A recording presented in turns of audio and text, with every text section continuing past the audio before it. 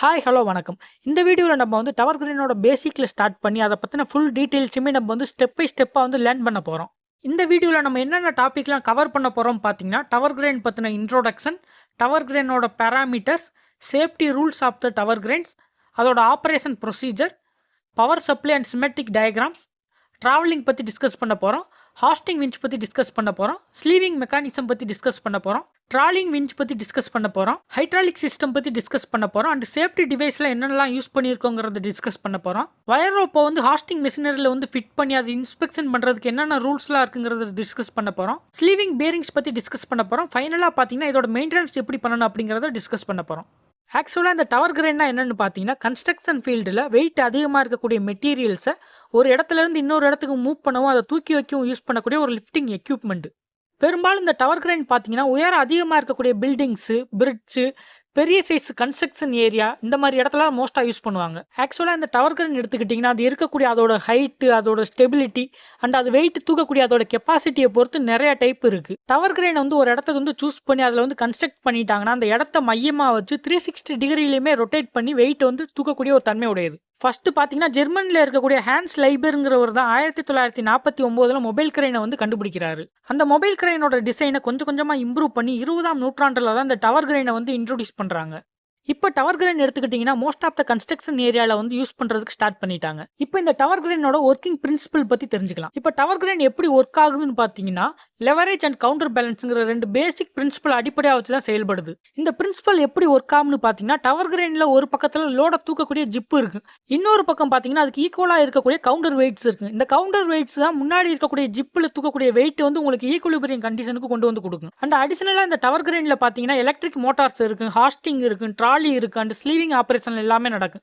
இந்த ஸ்லீவிங் ஆப்ரேஷன் பார்த்தீங்கன்னா உங்களுக்கு வெதர்வன் எஃபெக்ட் வந்து பேஸ் பண்ணி நடக்கும். டவர் கிரேன் எடுத்துக்கிட்டிங்கன்னா அது யூஸ் பண்ணக்கூடிய கன்ஸ்ட்ரக்ஷன் ஏரியா அண்ட் அது தூக்கக்கூடிய வெயிட்டோட கெப்பாசிட்டியை பொறுத்து நிறைய டைப்ஸ் இருக்கு. ஃபார் எக்ஸாம்பிள் என்னென்ன டைப்ஸ்லாம் இருக்குன்னு பார்த்தீங்கன்னா, hammer head tower crane, luffing jib tower crane, self erecting tower crane, climbing tower crane, இந்த மாதிரி நிறைய டைப்ஸான டவர் கிரேன்ஸ் வந்து இப்போ வந்து அவைலபிளாக இருக்கு. இப்போ நம்ம டவர் கிரேனோட அட்வான்டேஜஸ் அண்ட் டிஸ்அட்வான்டேஜஸ் ரெண்டையும் பற்றி நம்ம டிஸ்கஸ் பண்ணலாம். ஃபஸ்ட்டு நம்ம அட்வான்டேஜஸ் பற்றி டிஸ்கஸ் பண்ணலாம். அட்வான்டேஜஸில் ஃபஸ்ட்டு பார்த்தீங்கன்னா efficiency and productivity. So tower கிரேனை பொறுத்தவரை உங்களுக்கு லோடை லிஃப்ட் பண்ணக்கூடிய அந்த கெப்பாசிட்டி வந்து உங்களுக்கு ஹை லெவலில் கிடைக்கும். இதனால ஹை வெயிட்டில் இருக்கக்கூடிய லோடை ஒரு இடத்துல இருந்து இன்னொரு இடத்துக்கு வந்து ஃபாஸ்ட்டாக வந்து மூவ் பண்ணிக்க முடியும். இந்த மாதிரி ஹை வெயிட்டில் இருக்கக்கூடிய இந்த லோடை வந்து ஹேண்டில் பண்ணுறது ரொம்பவே ஈஸியான ஒரு விஷயம். நம்ம டவர் கிரேனை யூஸ் பண்ணி மெட்டீரியலை ஒரு இடத்துல இருந்து இன்னொரு இடத்துக்கு மூவ் பண்ணுறதுனால அதுக்கு யூஸ் பண்ணக்கூடிய லேபர் காஸ்ட் வந்து நமக்கு கம்மியாயிடும். நெக்ஸ்ட் அட்வான்டேஜ் பார்த்தீங்கன்னா காஸ்ட் எஃபெக்டிவ்னஸ். நம்ம டவர் கிரேன் யூஸ் பண்ணுறதுனால ஆப்ரேஷன் காஸ்ட் வந்து ரொம்பவே கம்மியாக இருக்கும். Tower crane full and full electrical கண்ட்ரோலில் யூஸ் பண்ணுறதுனால நமக்கு ஃபியூவல் கன்சம்ஷன் வந்து ரொம்பவே ரிடியூஸ் ஆயிரும். ஒரு டைம் நீங்கள் டவர் கிரேன் வந்து இன்ஸ்டால் பண்ணிட்டீங்கன்னா ஒரு டவர் கிரேன் பார்த்தீங்கன்னா குறைஞ்சது 20 to 30 வருஷம் வரை உங்களுக்கு வந்து உழைக்கும். அந்த டவர் கிரேனை பொறுத்தவரை உங்களுக்கு மெயின்டெனன்ஸ் காஸ்ட்டும் ரொம்பவே கம்மியான அளவில் தான் இருக்கும். Next advantage versatility and flexibility. Tower கிரேனை பொறுத்தவரை நீங்கள் வேரியஸ் டைப்பான கன்ஸ்ட்ரக்ஷன் ஃபீல்டில் யூஸ் பண்ணிக்கலாம். ஃபார் எக்ஸாம்பிள் நீங்கள் வந்து ஒரு பில்டிங் கன்ஸ்ட்ரக்ஷன் பண்ணுறதுனா அதுலையும் யூஸ் பண்ணிக்கலாம், இல்லைன்னா ஒரு பிரிட்ஜ் கன்ஸ்ட்ரக்ட் பண்ணுறா அதுலையும் யூஸ் பண்ணிக்கலாம். டவர் கிரேனை பொறுத்தவரை ஒரு டைட்டான குறுகிய ஸ்பேஸ் இருந்தால் கூட அதுலேயும் நம்மளால் இன்ஸ்டால் பண்ணி டவர் கிரேனை வந்து நம்மளால் ரன் பண்ணிக்க முடியும். அண்ட் இது மட்டும் இல்லாமல் டவர் கிரேனோட பூம் லென்த்தாக இருக்கட்டும், இல்லைன்னா அதோட ஆங்கிளாக இருக்கட்டும் நம்மளால் அட்ஜஸ்ட் பண்ணிக்க முடியும். அடிஷனலாக நம்ம டவர் கிரேன் வந்து ஒரு கன்ஸ்ட்ரக்ஷன் ஃபீல்டில் யூஸ் பண்ணுறதுனால லோடை வந்து தேவைப்படுற வேரியஸ் ஹைட்டில் நம்மளால் ஈஸியாக வந்து மூவ் பண்ணிக்க முடியும். டவர் கிரேனில் இருக்கக்கூடிய இன்னொரு முக்கியமான அட்வான்டேஜ் என்னன்னு பார்த்தீங்கன்னா சேஃப்டி ஃபீச்சர்ஸ். டவர் கிரேனை பொறுத்தவரை ஆப்ரேஷன் எல்லாமே ரொம்பவே ஸ்டேபிளாக இருக்கும், அதே சமயத்தில் ரொம்பவே பாதுகாப்பானதாக இருக்கும். டவர் கிரேனில் நம்ம ஆன்டி கொலிஷன் சிஸ்டம் வந்து யூஸ் பண்ணியிருக்கிறதுனால டவர் கிரேன் வந்து சாஞ்சிரும், இல்லைன்னா அதில் உள்ள பூம் வந்து பெண்ட் ஆயிரும், அந்த மாதிரி எந்த ஒரு ப்ராப்ளமே ஏற்படாது. அண்ட் டவர் கிரேனில் நம்ம லோட் மூவ்மெண்ட் இண்டிகேட்டருங்கிற ஒரு சிஸ்டம் வந்து யூஸ் பண்ணியிருப்போம். இந்த ஃபங்க்ஷன் மூலமாக நம்ம பூமில் வந்து எந்த ரேடியஸில் எவ்வளோ லோடு வந்து தூக்க முடியும் அப்படிங்கிற ஒரு சேஃப்டி ஃபீச்சரை நம்மளால் ஃபிக்ஸ் பண்ணிக்க முடியும். ஸோ அதிகப்படியான லோடை வந்து மேக்ஸிமம் ரேடியஸில் வந்து நம்மளால் தூக்காமல் இருக்கிறத நம்மளால கண்ட்ரோல் பண்ணி ஆட்டோமேட்டிக்காக செட் பண்ணிக்க முடியும். அண்ட் இன்னொரு முக்கியமான விஷயம் என்னன்னு பார்த்தீங்கன்னா, டவர் கிரேனில் ஆப்ரேட்டர் கேபின் வந்து மேலே இருக்கிறதுனால எல்லா லோடையுமே விசிபிளாக ஈஸியாக வந்து பார்த்துக்க முடியும். இதனால ஆக்சிடென்ட்ஸ் எல்லாத்தையும் நம்மளால் ப்ரிவென்ட் பண்ணிக்க முடியும். Next advantage accuracy and precision. Tower crane use பண்ணுறதுனால தேவைப்படுற இடத்துல இருந்து லோடு எடுத்து தேவைப்படுற கரெக்டான இடத்துல நம்மளால் பிளேஸ் பண்ணிக்க முடியும். இதனால ஆக்சிடென்ட் இல்லைன்னா டேமேஜ் ஏற்படக்கூடிய அந்த ரிஸ்க் வந்து ஃபுல் அண்ட் ஃபுல் உங்களுக்கு கம்மியாயிடும். அந்த டவர் கிரேன் வந்து ஆப்ரேட் பண்ணுறதுமே பார்த்தீங்கன்னா ரொம்பவே ஸ்மூத்தாக ஈஸியாக கண்ட்ரோல் பண்ணுற மாதிரி தான் இருக்கும். Next advantage space saving design. Tower கிரேனை பொறுத்தவரை ரொம்பவே காம்பேக்டாக சின்ன ஏரியாலே நம்மளால் இன்ஸ்டால் பண்ணிக்க முடியும். அண்ட் இது இன்ஸ்டால் பண்ணுறதுக்கு தேவையான ஸ்பேஸும் பார்த்தீங்கன்னா ரொம்பவே கம்மியான அளவில் தான் எடுத்துக்கிறோம். அண்ட் இது மட்டும் இல்லாமல் ஒரு இடத்துல இருந்து இன்னொரு இடத்துக்கு டிரான்ஸ்போர்ட்டேஷன் பண்ணி அதை வந்து இன்ஸ்டால் பண்ணுறது ரொம்பவே ஈஸியான ஒரு விஷயம். இப்போ டவர் கிரேன் யூஸ் பண்ணுறதுனால என்விரான்மெண்டல் பெனிஃபிட்ஸாக என்னென்ன அட்வான்டேஜஸ் இருக்குன்னு பார்க்கலாம். டவர் கிரேனை பொறுத்தவரை ஃபுல் ஆப்ரேஷனல் செட்டப்புமே ஃபுல்லாக உங்களுக்கு மேலே தான் இருக்கும் எல்லா மோட்டர்ஸுமே. ஸோ கீழே இருக்கிறவங்களுக்கு நாய்ஸ் பொல்யூஷனை வந்து ரெடியூஸ் பண்ணி கொடுக்கும். Full and full electrical motors use பண்ணிக்கிறதுனால எமிஷன் வந்து ரொம்பவே லோவான அளவில் தான் இருக்கும். டவர் கிரேனில் ஆப்ரேட்டர் கேபின் மேலே இருக்கிறதுனால விசுவல் ப்ராப்ளம்னால ஏற்படக்கூடிய இம்பாக்ட் எல்லாமே ரொம்பவே கம்மியான அளவில் தான் இருக்கும். இன்னும் வேறு எந்தெந்த மாதிரியான அட்வான்டேஜஸ்லாம் இருக்குன்னு பார்த்தீங்கன்னா, ப்ராஜெக்டோட விசிபிலிட்டி மேம்படுறதுனால மேனேஜ்மெண்ட் வந்து கரெக்டாக பண்ணிக்க முடியும். ஆக்சிடென்ட் ஏற்படுறதுக்கான ரிஸ்க்கை வந்து ரெடியூஸ் பண்ணி ஒர்க்கர்ஸோட சேஃப்டியை வந்து இம்ப்ரூவ் பண்ணிக்க முடியும். ஒர்க்கிங் சைட்டில் இருக்கக்கூடிய எல்லா ஏரியாவையும் ஈஸியாக வந்து அக்சஸ் பண்ணிக்க முடியும். அண்ட் மெட்டீரியல் ஹேண்டில் பண்ணுறது நல்ல முறையில் பண்ணிக்க முடியும். டவர் கிரேனோட சேஃப்டி ப்ரொசீஜரில் ஏதாவது ஃபெயிலியர் ஏற்பட்டுச்சுன்னா எந்த மாதிரியான டிஸ்அட்வான்டேஜஸ்லாம் வருங்கிறத இப்போ டிஸ்கஸ் பண்ணலாம். ஃபர்ஸ்ட் டிஸ்அட்வான்டேஜஸ் பார்த்தீங்கன்னா, சேஃப்டியில் ஏற்படக்கூடிய ரிஸ்க். சேஃப்டியில் சப்போஸ் ஏதாவது ஃபெயிலியர் ஏற்பட்டுச்சுன்னா ஒரு கிரேன் வந்து பக்கத்தில் இருக்கக்கூடிய இன்னொரு கிரேன் மேலேயோ இல்லைன்னா பக்கத்தில் இருக்கக்கூடிய இன்னொரு பில்டிங் ஸ்ட்ரக்சர் மேலேயோ கொலேஷன் ஆகக்கூடிய, அதாவது மோதக்கூடிய வாய்ப்புகள் இருக்குது. இந்த ரிஸ்க் எதனால் ஏற்படும்னு பார்த்தீங்கன்னா, காற்று ஒருவேளை அதிகமாக இருந்துச்சுன்னா இந்த மாதிரி ரிஸ்க் ஏற்படும். இல்லைன்னா கிரேனோட மெயின்டெனன்ஸ் வந்து சரியாக பண்ணாமல் ஏதாவது மெக்கானிக்கல் ஃபெயிலியர் ஏற்பட்டாலும் இந்த ஃபெயிலியர் வந்து ஏற்படுறதுக்கான வாய்ப்புகள் இருக்குது. இன்னொரு சேஃப்டி ரிஸ்க் பார்த்தீங்கன்னா, ஃபாலிங் ஆப்ஜெக்ட். அதாவது நம்ம யூஸ் பண்ணக்கூடிய ஸ்லிங்ஸ் வந்து டேமேஜ் ஆகுச்சுன்னா இந்த மாதிரி ப்ராப்ளம் ஏற்படுறதுக்கான வாய்ப்புகள் இருக்குது. மேஜராக நம்ம யூஸ் பண்ணக்கூடிய ஸ்லிங்ஸ் எப்படி இருக்குன்னு பார்த்தீங்கன்னா, பெல்ட் யூஸ் பண்ணுவோம், இல்லைன்னா செயின் ஸ்லிங்ஸ் யூஸ் பண்ணுவோம். இதில் ஏதாவது டேமேஜ் ஆயிருந்துச்சுன்னா நம்ம லோடை லிஃப்ட் பண்ணும்போது அதை அறுந்து போகிறதுக்கான வாய்ப்புகள் இருக்குது. இந்த கண்டிஷனில் நம்ம தூக்கக்கூடிய லோடு கீழே விழுந்து ஆக்சிடென்ட் ஏற்படுறதுக்கான வாய்ப்புகள் இருக்குது. அனதர் இம்பார்ட்டன்ட் ரிஸ்க்குன்னு பார்த்தீங்கன்னா, எலக்ட்ரிக் ஃபெயிலியர் இல்லைன்னா பவர் ஃபெயிலியர். இந்த பவர் சப்ளையில் ஏதாவது ஃபெயிலியர் ஏற்பட்டுச்சுன்னா மோட்டர்லையோ இல்லைன்னா கிரேனோட சர்க்யூட் போர்ட்லையோ டேமேஜ் ஆகக்கூடிய வாய்ப்புகள் இருக்குது. Next disadvantages operational challenge. Weather condition வந்து மோசமாக இருக்கிற சுச்சுவேஷனில் நம்மளால் டவர் கிரேனை வந்து ஆப்ரேட் பண்ண முடியாது. ஃபார் எக்ஸாம்பிள், ரெயின் அதிகமாக இருக்குது, காற்று அதிகமாக அடிக்குது, இல்லைன்னா மின்னல் அதிகமாக அடிக்குது. இந்த மாதிரி கண்டிஷனில் நம்ம வந்து டவர் கிரேனை வந்து ஆப்ரேட் பண்ண முடியாது. அதே மாதிரி ஒரு குறுகலான இடத்துல இல்லைன்னா ஒரு மூடப்பட்ட அடைக்கப்பட்ட இடத்துல நம்ம வந்து லோடை எடுத்து அந்த இடத்துல லோடை வந்து அன்லோட் பண்ணுறது பார்த்தீங்கன்னா ரொம்பவே ரிஸ்க்கான ஒரு விஷயம். இதனால ஆக்சிடென்ட் ஏற்படக்கூடிய வாய்ப்புகள் இருக்குது. அண்ட் சர்ஃபேஸ் வந்து இர்ரெகுலராக இருக்கக்கூடிய காம்பேக்டான ஏரியா, அதே மாதிரி நேவிகேட் வந்து கரெக்டாக பண்ண முடியாத ஏரியா, அந்த இடத்துலையும் டவர் கிரேன் வந்து ஆப்ரேட் பண்ணுறது ரொம்பவே கஷ்டமான ஒரு விஷயம். நெக்ஸ்ட் எக்கனாமிக் லெவலில் இருக்கக்கூடிய டிஸ்அட்வான்டேஜஸ். இப்போ டவர் கிரேன் வந்து ஒருத்தவங்க புதுசாக இன்ஸ்டால் பண்ணுறாங்கன்னா அதுக்கான இனிஷியல் இன்வெஸ்ட்மெண்ட் காஸ்ட்டு, அதோட செட்டப் காஸ்ட்டு ரொம்பவே அதிகமாக இருக்கும். அதே மாதிரி டவர் கிரேனில் ஏதாவது ப்ராப்ளம் ஏற்பட்டுச்சுன்னா அது ரிப்பேர் பண்ணக்கூடிய காஸ்ட்டும் ரொம்பவே அதிகமாகவே இருக்கும். ஃபார் எக்ஸாம்பிள், கிரேனில் யூஸ் பண்ணக்கூடிய மோட்டர்ஸாக இருக்கட்டும், வயர்ஸாக இருக்கட்டும், ரோப்ஸாக இருக்கட்டும், இல்லைன்னா அதில் யூஸ் பண்ணக்கூடிய ஸ்லிங்ஸாக இருக்கட்டும், அதில் டேமேஜ் இல்லைன்னா ப்ராப்ளம் ஏற்பட்டுச்சுன்னா அதை ரிப்பேர் பண்ணுறதுக்கோ இல்லைன்னா ரீப்ளேஸ்மெண்ட் பண்ணுறதுக்கோ காஸ்ட் வந்து ரொம்பவே அதிகமாக இருக்கும். அண்ட் கிரேனோட ரெண்டல் இல்லைன்னா லீஸ் காஸ்ட்டும் அதிகமாக இருக்கும். அண்ட் இது மட்டும் இல்லாமல் பொட்டன்ஷியல் டவுன் டைம். அதாவது கிரேனில் ஏதாவது ப்ராப்ளம் ஏற்பட்டுச்சுன்னா அதை ரிப்பேர் பண்ணுறதுக்குன்னு ஒரு குறிப்பிட்ட டைம் ஆகும். இந்த குறிப்பிட்ட டைமில் வந்து கிரேனை நம்மளால் ஆப்ரேட் பண்ண முடியாது. இதுவும் பார்த்தீங்கன்னா ஒன் ஆஃப் த டிஸ்அட்வான்டேஜ் தான். Next environmental concerns. இப்போ டவர் கிரேன் ஒரு இடத்துல இன்ஸ்டால் பண்ணிட்டாங்கன்னா அதோட சரௌண்டிங்ஸில் வந்து விசுவல் இம்பாக்ட் வந்து ஏற்படும். ஸோ இந்த விசுவல் இம்பாக்ட்னால பொட்டன்ஷியலாக பார்த்தீங்கன்னா என்விரான்மெண்ட்டில் டேமேஜ் இல்லைன்னா ஆக்சிடென்ட் ஏற்படுறதுக்கான வாய்ப்புகள் இருக்குது. Next noise pollution. நம்ம அட்வான்டேஜில் டவர் கிரேனில் வந்து நாய்ஸ் பொல்யூஷன் இருக்காதுன்னு சொல்லி டிஸ்கஸ் பண்ணோம். பட் டிஸ்அட்வான்டேஜஸை பொறுத்தவரை நாய்ஸ் பொல்யூஷன் இருக்குன்னு சொல்லியிருக்கோம். இது எப்படின்னு பார்த்தீங்கன்னா, மோட்டர் செட்டப்ஸ் எல்லாமே உங்களுக்கு மேலே இருக்கிறதுனால கீழே இருக்கிறவங்களுக்கு எந்த ஒரு நாய்ஸ் பொல்யூஷனுமே இருக்காது. பட் மேலே இருக்கிற எல்லாருக்குமே நாய்ஸ் பொல்யூஷன் இருக்குது. ஃபார் எக்ஸாம்பிள், அங்கே வந்து பறவைகள் பறந்துகிட்டு இருக்குது, இல்லைன்னா ஏரில் பார்த்தீங்கன்னா உங்களுக்கு நாய்ஸ் பொல்யூஷன் இருக்குது. Next logistical challenges.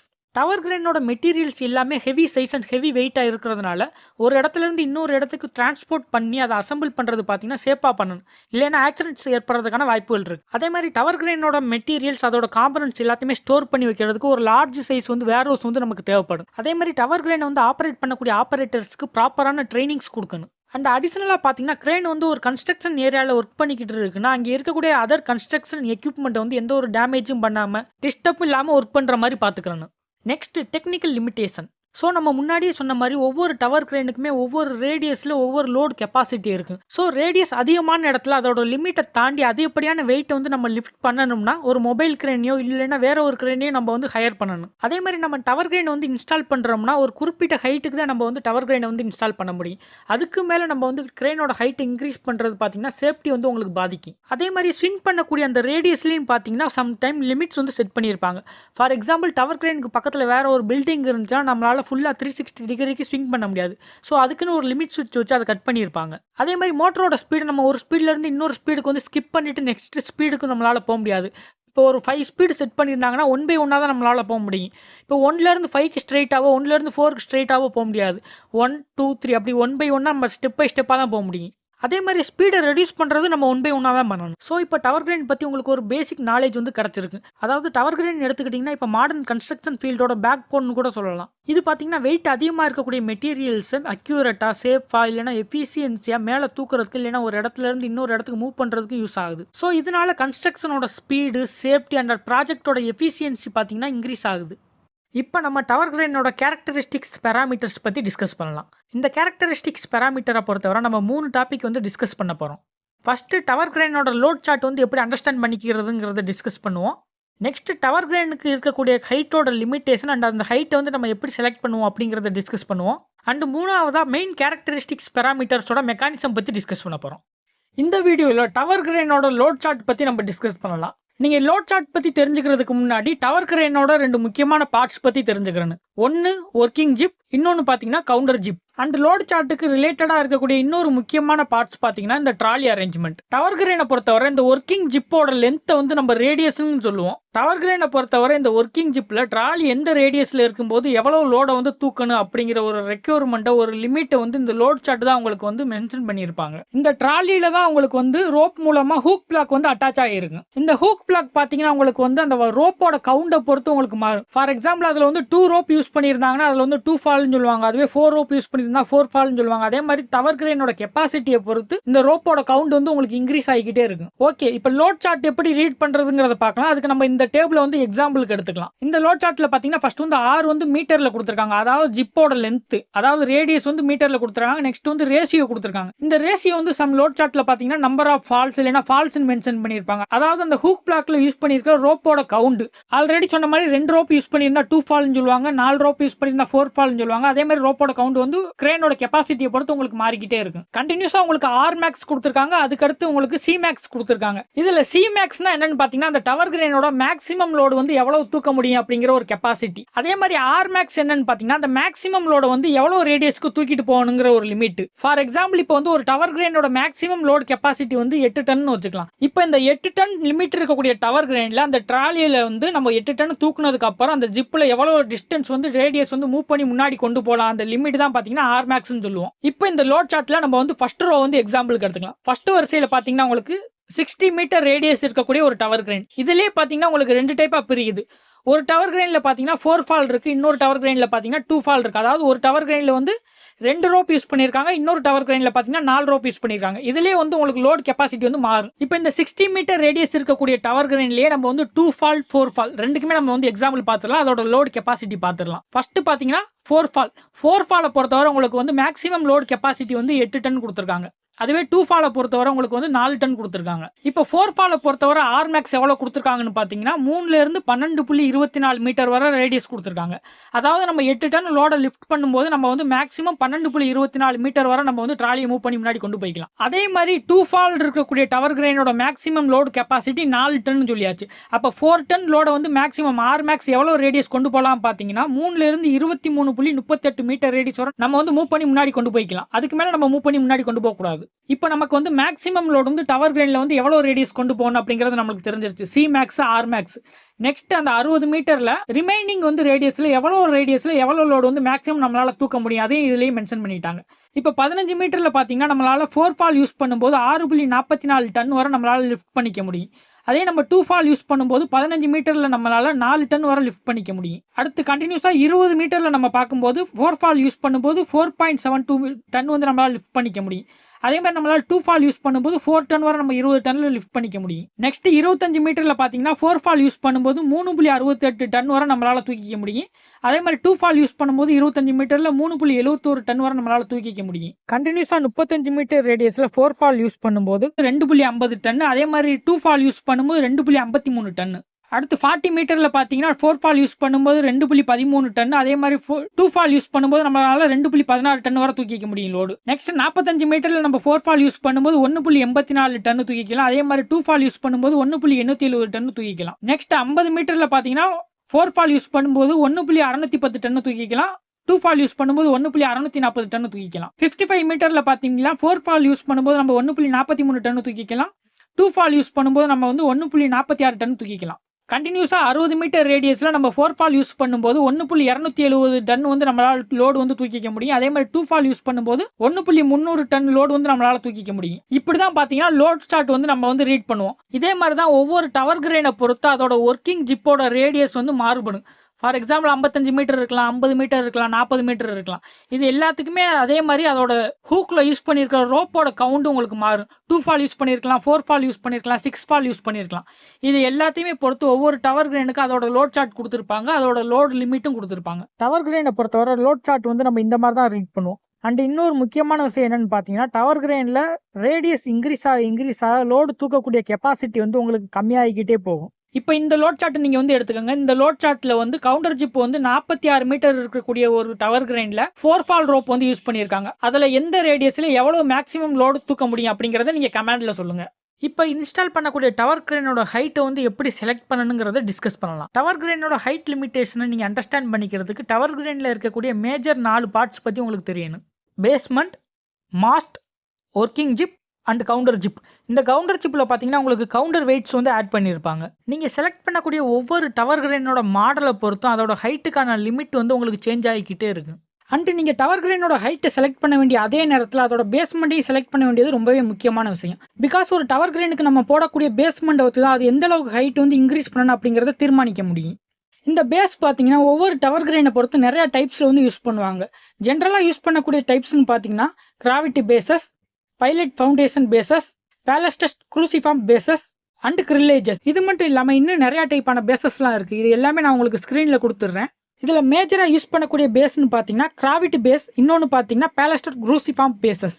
இதில் கிராவிட்டி பேஸை வந்து நம்ம காங்கிரீட் பேஸ்ன்னு கூட சொல்லலாம். பிகாஸ் இந்த டைப்பில் டவர் கிரேனோட பாட்டம் ஃப்ரேமை வந்து என்ன பண்ணுவாங்கன்னு பார்த்தீங்கன்னா காங்கிரீட் வச்சு ஃபில் பண்ணி நல்லா ஸ்ட்ராங்காக மூடிடுவாங்க. இந்த ரீசனுக்காகவே இது வந்து ஒரு ஃபிக்ஸ்டான பேஸ்ன்னு கூட சொல்லலாம். இதுவே பேலஸ்டட் பேஸ் எடுத்துக்கிட்டிங்கன்னா ஒரு மூவபிள் டைப் பேஸ்மெண்ட். இந்த பேஸில் கிரேனோட பாட்டம் ஃப்ரேமில் பேலஸ்டட் காங்கிரீட் பிளாக்கால வெயிட் வச்சு ஆட் பண்ணிடுவாங்க. இந்த மாதிரி ஆட் பண்ணக்கூடிய பேலஸ்டட் வெயிட் தான் பார்த்தீங்கன்னா அந்த கிரேனோட என்டையர் ஸ்ட்ரக்சருமே உங்களுக்கு தாங்கி பிடிக்கும். இப்போ பேஸ்மெண்ட் பற்றி உங்களுக்கு ஒரு ஐடியா கிடச்சிருக்கு. இப்போ நம்ம ஒரு பர்டிகுலர் கிரேன் மாடலோட ஹைட்டை வந்து எப்படி இன்க்ரீஸ் பண்ணலாம் அப்படிங்கிறதுக்கான சார்ட்டை பற்றி அண்டர்ஸ்டாண்ட் பண்ணிக்கலாம். இப்போ இந்த டயக்ராமில் இந்த 1 2 3 4 5 அப்படி நம்பர்லாம் கொடுத்துருக்காங்களே, இது எல்லாமே பார்த்தீங்கன்னா மாஸ்டோட கவுண்டு. அதாவது அந்த கிரேனில் எவ்வளோ மாஸ்ட் யூஸ் பண்ணுறாங்க அப்படிங்கிறது கவுண்டு. ஒவ்வொரு மாஸ்டோட ஹைட்டும் பார்த்தீங்கன்னா 3 மீட்டர் கொடுத்துருக்காங்க. அதே மாதிரி அதோட லென்த் அண்ட் வித்து பார்த்தீங்கன்னா 2 மீட்டர் 2 மீட்டருங்கிறது மென்ஷன் பண்ணியிருக்காங்க. இந்த டயக்ராமில் நீங்கள் கூர்ந்து கவனிச்சிங்கன்னா ஒவ்வொரு டைப்புகளையும் பார்த்தீங்கன்னா உங்களுக்கு வந்து அதோட பேஸ்மெண்ட் டைப் வந்து சேஞ்ச் ஆகிருக்கு. ஃபார் எக்ஸாம்பிள் இங்கே பார்த்தீங்கன்னா காங்கிரீட் யூஸ் பண்ணியிருக்காங்க, இங்கே பார்த்தீங்கன்னா பேலஸ்டட் மெத்தட் யூஸ் பண்ணியிருக்காங்க. இப்போ நம்ம இந்த பேலஸ்டட் மெத்தடை எடுத்துக்கலாமே. இந்த பேலஸ்டட் மெத்தடில் பார்த்தீங்கன்னா கீழே பார்த்தீங்கன்னா பேஸ்மெண்ட் வந்து பார்த்தீங்கன்னா 6x6 அப்படிங்கிற ஒரு சைஸில் கொடுத்துருக்காங்க. இந்த 6x6 பேஸ்மெண்ட்டோட கோடும் கொடுத்துருக்காங்க, YZ69H. அதே மாதிரி மாஸ்டர் செக்ஷனோட கோடும் கொடுத்துருக்காங்க, L69B1.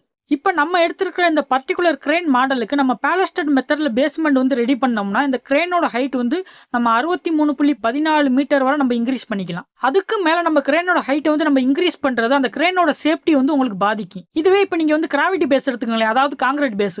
இதில் பார்த்தீங்கன்னா மேக்ஸிமம் ஹைட் பார்த்தீங்கன்னா 205.24 மீட்டர் வரை நீங்கள் இன்க்ரீஸ் பண்ணிக்கலாம். பட் அதுக்கு மேலே நீங்கள் கிரேனோட ஹைட் இன்க்ரீஸ் பண்ணிங்கன்னா கிராவிட்டி பேஸாகவே இருந்தாலும் அது வந்து உங்களுக்கு கிரேனோட சேஃப்டி வந்து பாதிக்கும்.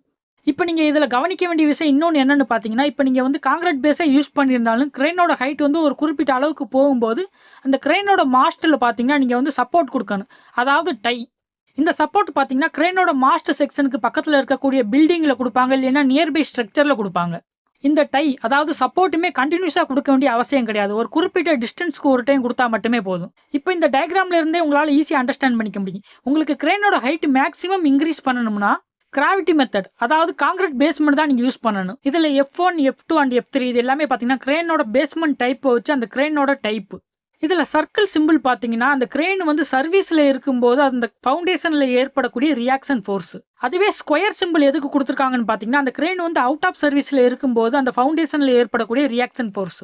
இதில் service and out of service இதோட மீனிங் என்னன்னு பார்த்தீங்கன்னா கிரேன் வந்து இப்போ ஆப்ரேட் ஆகிட்டு இருந்துச்சுன்னா அது வந்து சர்வீஸ் கண்டிஷன் சொல்லுவோம். அதுவே கிரேன் வந்து ஆஃபில் இருக்குது அப்போ பார்த்தீங்கன்னா நம்ம அவுட் ஆஃப் சர்வீஸ்ன்னு சொல்லுவோம். இப்போ ரியாக்ஷன் ஃபோர்ஸ் வந்து சர்வீஸ் கண்டிஷனில் பார்த்தீங்கன்னா அதாவது கிரேன் ஆப்ரேட் ஆகிட்டு இருக்கும்போது F2 மாடலில் பார்த்தீங்கன்னா உங்களுக்கு 182 டன் வரை அந்த ஃபவுண்டேஷன் வந்து தாங்கும். அதுவே இப்போ வந்து கிரேன் ஆஃபில் இருக்குது அதாவது அவுட் ஆஃப் சர்வீஸில் இருக்குன்னா காற்றுனால அதோட ஜிப்பு வந்து மூவ் ஆகக்கூடிய வாய்ப்புகள் இருக்குது due to weather vane effect. So இந்த வெதர்வேன் எஃபெக்ட் ஆக்ட் ஆகிறதுனால ஜிப்பில் வந்து அதிகப்படியான மூவ்மெண்ட் இருக்கு. இந்த நேரத்தில் கிரெயினோட பேஸ்மெண்ட் பார்த்தீங்கன்னா உங்களுக்கு 222 டன் வரை தாங்கும். அதாவது கிரெயின் வந்து ஆஃப்ல அவுட் ஆஃப் சர்வீஸ் கண்ட்ரோலில் இருக்கும்போது. இதே சேம் ப்ரொசீஜர் தான் நம்ம F1 டைப்பாக இருக்கட்டும் அண்ட் F3 டைப்பாக இருக்கட்டும் எல்லாத்தையும் ஃபாலோ பண்ணுவோம். அண்ட் இந்த ஃப்ரீ ஸ்டாண்டிங் ஹைட் எடுத்துக்கிட்டிங்கன்னா கவுண்டர் வெயிட் அண்ட் பேஸ் பிளேட்டோட வெயிட் இதெல்லாம் ஆட் பண்ணுறதுக்கு முன்னாடி அந்த ஸ்ட்ரக்சரில் ஆக்ட் ஆகக்கூடிய லோடு. இப்போ உங்களுக்கு கிரெயினோட பேஸ்மெண்ட் எப்படி சூஸ் பண்ணணும், அதோட ஹைட் வந்து லிமிட் எப்படி செட் பண்ணணும், இது எல்லாமே தெளிவாக அண்டர்ஸ்டாண்ட் ஆயிருக்கும்னு நினைக்கிறேன். இப்போ நம்ம மெயின் கேரக்டரிஸ்டிக்ஸ் பேராமீட்டரோட மெக்கானிசம் பற்றி டிஸ்கஸ் பண்ணலாம். இப்போ நிறைய டைப்பான டவர் கிரெயின்ஸ் வந்து அவைலபிளாக இருக்கு. ஸோ ஒவ்வொரு டவர் கிரெயினுக்குமே தனித்தனி ஆப்ரேஷனுக்கு தனித்தனியாக வந்து மோட்டர்ஸ் வந்து யூஸ் பண்ணியிருப்பாங்க. ஃபார் எக்ஸாம்பிள் சொல்லணும்னா இப்போ ஹாஸ்டிங் பண்ணுறதுக்குன்னு தனியாக ஒரு மோட்டர் யூஸ் பண்ணுவாங்க. அதே மாதிரி ட்ராலி இன் அவுட் பண்ணுறதுக்குன்னு தனியாக ஒரு மோட்டர் யூஸ் பண்ணுவாங்க. ஸ்லீவிங் யூனிட் இருக்கு, அந்த ஸ்லீவிங் யூனிட்டை கண்ட்ரோல் பண்ணுறதுக்கு தனியாக மோட்டர் யூஸ் பண்ணுவாங்க. அதே மாதிரி டிராவலிங் யூனிட் இருக்கு, அந்த டிராவலிங்கை கண்ட்ரோல் பண்ணுறதுக்கு ஒரு மோட்டர் யூஸ் பண்ணியிருப்பாங்க. ஸோ ஒவ்வொரு டவர் கிரெயினோட மாடலை பொறுத்து அதில் யூஸ் பண்ணியிருக்கிற ரோப்பாக இருக்கட்டும் இல்லைன்னா யூஸ் பண்ணியிருக்கிற மோட்டர்ஸாக இருக்கட்டும், அந்த டவர் கிரெயின் மேக்ஸிமம் எவ்வளோ லோடு வந்து லிஃப்ட் பண்ணு, இது எல்லாத்தையுமே பொறுத்து தனித்தனியாக வந்து ஸ்பெசிஃபிகேஷன் இருக்குது. இப்போ நம்ம எடுத்திருக்கிற பர்டிகுலர் மாடலோட ஸ்பெசிஃபிகேஷனோட டேபிள் தான் நான் உங்களுக்கு ஸ்க்ரீனில் கொடுத்துருக்கேன். இது பார்த்தீங்கன்னா ஒவ்வொரு டவர் கிரெயினில் யூஸ் பண்ணியிருக்கிற மோட்டர்ஸோட மாடல் கோடு. அண்ட் இந்த சிம்பிள் பார்த்தீங்கன்னா 2 ரோப்பை வந்து மென்ஷன் பண்ணு. அதே மாதிரி இந்த சிம்பிள் பார்த்தீங்கன்னா 4 ரோப் ஃபாலை வந்து மென்ஷன் பண்ணு. அண்ட் இந்த ரோப்போட ஃபால், அதாவது 2 ஃபாலா 4 ஃபாலா அப்படின்னா என்னங்கிறத நம்ம வந்து லோட் சார்ட் பற்றி டிஸ்கஸ் பண்ணும்போது டீட்டெயிலாக டிஸ்கஸ் பண்ணிட்டோம். இப்போ நம்ம ஹாஸ்டிங் எடுத்துக்கலாமே. ஹாஸ்டிங்கில் பார்த்தீங்கன்னா 2 டைப்பான கோடு கொடுத்துருக்காங்க மோட்டருக்கு. அதே மாதிரி கிரெயினோட மேக்ஸிமம் லோட் கெப்பாசிட்டியும் கொடுத்துட்டாங்க. இப்போ 2 ஃபால் எடுத்துக்கிட்டிங்கன்னா 6 டன் கொடுத்துருக்காங்க, 4 டன் கொடுத்துருக்காங்க, 1.7 டன் கொடுத்துருக்காங்க. அதே மாதிரி 4 ஃபால் ரோப் எடுத்துக்கிட்டிங்கன்னா 12 டன் கொடுத்துருக்காங்க, 8 டன் கொடுத்துருக்காங்க, 3.5 டன் கொடுத்துருக்காங்க. அதுக்கு ஸ்ட்ரைட்டாக நீங்கள் பார்த்தீங்கன்னா அதுக்கு ரெஸ்பெக்டிவ் மோட்டரோட ஹாஸ்டிங் ஸ்பீடும் கொடுத்துருக்காங்க. ஃபார் எக்ஸாம்பிள் இப்போ நம்ம 2 ஃபால் மோட்டரே எடுத்துக்கலாமே. இப்போ 6 டன்னுக்கு பார்த்தீங்கன்னா அதோட மோட்டரோட ஸ்பீடு பார்த்துருக்கீங்கன்னா 0லேருந்து 44 மீட்டர் பெர் மினிட்னு கொடுத்துருக்காங்க. அதே 4 ஃபால் ரோப் எடுத்துக்கிட்டிங்கன்னா இப்போ 12 டன் எடுத்துக்கலாம். 12 டன் கெப்பாசிட்டி உள்ள ஒரு டவர் கிரெயினில் 4 ஃபால் ரோப் யூஸ் பண்ணியிருக்கும் போது அது மோட்டரோட ஸ்பீடு பார்த்தீங்கன்னா 0லேருந்து 22 மீட்டர் பெர் மினிட்ங்கிற ஒரு ஸ்பீடில் மூவ் ஆகும். நெக்ஸ்ட் பார்த்தீங்கன்னா ரோப்போட கெப்பாசிட்டி கொடுத்துருக்காங்க. இதை வந்து நம்ம ரோப்போட லென்த்துன்னு கூட அசியூம் பண்ணிக்கலாம். ஸோ இந்த பர்டிகுலர் மாடலோட ஹாஸ்டிங்கோட ரோப் லென்த் பார்த்தீங்கன்னா 630 மீட்டர். இந்த 630 மீட்டருங்கிறது மினிமமாக இருக்கணும். மேக்ஸிமம் வந்து எவ்வளோ லென்த் வேணா இருந்துக்கலாம். கண்டினியூஸாக அந்த மோட்டர் வந்து எவ்வளோ பவர் கன்சியூம் பண்ண அதையும் கொடுத்துருக்காங்க. அதாவது 55 கிலோவாட்ங்கிறது இங்கே பண்ணியிருக்காங்க. அதே மாதிரி கண்டினியூஸா பாத்தீங்கன்னா ட்ராலியோட மாடல் கொடுத்திருக்காங்க. அடுத்து வந்து அதோட ஸ்பீட் லிமிட் கொடுத்திருக்காங்க. 0லேருந்து 69 மீட்டர் பெர் மினிட் வரை அது மூவ் ஆகுங்கிறது. கண்டினியூஸா அந்த ட்ராலி மோட்டர் வந்து எவ்வளவு பவர் வந்து கன்சியூம் பண்ணுங்கிறது மென்ஷன் பண்ணியிருக்காங்க. 7.5 கிலோவாட்ங்கிறது. அதே மாதிரி கண்டினியூஸா உங்களுக்கு ஸ்லீவிங் அண்ட் டிராவலிங் மோட்டர் ரெண்டோட மாடல் கொடுத்திருக்காங்க அண்ட் அதோட ஸ்பீடு லிமிட் கொடுத்திருக்காங்க. நெக்ஸ்ட் அதோட பவர் கன்சப்ஷன் எவ்வளவு இருக்குங்கிறது இதுலயே மென்ஷன் பண்ணிட்டாங்க. இப்போ நம்ம டவர் கிரெயினோட சேஃப்டி ரூல்ஸ் பத்தி டிஸ்கஸ் பண்ணலாம். இந்த சேஃப்டி ரூல்ஸை நம்ம 7 கேட்டகரியாக தனித்தனியாக பிரித்து நம்ம டீட்டெயிலாக டிஸ்கஸ் பண்ணலாம். இந்த 7 கேட்டகரியுமே நான் இப்போ ஸ்க்ரீனில் கொடுத்துட்றேன். கண்டினியூஸாக நம்ம இது எல்லாத்தையுமே பற்றி 1 by 1 டீட்டெயிலாக டிஸ்கஸ் பண்ணலாம். இப்போ டவர் கிரெயினை கரெக்டாக யூஸ் பண்ணுறதுக்கு என்னென்ன சேஃப்டி ரெகுலேஷன்லாம் இருக்குங்கிறத டிஸ்கஸ் பண்ணலாம். இப்போ ஒரு டவர் கிரெயின் வந்து இன்ஸ்டால் பண்ணி முடிச்சதுக்கப்புறம் அதுக்கு ஒரு பர்ஃபார்மன்ஸ் டெஸ்ட் வைப்பாங்க. அந்த பர்ஃபார்மன்ஸ் டெஸ்ட்டில் அந்த டவர் கிரெயின் பாஸ் ஆகட்டும் அதை வந்து ரன் பண்ணுறதுக்கு வந்து அலோவ் பண்ணக்கூடாது. இப்போ டெக்னிக்கல் ரெகுலேஷனாக இருக்கட்டும் இல்லைன்னா கிரெயின் யூஸ் பண்ணக்கூடிய அந்த மெத்தடாக இருக்கட்டும், இதை வச்சு கிரெயின் வந்து நல்ல கண்டிஷனில் இருக்கணும். அண்ட் கிரெயினில் இருக்கக்கூடிய சேஃப்டி எக்யூப்மெண்ட் எல்லாமே கரெக்டான முறையில் வந்து கண்காணிக்கணும். அப்போ தான் எந்த ஒரு ஆபத்துமே ஏற்படாது. அண்ட் இது மட்டும் இல்லாமல் கிரெயினோட சேஃப்டியை பாதிக்கிற மாதிரி இருக்கக்கூடிய மால் ஃபங்க்ஷனை வந்து ஐடென்டிஃபை பண்ணி அதை வந்து எலிமினேட் பண்ணிடணும். இப்போ டவர் கிரெயின் ஆப்ரேட் பண்ணக்கூடிய டெம்பரேச்சர் பார்த்தீங்கன்னா -20 டிகிரி செல்சியஸ்லேருந்து +40 டிகிரி செல்சியஸ் வரை இருக்கலாம். இந்த டெம்பரேச்சர் லிமிட்டை விட அதிகமாகவோ இல்லைன்னா கம்மியாகவோ இருக்கும்போது டவர் கிரெயினை வந்து ஆப்ரேட் பண்ணக்கூடாது. அண்ட் டவர் கிரெயின் எடுத்துக்கிட்டிங்கன்னா அதிகமாக காற்றடிக்கிற நேரத்தில் யூஸ் பண்ணக்கூடாது. ஃபார் எக்ஸாம்பிள் இப்போ 20 மீட்டர் பெர் செகண்டுக்கு அதிகமாக வந்து காற்றடிச்சிச்சுன்னா அந்த இடத்துல டவர் கிரெயின் வந்து ஆப்ரேட் பண்ணக்கூடாது. அதுவே 50 மீட்டர் பெர் செகண்ட் அளவுக்கு காற்றடிக்கக்கூடிய இடத்துல டவர் கிரெயினை வந்து இன்ஸ்டாலே பண்ணக்கூடாது. இப்போ எந்த ஒரு டவர் கிரெயினாக இருந்தாலும் சரி அதுக்குன்னு ஒரு செப்பரேட்டாக operator manual and service manual கொடுத்துருப்பாங்க. அந்த மேனுவலில் கொடுத்துருக்கிற இன்ஸ்ட்ரக்ஷனையும் ஃபாலோ பண்ணணும். இப்போ நம்ம சேஃப்டி மெஷர் பற்றி டிஸ்கஸ் பண்ணலாம். இப்போ டவர் கிரெயினை ஒரு ஆப்ரேட்டர் வந்து ஆப்ரேட் பண்ண போகிறாங்கன்னா அவங்க ஆப்ரேட் பண்ணுறதுக்கு முன்னாடி அந்த டவர் கிரெயினை எப்படி ஆப்ரேட் பண்ணணும், அதுக்கான ரூல்ஸ் என்னங்கிறத தெரிஞ்சுக்கிறணும். அண்ட் ஆப்ரேட்டர் அந்த ரூல்ஸை தெரிஞ்சுக்கிறது மட்டும் இல்லாமல் சேஃப்டியை பாதிக்காதவனா அந்த ரூல்ஸை வந்து எப்போவுமே கரெக்டாக ஞாபகம் வச்சுக்கிறணும். இப்போ ஒரு டவர் கிரெயின் ஆப்ரேட்டர் இருக்காங்கன்னா அவங்க வந்து முடியை வந்து நீளமாக வளர்க்கக்கூடாது. அதே மாதிரி ஜுவல்லரி எதுவுமே யூஸ் பண்ணக்கூடாது. அண்ட் அந்த ஆப்ரேட்டர் பார்த்தீங்கன்னா கயறு செயின் அந்த மாதிரி எந்த ஒரு இதுவுமே போட்டிருக்கக்கூடாது. அண்ட் ஒரு டவர் கிரெயின் ஆப்ரேட்டர் கண்டினியூஸாக அங்கே இருக்கக்கூடிய வார்னிங் போர்டு அண்ட் அதில் இருக்கக்கூடிய சேஃப்டி ரெகுலேஷன் எல்லாமே ரீட் பண்ணி அதை வந்து ரிமெம்பர் பண்ணிக்கிறேன்னு. அண்ட் கிரேன் அவங்க ஆப்ரேட் பண்ணிக்கிட்டு இருக்கும்போது கிரேனில் வந்து ஏதாவது அப்நார்மல் கண்டிஷனை வந்து அவங்க அப்சர்வ் பண்ணாங்கன்னா அதுக்கு ரெஸ்பெக்டிவ் பர்சன் கிட்ட அவங்க வந்து உடனடியாக வந்து இன்ஃபார்ம் பண்ணிட்டு கிரேனை வந்து ஸ்டாப் பண்ணிடணும். இப்போ சர்வீஸ் இல்லைன்னா மெயின்டெனன்ஸ் டைமில் டவர் கிரேனில் ஏதாவது ஃபால்ட் ஏற்பட்டு ஏதாவது பார்ட்ஸை வந்து ரீப்ளேஸ்மெண்ட் பண்ணுற மாதிரி இருந்துச்சுன்னா அந்த கிரேனோட மேனுஃபேக்சரர் அந்த டவர் கிரேனோட பர்டிகுலர் பார்ட்டுக்கு என்ன ஸ்பெசிஃபிகேஷன் வச்சிருக்காங்களோ அந்த பார்ட்டு தான் ரீப்ளேஸ்மெண்ட் பண்ணணுமே தவிர கிரேனோட மேனுஃபேக்சரர் அப்ரூவ் பண்ணாத ஒரு பார்ட்டை வந்து ரீப்ளேஸ்மெண்ட் பண்ணக்கூடாது. அண்ட் ஆப்ரேஷன் மேனுவலில் கொடுத்துருக்கிற மாதிரி ஒரு குறிப்பிட்ட சைக்கிள் டைமில் லூப்ரிகேஷன் எல்லாமே கரெக்டாக வந்து செக் பண்ணிக்கணும். அண்ட் ஒரு டவர் கிரேன் ஆப்ரேட்டர் அந்த ஏரியாவில் எங்கே ஃபயர் சேஃப்டி எக்யூப்மெண்ட் இருக்குன்னு தெரிஞ்சு வச்சிருக்கணும். அதே சமயம் அதை எப்படி யூஸ் பண்ணணுங்கிறத தெரிஞ்சு வச்சிருக்கணும். இப்போ ஒரு பர்சனை வந்து செலக்ட் பண்ணுறதுக்கு அவங்களுக்கு என்னென்ன குவாலிஃபிகேஷன் இருக்குங்கிறத டிஸ்கஸ் பண்ணலாம். இப்போ ஒரு டவர் கிரேன் எடுத்துக்கிட்டிங்கன்னா நல்ல ட்ரைனிங் எடுத்து ஒரு குவாலிஃபைடு ஆப்ரேட்டரால் ஆப்ரேட் பண்ணணும். அண்ட் இது மட்டும் இல்லாமல் அந்த டவர் கிரேன் ஆப்ரேட்டருக்கு நார்மல் டைமில் அந்த டவர் கிரேனை எப்படி வந்து ஆப்ரேட் பண்ணணும், எரெக்ஷன் டைமில் எப்படி அந்த டவர் கிரேன் ஆப்ரேட் பண்ணணும், மெயின்டெனன்ஸ் அண்ட் சர்வீஸ் டைமில் எப்படி ஆப்ரேட் பண்ணணுங்கிற நாலேஜ் இருக்கக்கூடிய ஒரு பர்சனாக இருக்கணும். அண்ட் யாராவது ஒருத்தவங்க கிரேன் ஆப்ரேட்டருக்கு சேஃப்டியை பாதிக்கிற மாதிரி ஏதாவது இன்ஸ்ட்ரக்ஷன் கொடுத்து கிரேன் ஆப்ரேட் பண்ண சொன்னால் அந்த கண்டிஷனில் அவங்க சேஃப்டி எதனால பாதிக்கப்படுதுங்கிற ரீசன் அவங்களுக்கு எடுத்து சொல்லி கிரேன் ஆப்ரேட் பண்ணுறதை தவிர்த்துறணும். இப்போ புதுசாக ட்ரைனிங் எடுத்துக்கிட்டவங்க இல்லைன்னா புதுசாக கற்றுக்கிட்டவங்க டவர் கிரேன் ஆப்ரேட் பண்ணும்போது ஆல்ரெடி எக்ஸ்பீரியன்ஸ்டு இருக்கக்கூடிய ஒருத்தவங்க அவங்கள வந்து சூப்பர்வைஸ் பண்ணணும். இப்போ டவர் கிரேனில் ஏதாவது எலக்ட்ரிக் எக்யூப்மெண்ட் வந்து இன்ஸ்டால் பண்ணுறாங்கன்னா அது ஒரு எக்ஸ்பீரியன்ஸ் இருக்கக்கூடிய ஒரு எலக்ட்ரிஷியனை வச்சு இன்ஸ்டால் பண்ணணும். அதே மாதிரி டவர் கிரேனில் மெக்கானிக்கல் ரிலேட்டடாகவும் ஏதாவது எக்யூப்மெண்ட் வந்து இன்ஸ்டால் பண்ணுறாங்க இல்லைன்னா ரிப்பேர் பண்ணுறாங்கன்னா அதுக்குன்னு ஸ்பெசிஃபிக்காக இருக்கக்கூடிய ஒரு எக்ஸ்பீரியன்ஸ்ட் பர்சனை வச்சு பண்ணணும். அண்ட் கிரேனில் இருக்கக்கூடிய ஹைட்ராலிக் டிவைசஸ் எல்லாமே அனுபவம் இருக்கக்கூடிய ஒரு பர்சனை வச்சு தான் ஆப்ரேட் பண்ணணும். இப்போ ஒரு ஆப்ரேட்டர் வந்து ஒர்க் நடக்கக்கூடிய 3 ஸ்டேஜில் என்னென்ன சேஃப்டி ரூல்ஸ்லாம் ஃபாலோ பண்ணணுங்கிறத டிஸ்கஸ் பண்ணலாம். அந்த 3 ஸ்டேஜ் என்னென்ன ஸ்டேஜ்னு பார்த்தீங்கன்னா கிரேனை ஸ்டார்ட் பண்ணுறதுக்கு முன்னாடி இருக்கக்கூடியது ஃபர்ஸ்ட் ஸ்டேஜ், கிரேன் ரன் ஆகிக்கிட்டு இருக்கக்கூடிய கண்டிஷன் செகண்ட் ஸ்டேஜ், ஒர்க் முடிஞ்சதுக்கப்புறம் கிரேனை ஷட் டவுன் பண்ணக்கூடியது தேர்ட் ஸ்டேஜ். இப்போ இந்த 3 ஸ்டேஜையும் பற்றி ஒன் பை ஒன்னாக டீட்டெயிலாக டிஸ்கஸ் பண்ணலாம்.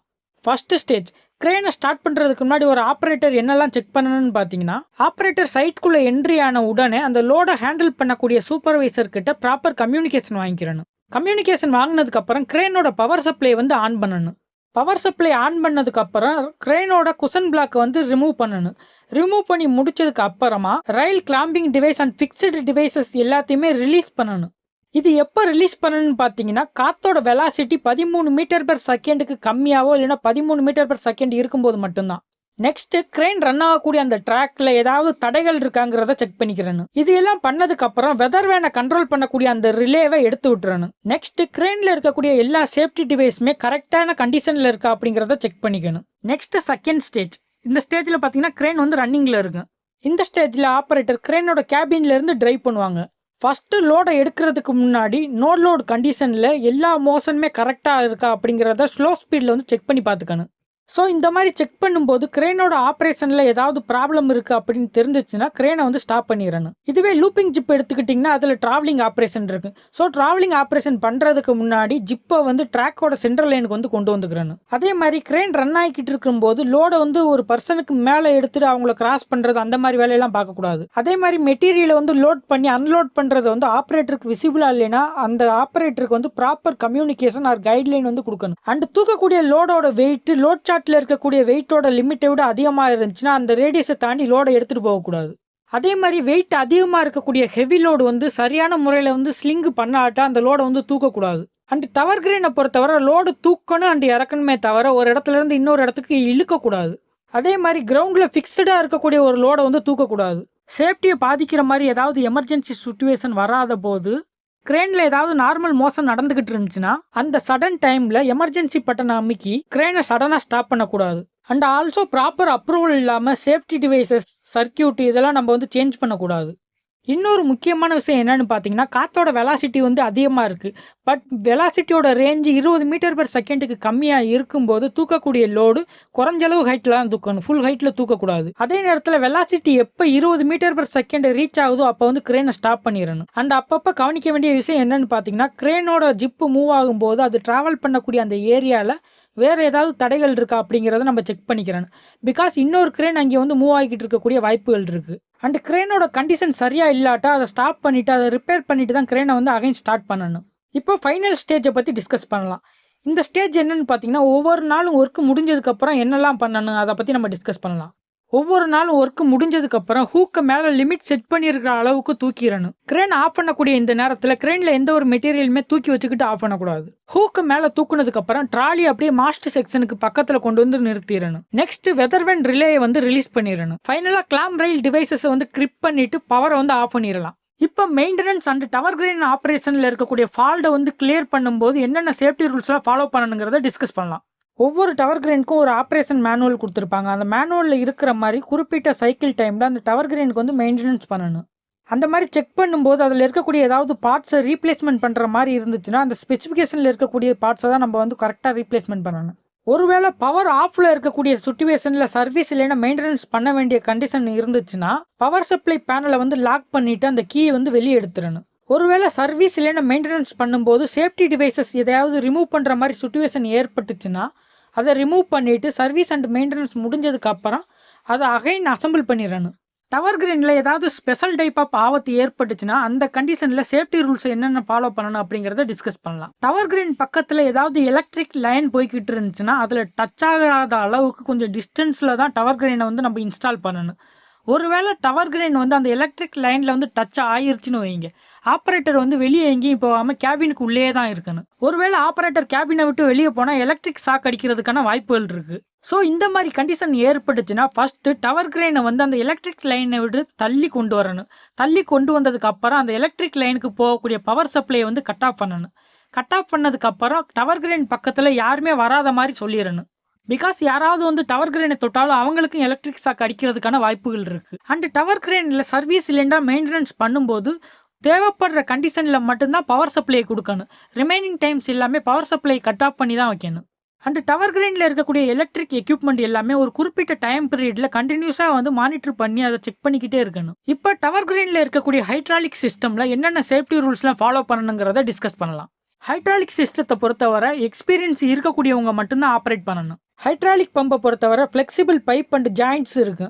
ஸோ இதை பீரியாடிக்கலாக மானிட்டர் பண்ணி ஏதாவது டேமேஜ் ஏற்படுதா அப்படிங்கிறத நம்ம செக் பண்ணிக்கிட்டே இருக்கணும். சப்போஸ் ஏதாவது டேமேஜ் ஏற்பட்டிருந்தா ஆயில் லீக்கேஜ் ஆகி தீ பிடிக்கிறதுக்கான வாய்ப்புகள் இருக்குது. ஸோ அதை உடனே சரி செஞ்சிடணும். ஒருவேளை அந்த ஹைட்ராலிக் சிஸ்டமை ரிப்பேர் பண்ணுற கண்டிஷன் ஏற்பட்டுச்சுன்னா அதை ரிப்பேர் பண்ணுறதுக்கு முன்னாடி அதில் இருக்கக்கூடிய ப்ரெஷரை ரெகுலேஷனுக்கு ஏற்ற மாதிரி சேஃபாக ரிலீஸ் பண்ணணும். ஹைட்ராலிக் பைப் லைன்ஸை நம்ம வந்து கரெக்டாக கொடுக்கணும். ஹை ப்ரெஷர் அண்ட் லோ ப்ரெஷரை வந்து நம்ம ரிவர்ஸில் கனெக்ட் ஆகிற மாதிரி வைக்கக்கூடாது. இந்த மாதிரி ரெண்டு ப்ரெஷரும் கனெக்ட் ஆகிறத ப்ரிவென்ட் பண்ணுறது எதை பொறுத்து இருக்குன்னு பார்த்தீங்கன்னா அது ஜாயிண்ட் ஆகக்கூடிய லென்த்தை வந்து இன்க்ரீஸ் பண்ணணும். அட் த சேம் டைம் அந்த ஃபிளெக்சிபிள் பைப்போட ரெக்யூர்மெண்ட் வந்து கரெக்டான குவாலிட்டியில் இருக்கணும். அண்ட் ஃபைனலாக ஆயில் இருக்கக்கூடிய அந்த பாக்ஸில் ஆயிலோட குவான்டிட்டி அண்ட் குவாலிட்டி கரெக்டாக இருக்கிற மாதிரி மெயின்டைன் பண்ணிக்கிறணும்.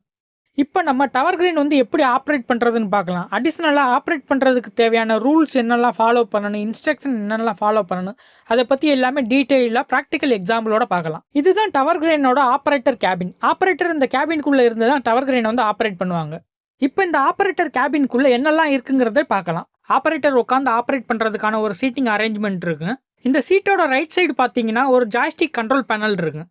இந்த கண்ட்ரோல் பேனலில் உங்களுக்கு என்னெல்லாம் இருக்குன்னு பார்த்தீங்கன்னா ஒரு ஜாய்ஸ்டிக் இருக்கு, ஒரு எமர்ஜென்சி ஸ்டாப் பட்டன் இருக்கு, இண்டிகேஷன் லைட் இருக்கு, அப்புறம் ஆன் ஆஃப் பண்ணக்கூடிய ஒரு சுவிட்ச் இருக்கு.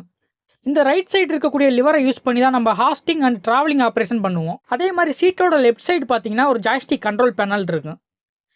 இந்த கண்ட்ரோல் பேனலில் என்னெல்லாம் இருக்குன்னு பார்த்தீங்கன்னா ஒரு ஜாய்ஸ்டிக் லிவர் இருக்குது, ஜிப்போட லாக்கிங் ஸ்விட்ச் இருக்குது, அதாவது ஜிப்போட பிரேக்கை கண்ட்ரோல் பண்ணக்கூடிய ஸ்விட்ச், அதே மாதிரி ஒரு பைபாஸ் பட்டன் இருக்குது. எல்லா வெஹிக்கிளையும் ஆன் பண்ணுற மாதிரி கிரேன் ஆன் பண்ணுறதுக்கு உங்களுக்கு ஒரு கீ இருக்குது. இந்த கீ பார்த்தீங்கன்னா உங்களுக்கு மெயின் பேனலில் கனெக்ட் ஆகிருக்கு, இல்லைன்னா உங்களுக்கு ரைட் சைட் கண்ட்ரோல் பேனலில் உங்களுக்கு இருக்குது. இப்போ நம்ம ரைட் சைடு இருக்கக்கூடிய கண்ட்ரோல் பேனல் பற்றி பார்க்கலாம். கீ ஆன் பண்ணிவிட்டு இந்த எமர்ஜென்சி ஸ்டாப் பட்டனை வந்து நம்ம ரிலீஸ் பண்ணிவிட்டு பவரை வந்து ஆன் பண்ணுறோம். நெக்ஸ்ட் இந்த ஜாய்ஸ்டிக் எடுத்துக்கிட்டிங்கன்னா உங்களுக்கு ரெண்டு ஆப்ரேஷனுக்கு யூஸ் ஆகும். ஒன்று ஹாஸ்டிங் ஆப்ரேஷனுக்கு யூஸ் பண்ணிக்கலாம். சப்போஸ் அந்த கிரெயினில் ட்ராவலிங் ஆப்ரேஷன் இருந்துச்சுன்னா ட்ராவலிங் ஆப்ரேஷனுக்கு யூஸ் பண்ணிக்கலாம். ஆனால் ட்ராவலிங் ஆப்ரேஷனை பொறுத்தவரை எல்லா கிரெயின்லையுமே இருக்காது. இது பார்த்தீங்கன்னா ஜீரோ பட்டன். இந்த ஜீரோ பட்டன் நம்ம ப்ரெஸ் பண்ணால் தான் லிவரை வந்து நம்மளால் மூவ் பண்ண முடியும்.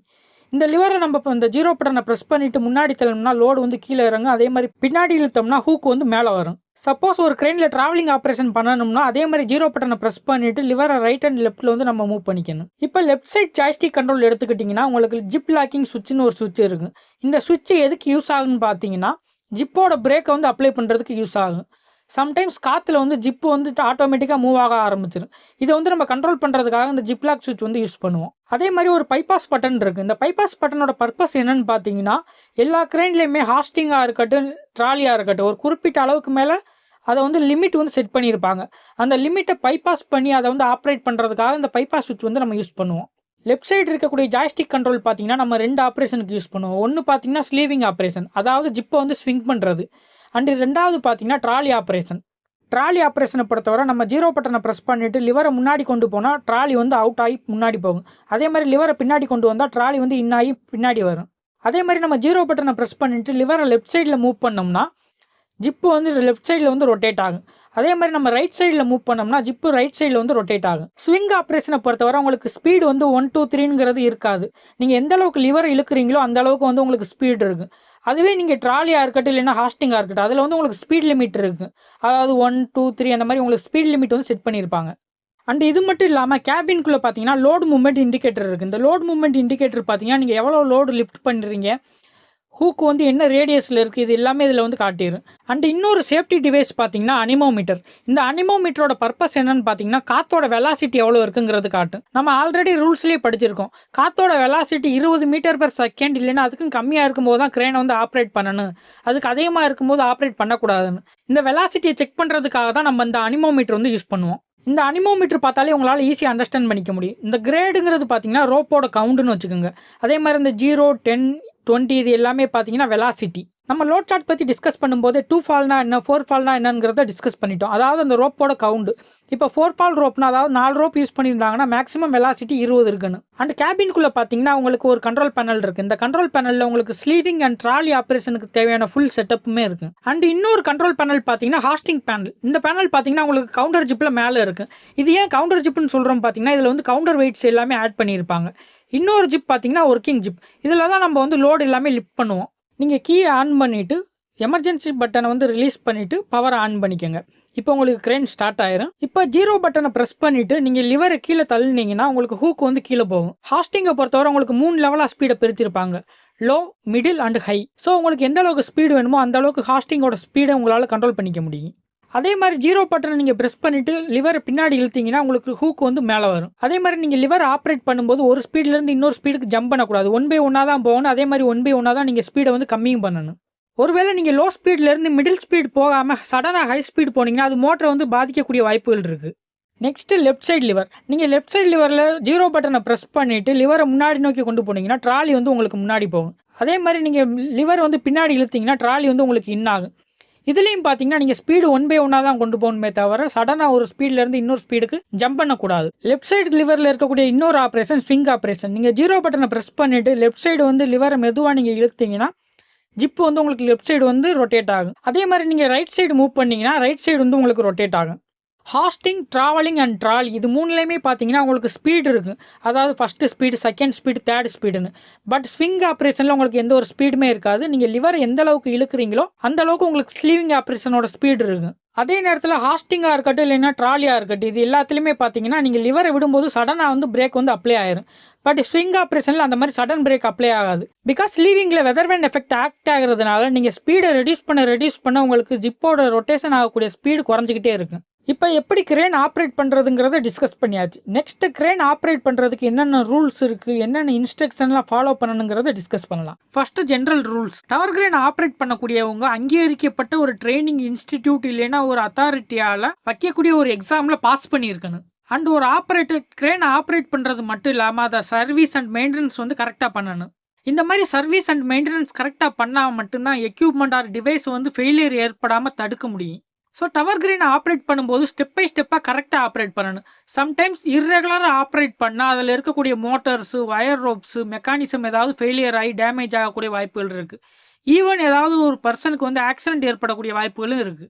Next operation highlights. டவர் கிரேனோட ஜாய்ஸ்டிக் கண்ட்ரோல் மூலமாக தான் டவர் கிரேனை நம்ம வந்து கண்ட்ரோல் பண்ண போகிறோம். ஸோ நம்ம அதை ஆப்ரேட் பண்ணும்போது கேர்ஃபுல்லாக ஆப்ரேட் பண்ணணும். அதே மாதிரி அதில் இருக்கக்கூடிய லிவர்ஸ் நம்ம யூஸ் பண்ணும்போது ஸ்டெப் பை ஸ்டெப்பாக ஸ்லோவாக தான் யூஸ் பண்ணணும்.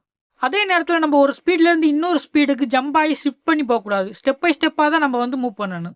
கிரேன் வந்து ஆப்ரேட் ஆகாத கண்டிஷனில் லிவரை 0 பொசிஷனில் கொண்டு வந்து நிப்பாட்டிடணும். அதே நேரத்தில் கிரேனில் ஏதாவது சேஃப்டி டிவைசஸ் வந்து ஃபெயிலியராக இருக்கிற கண்டிஷனில் கிரேனை வந்து நம்ம ரன் பண்ணக்கூடாது. கிரேனை ஆப்ரேட் பண்ணக்கூடியவங்களுக்கு சேஃப்டி அஃபெக்ட் பண்ணுற மாதிரி ஏதாவது கமாண்ட் வந்துச்சுன்னா அதை வந்து அவங்க ஃபாலோ பண்ணக்கூடாது. டவர் கிரேனில் கிரேட் 4 அதாவது 4 பால் ரோப் யூஸ் பண்ணியிருக்கும் போது 20 இல்லைன்னா அதுக்கு கம்மியான காற்றோட வெலாசிட்டி இருக்கும்போது மட்டும்தான் கிரேனை வந்து ஆப்ரேட் பண்ணணும். அதுக்கு அதிகமான வெலாசிட்டியில் காற்று அடிச்சிச்சுன்னா கிரேனை ஆப்ரேட் பண்ணக்கூடாது. அண்ட் இது மட்டும் இல்லாமல் கிரேன் ஆப்ரேட் பண்ணக்கூடிய அந்த என்விரான்மெண்டல் டெம்பரேச்சர் பார்த்தீங்கன்னா -20 டிகிரி செல்சியஸ்லேருந்து +40 டிகிரி செல்சியஸ்குள்ளே தான் இருக்கணும். ஆப்ரேஷனில் ஃபைனலாக டிஸ்கஸ் பண்ண போகிற டாபிக் பீரியாடிக்கல் இன்ஸ்பெக்ஷன். பீரியாடிக்கலாக இன்ஸ்பெக்ஷன் பண்ணக்கூடிய இந்த மெத்தட்ஸை நம்ம 4 கேட்டகரியாக பிரிக்கலாம்: electrical, machinery, safety devices and lubrication. இப்போ இந்த 4 கேட்டகரிலையும் எல்லா எக்யூப்மெண்ட் அண்ட் டிவைசஸை வந்து எந்தெந்த பீரியாடிக்கல் சைக்கிள் டைமில் வந்து இன்ஸ்பெக்ஷன் பண்ணணும் அப்படிங்கிற சார்ட் நான் உங்களுக்கு ஸ்க்ரீனில் கொடுத்துட்றேன். இப்போ நம்ம டவர் கிரேனோட பவர் சப்ளை எப்படி கொடுக்கணும் அண்ட் அதோட ஸ்கிமெட்டிக் டயக்ராம் வந்து எப்படி ரீட் பண்ணணுங்கிறத டிஸ்கஸ் பண்ணலாம். இப்போ நம்ம டவர் கிரேனுக்கு கொடுக்கக்கூடிய பவர் சப்ளை எப்படி இருக்குங்கிறத டிஸ்கஸ் பண்ணலாம். ஜென்ரலாக டவர் கிரேனுக்கு கொடுக்கக்கூடிய பவர் சப்ளை அந்த கண்ட்ரியில் ஃபாலோ பண்ணக்கூடிய நேஷனல் ஸ்டாண்டர்ட் ரெக்யூர்மெண்ட்டை பொறுத்து தான் இருக்குது. இது ஜென்ரலாக பார்த்தீங்கன்னா 2 டைப்பாக சொல்லலாம். ஒன்று பார்த்தீங்கன்னா TNS, இன்னொன்று பார்த்தீங்கன்னா TT. இதில் TNSங்கிறது பார்த்தீங்கன்னா 3 phase 5 wire சிஸ்டம். அதுவே TT எடுத்துக்கிட்டிங்கன்னா 3 phaseல 4 wire சிஸ்டம். TNS வந்து 5 wire சிஸ்டம் சொல்லிட்டோம். இதில் என்னென்ன லைனில் வரும் பார்த்தீங்கன்னா L1, L2, L3, எர்த் இருக்குது அண்ட் நியூட்ரல் இருக்குது.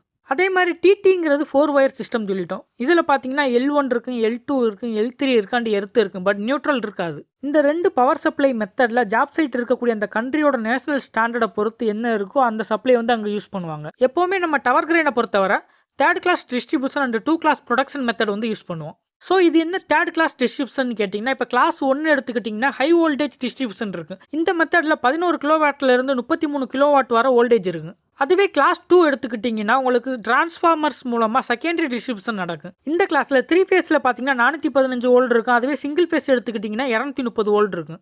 இதுவே கிளாஸ் 3 எடுத்துக்கிட்டிங்கன்னா நம்ம டிபி மூலமாக லோடு கொடுப்போம். இந்த கிளாஸ் 3 மெத்தட் பார்த்தீங்கன்னா மோஸ்ட்டாக இண்டஸ்ட்ரி ஏரியா, கன்ஸ்ட்ரக்ஷன் ஏரியாவில் யூஸ் பண்ணுவாங்க. இதே மாதிரி 2 கிளாஸ் ப்ரொடக்ஷன் மெத்தட் எடுத்துக்கிட்டிங்கன்னா MCP இல்லைனா MCCP மூலமாக ஓவர் கரண்ட்லேருந்து ப்ரொடெக்ட் பண்ணி ஓவர்லோட கண்ட்ரோல் பண்ணிக்கலாம்.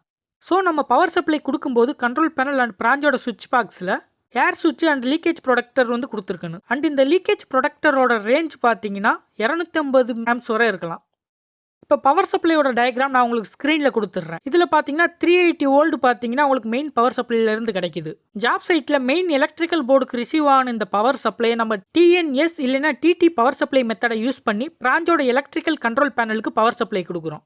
அகைன் நம்ம சேம் பவர் சப்ளை மெத்தடை யூஸ் பண்ணி பிரான்ச்சோட சுவிட்ச் பாக்ஸுக்கு பவர் சப்ளை கொடுக்குறோம். ஃபைனலாக பிரான்ச்சோட சுவிட்ச் பாக்ஸில் இருந்து நமக்கு தேவைப்படுற DP பாக்ஸ், அதாவது டிஸ்ட்ரிபியூஷன் பாக்ஸுக்கு நம்ம வந்து பவர் சப்ளை கொடுக்குறோம். இதை நம்ம வந்து A பாக்ஸ்ன்னு கூட சொல்லலாம். இப்போ டவர் கிரேனுக்கு கொடுக்கக்கூடிய எர்த்னிங் டைப் பற்றி டிஸ்கஸ் பண்ணலாம். பொதுவாக பார்த்தீங்கன்னா 3 டைப்பான எர்த்னிங் வந்து கொடுப்பாங்க. ஃபர்ஸ்ட் டைப் எடுத்துக்கிட்டிங்கன்னா டியூப் டைப்பு. இந்த மெத்தடில் பார்த்தீங்கன்னா டியூப்போட டைமென்ஷன் பார்த்தீங்கன்னா 33 mm டயா இருக்கும், 4.5 mm லென்த் இருக்குது. இந்த டியூப்பை 1.5 மீட்டர் ஆழத்தில் கிரவுண்டில் மூடிடுவாங்க. இந்த டியூப் பார்த்தீங்கன்னா வேறு எந்த மாதிரி யூஸ் பண்ணலாம் பார்த்தீங்கன்னா L70x70ங்கிற ஒரு ஸ்பெசிஃபிகேஷனும் இருக்குது. செகண்ட் டைப்பில் பார்த்தீங்கன்னா எர்த் பிளேட் வந்து யூஸ் பண்ணுவாங்க. இந்த எர்த் பிளேட் பார்த்தீங்கன்னா ஸ்டீல் பிளேட்டு இல்லைன்னா ஸ்ட்ரெச்சடு மெட்டல் பிளேட்டால் செஞ்சுருப்பாங்க. இதோட ஏரியா பார்த்தீங்கன்னா 1 ஸ்கொயர் மீட்டர் இருக்கணும். இந்த மெட்டல் பிளேட்டை 1.5 மீட்டர் ஆழத்தில் கிரவுண்டில் வச்சு மூடிடுவாங்க.